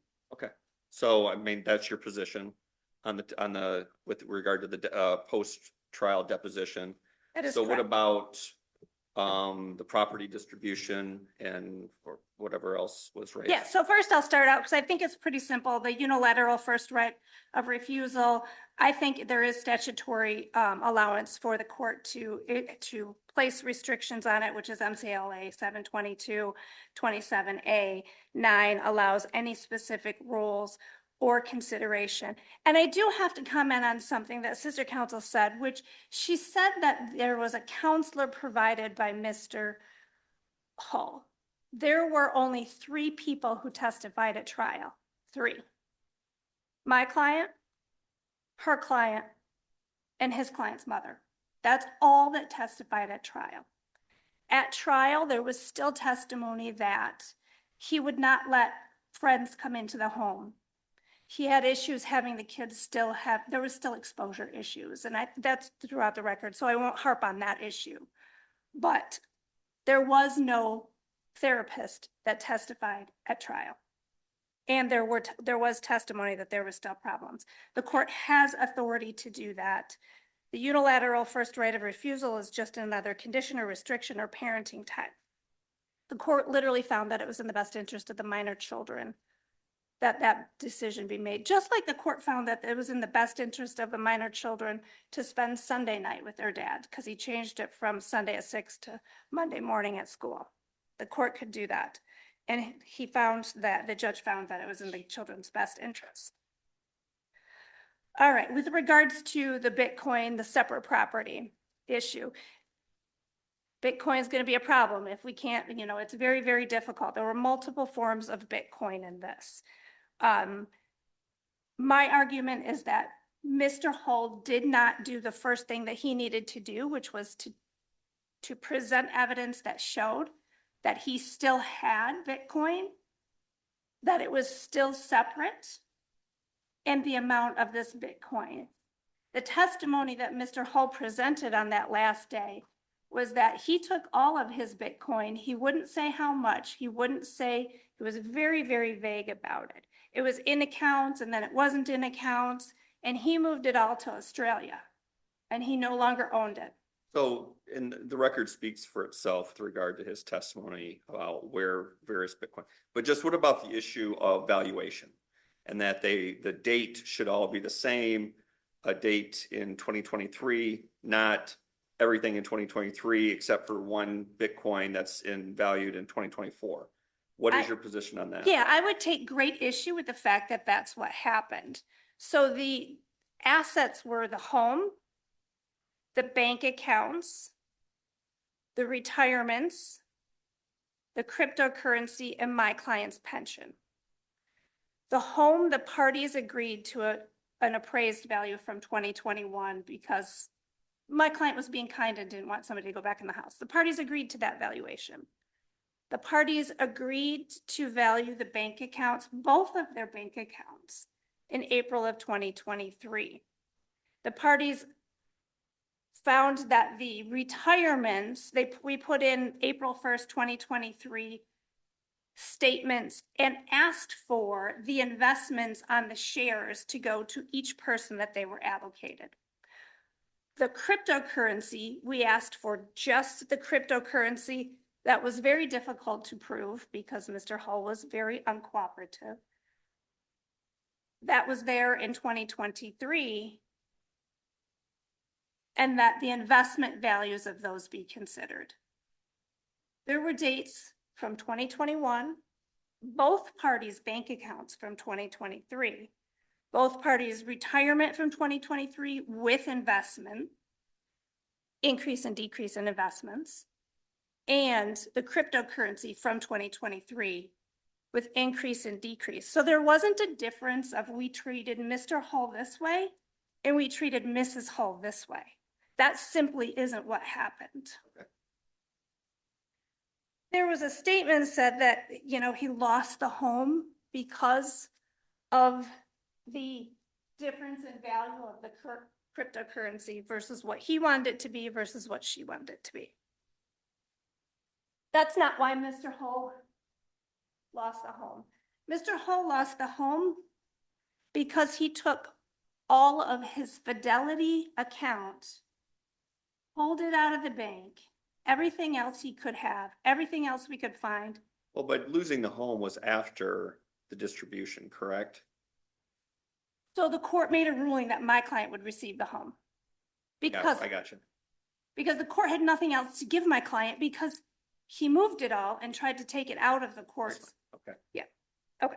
So that's my argument on the valuation date. It was not inequitable. There were reasons for it. It wasn't his valuation, her valuation. It was dates that were agreed upon, investment from those accounts, not anything, because there's testimony in the trial that he says he's bought more crypto during the trial, and those were not used and pulled into this. Not that we could have found them, in terms of legal custody, if you don't mind me moving on, if we have any questions. Okay. The court found that there was a lot of as a finding, there's a lot of animosity between the parties, a lack of communication. And then the court goes on to list on page 40, I'm sorry, around page 40, but it starts out early on that there was animosity. What is the point you're trying to make? The point I'm trying to make is the court made the finding that the parties can't get along. So legal custody is based on whether or not parties can communicate to make decisions for the minor children. The court made these findings, and this is a part I hope that I articulated. So I'm making sure I articulated enough. Didn't the trial judge say this was a very close call on whether to provide joint legal custody or give single legal custody to your client? I mean, if I remember right, the trial judge said it's a very close call. Maybe true, but why isn't that given the deference that we always give to trial judges when making factual conclusions like was done here? Right. So I would say that the court made the factual conclusions that these parties cannot communicate, that they cannot get along, that the defendant interfered with the children's medical care. And the law is if the parties can't get along, then he should look at the best interest of the children. What he does is on page, he ends up changing it. He says he doesn't give sole legal custody to my client, not because it's not in the best interest of the children, but because of, quote, because of the ramifications of taking someone's legal custody away from them. So he switched it to all of a sudden look at Mr. Hull and how that would impact Mr. Hull instead of looking at the best interest factors when he's already made the findings that say the parties can't communicate, Mr. Hull is interfering with the children's medical care. So and I would say that that's actually legal error by flipping, instead of looking at the children's best interests, looking at the father's, because the court could have said, I'm going to give you legal custody, but I'm also going to say that mom can't move 100 miles to balance the legal ramifications that I believe that the court was considering. Okay, I think we understand that. If there's no other questions, then Judge Garrett? No questions. Thank you. All right, thank you.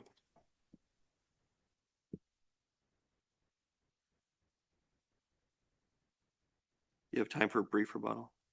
I will keep it brief. Bitcoin is an investment similar to what retirements are. I think treating retirements as though they're a separate category that don't also fluctuate is not the correct analysis here. The reason why the fluctuations in Bitcoin matter so much is the same reason fluctuations in the stock market matter so much. The same reason that when we look at people's stocks, we value the party stocks at the same time. It makes sense that both retirements were valued in April of 2023. It also makes sense that the Bitcoin should have been valued at that date as well. It's notable that the judge does note on the record that he's using April of 2023 as his valuation date, but then the values from March of 2024 were used. And so it appears to be error. And it wasn't changed, it wasn't addressed, it wasn't really justified. It appeared to be more of a, I'm getting really sick of this case, respectfully, please, let's move on. And that's unfortunately not, it doesn't take into account the rights here, and that my calculation was it was a $97,000 difference. Okay. That got added to Mr. Hull's side of that equation. Bitcoin fluctuations are public record. While there was testimony and information provided about the April 2023 value, there is no reason that the court could not have, taken under advisement or request that the parties submit what they believe the valuation was in April of 2023. There seems to be no explanation for why the May of 2024 date was used. I'm not going to keep harping on that, but it's just notable that Bitcoin fluctuations, the argument that, well, maybe he was concealing it, maybe he wasn't, well, all of the Bitcoin was given to him. So if it existed or it didn't exist, he's it's on his side of the ledger. We're not arguing that it shouldn't be on his side of the ledger. What we're arguing, No, we understand okay. the evaluation date. And then also, when we're talking about communication issues between the parties use app close. I don't know how familiar the court is with that, but essentially it keeps communication safe and respectful, and it avoids in-person contact. And it's how many, many parents who go through a rough divorce continue to co-parent their children together. And so I think that understanding that the court has reviewed the briefing, I would ask if there are any other questions. Judge Garrett? Okay, thank No. you. Thank you. Thank you. That case is Thank submitted. you.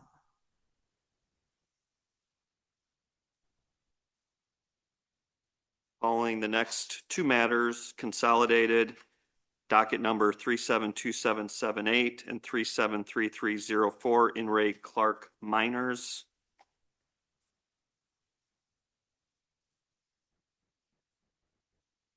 Thank you. Thank you. Please proceed. Yeah.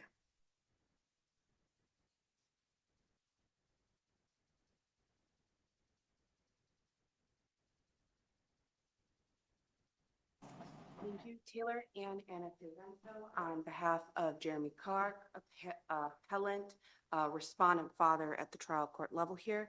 Yep. And may it please the court. Having observed the proceedings today, I will state, as many folks have today, that this court has diligently read briefs and has diligently reviewed the record.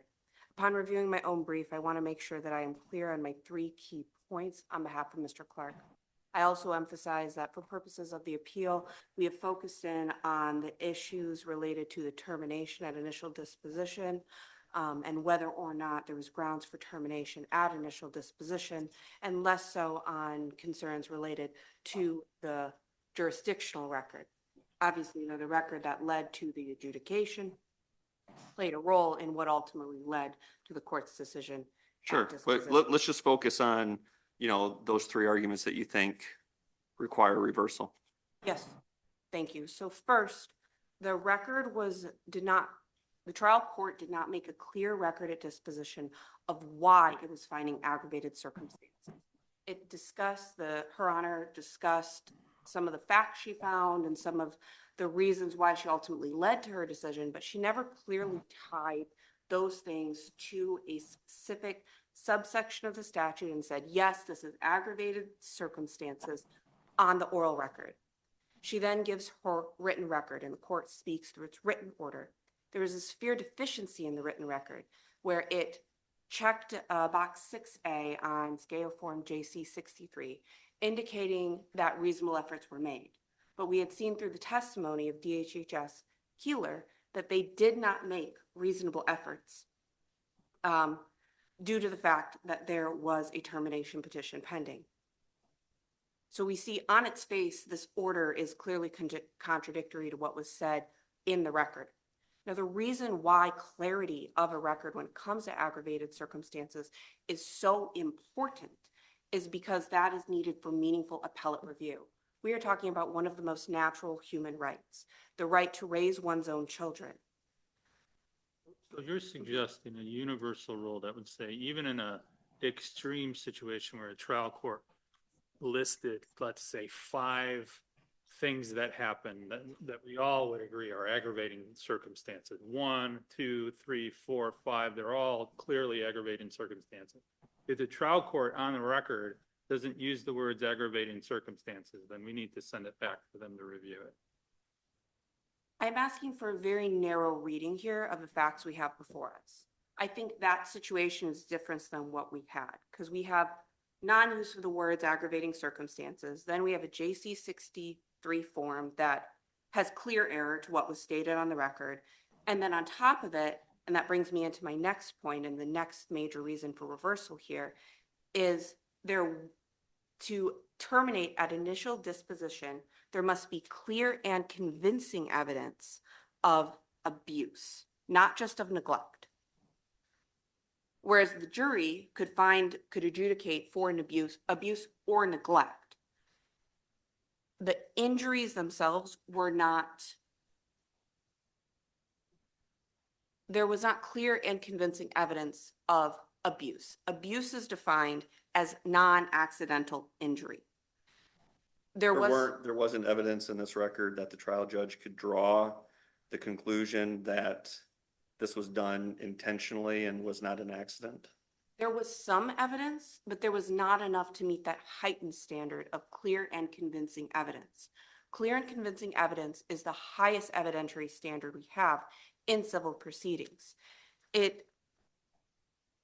definition of it is evidence clear and convincing when it produces in the mind of the trier of fact a firm belief or conviction as to the truth of the allegations sought to be established. Evidence so clear, direct, weighty, and convincing as to enable the fact finder to come to a clear conviction without hesitancy of the precise facts in issue. That definition comes from Hunter v. Hunter, and I also included it in my brief. Clear and convincing evidence is this very, very high standard. I agree with Your Honor. If we were dealing with just a preponderance, there was enough for a preponderance. There was clearly an injury and we're not sure how it happened. But let's look at the medical experts.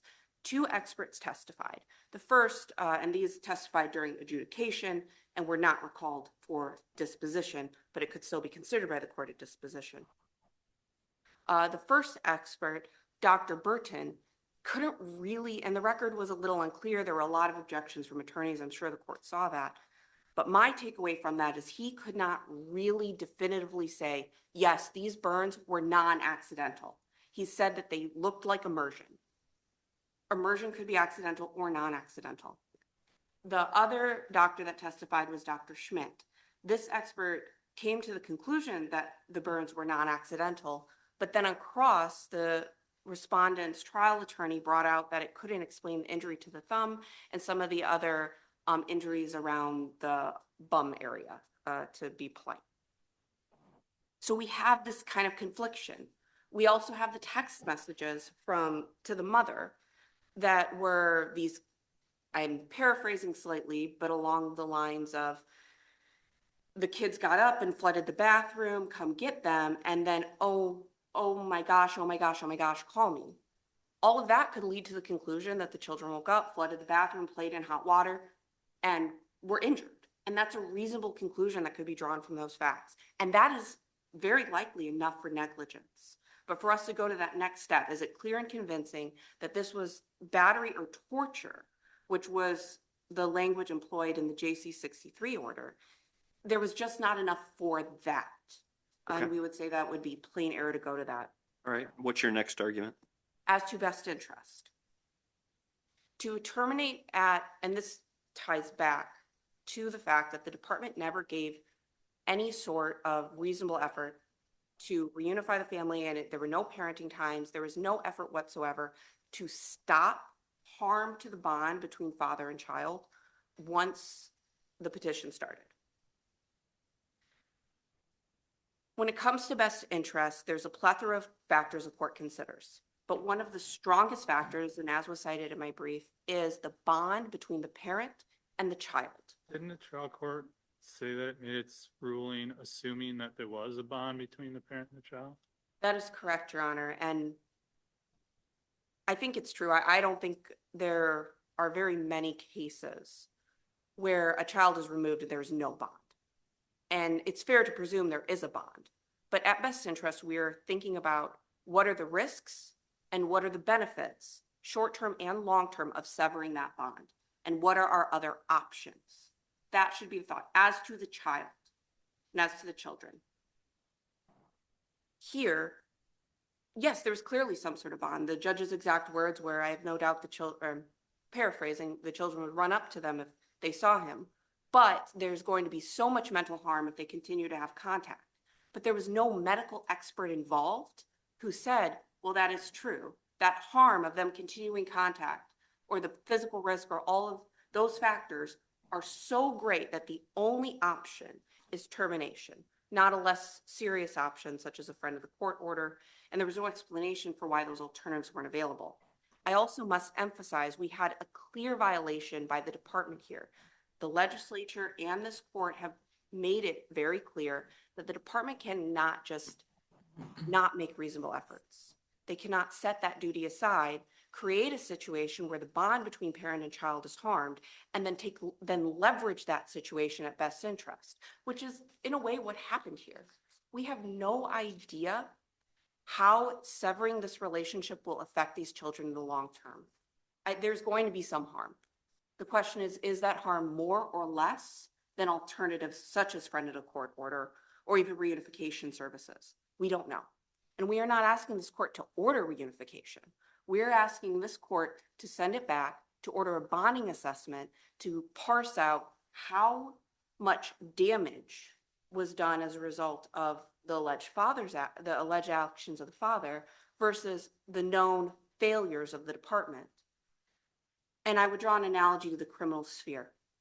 In the criminal sphere, if an officer conducts an unlawful search, they do not then get to reap any benefit from that unlawful search. It is fruit of the poisonous tree. So even if they find evidence of a crime in that search, it is not admissible. But for your argument to hold, correct me if I'm wrong, we have to agree with you that there were not aggravating circumstances at the outset, right? Because I would say they have to, DHHS has to provide reasonable efforts at reunification unless there's an aggravating circumstance under the statute. Sorry, geez. Thank you. Is that correct? And if there was supposed to be reasonable efforts, it gets sent back anyways. Like this argument that you're making, I get why you're making it, but it all depends on whether reasonable efforts were even required. And if they were required, you get a reversal and a remand anyways. I would say there are two paths we could go here. Path one is there was no aggravating circumstances, in which case there must be reasonable efforts. Right. If the court says there was aggravating circumstances, then the path we're going down is about best interest. And was there then a preponderance of the evidence as to best interest? For the best interest consideration, the court did not properly consider, number one, a bonding assessment when that should have been considered here given these facts. We're not asking this court to order a bonding assessment in all circumstances. We are saying we have children who were separated from, there's still an obligation under 712, I forget the full statute, 712 for visitations of a young child, which those were not occurring either. And in Mason as well, the spirit of Mason is that you can't just say, well, the parent's in jail, we don't have to do anything. Even though Mason would apply, obviously, post in a reunification situation, the idea is still there. You don't get to just say, well, we're the department, we don't want to do this. This would be difficult. The father's in jail. We're not going to try. That's the idea behind Mason. So going back to the best interest and to answer your question, we cannot allow the department to take advantage of its failure to act. And we are dealing with children who are very young, who have developmental delays. But I want to get back. Special needs. They only have a failure to act if they had a duty to act. And then they only had a duty to act if there were no aggravating circumstances here. I mean, I'm just saying, I think your argument rises or falls whether there were aggravating circumstances when it comes to the best interests. I understand what you're saying, Your Honor. So I respectfully disagree, because even if there were aggravating circumstances, there still must be a preponderance of the evidence for best interests of the children. And we did not have any information as to the bond between the father and the children. I guess I'm just pushing back. You can't blame DHHS for doing something that it wasn't required to do if there were aggravating circumstances. Now, I get your best interests, that there was there's separate reasons to consider the bond between the parent and the children. I get that. But you keep blaming DHHS, and I'm like, you only blame DHHS if they screwed up at the beginning and there were no aggravating circumstances. Okay. I understand the question now. I apologize. No, I would say even if they didn't screw up, to use a court's language. My very technical language. So even if they did not screw up, even if they properly provided reasonable efforts and they did everything they were supposed to, we still do not have a clear picture of that bond between the parent and the child and how severing that bond would impact the children in the long term. And we are dealing with children who are young, who have limited verbal abilities, who have developmental delays and neurodivergencies. We are dealing with very specific set of facts, and we had no medical expert coming in saying, if you take these kids, if you sever this bond entirely, here are going to be the long-term consequences. In my medical expert opinion, that was requested, that was denied. We are not asking this court in every case to order those sorts of analyses, but here it was needed because we don't know if in the long term, the decision to terminate will cause more mental harm than less mental harm. And I think we understand that. And then as to the same points, Your Honor, I would emphasize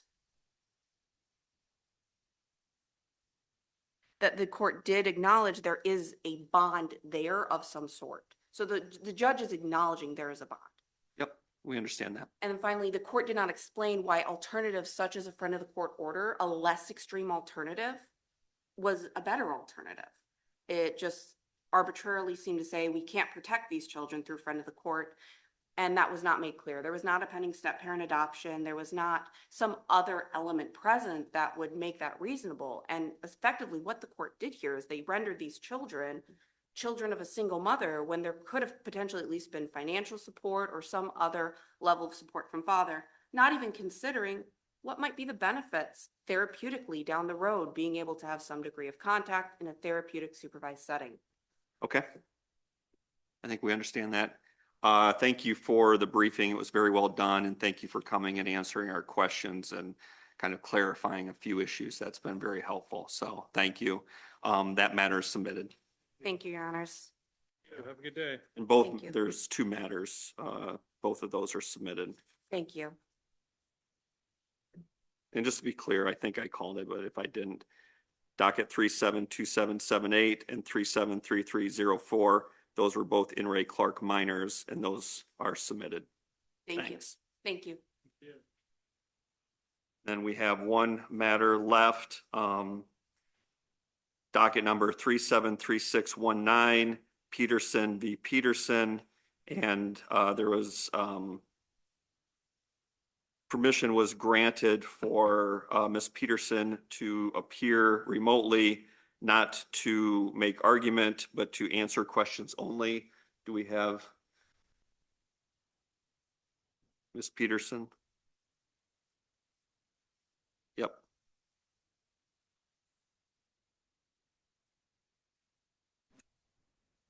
Ms. Peterson? Yes, Your Honor. Hi. Can you put your name on the record, please? My name is Alyssa Peterson for the record. Thank you. Just to kind of give you a very quick background, at the Court of Appeals level, far and away the most important tools that we have to make decisions are the written briefs, and you provided that, and it's been helpful. Oral argument really is for answering questions. Sometimes we'll have lawyers, like I think you probably have heard today, repeat what's in their brief. That's not always needed. And so you were given permission to appear to answer any questions. Judge Wallace, Judge Garrett, do either of you have questions? I do not. Thank you. I don't have questions either, and we've had the benefit of the briefing, and we've had the benefit of research memoranda prepared by our research attorneys. And so our expectation is we'll get an opinion out sometime within the next few weeks based on those written submissions. And so we thank you for appearing, and the matter is submitted. Thank you. I really appreciate this esteemed panel for giving me this opportunity. I really appreciate that. Thank you. And we appreciate you being willing to appear. And again, we rely at the appellate level mostly on the written submissions, and thank you.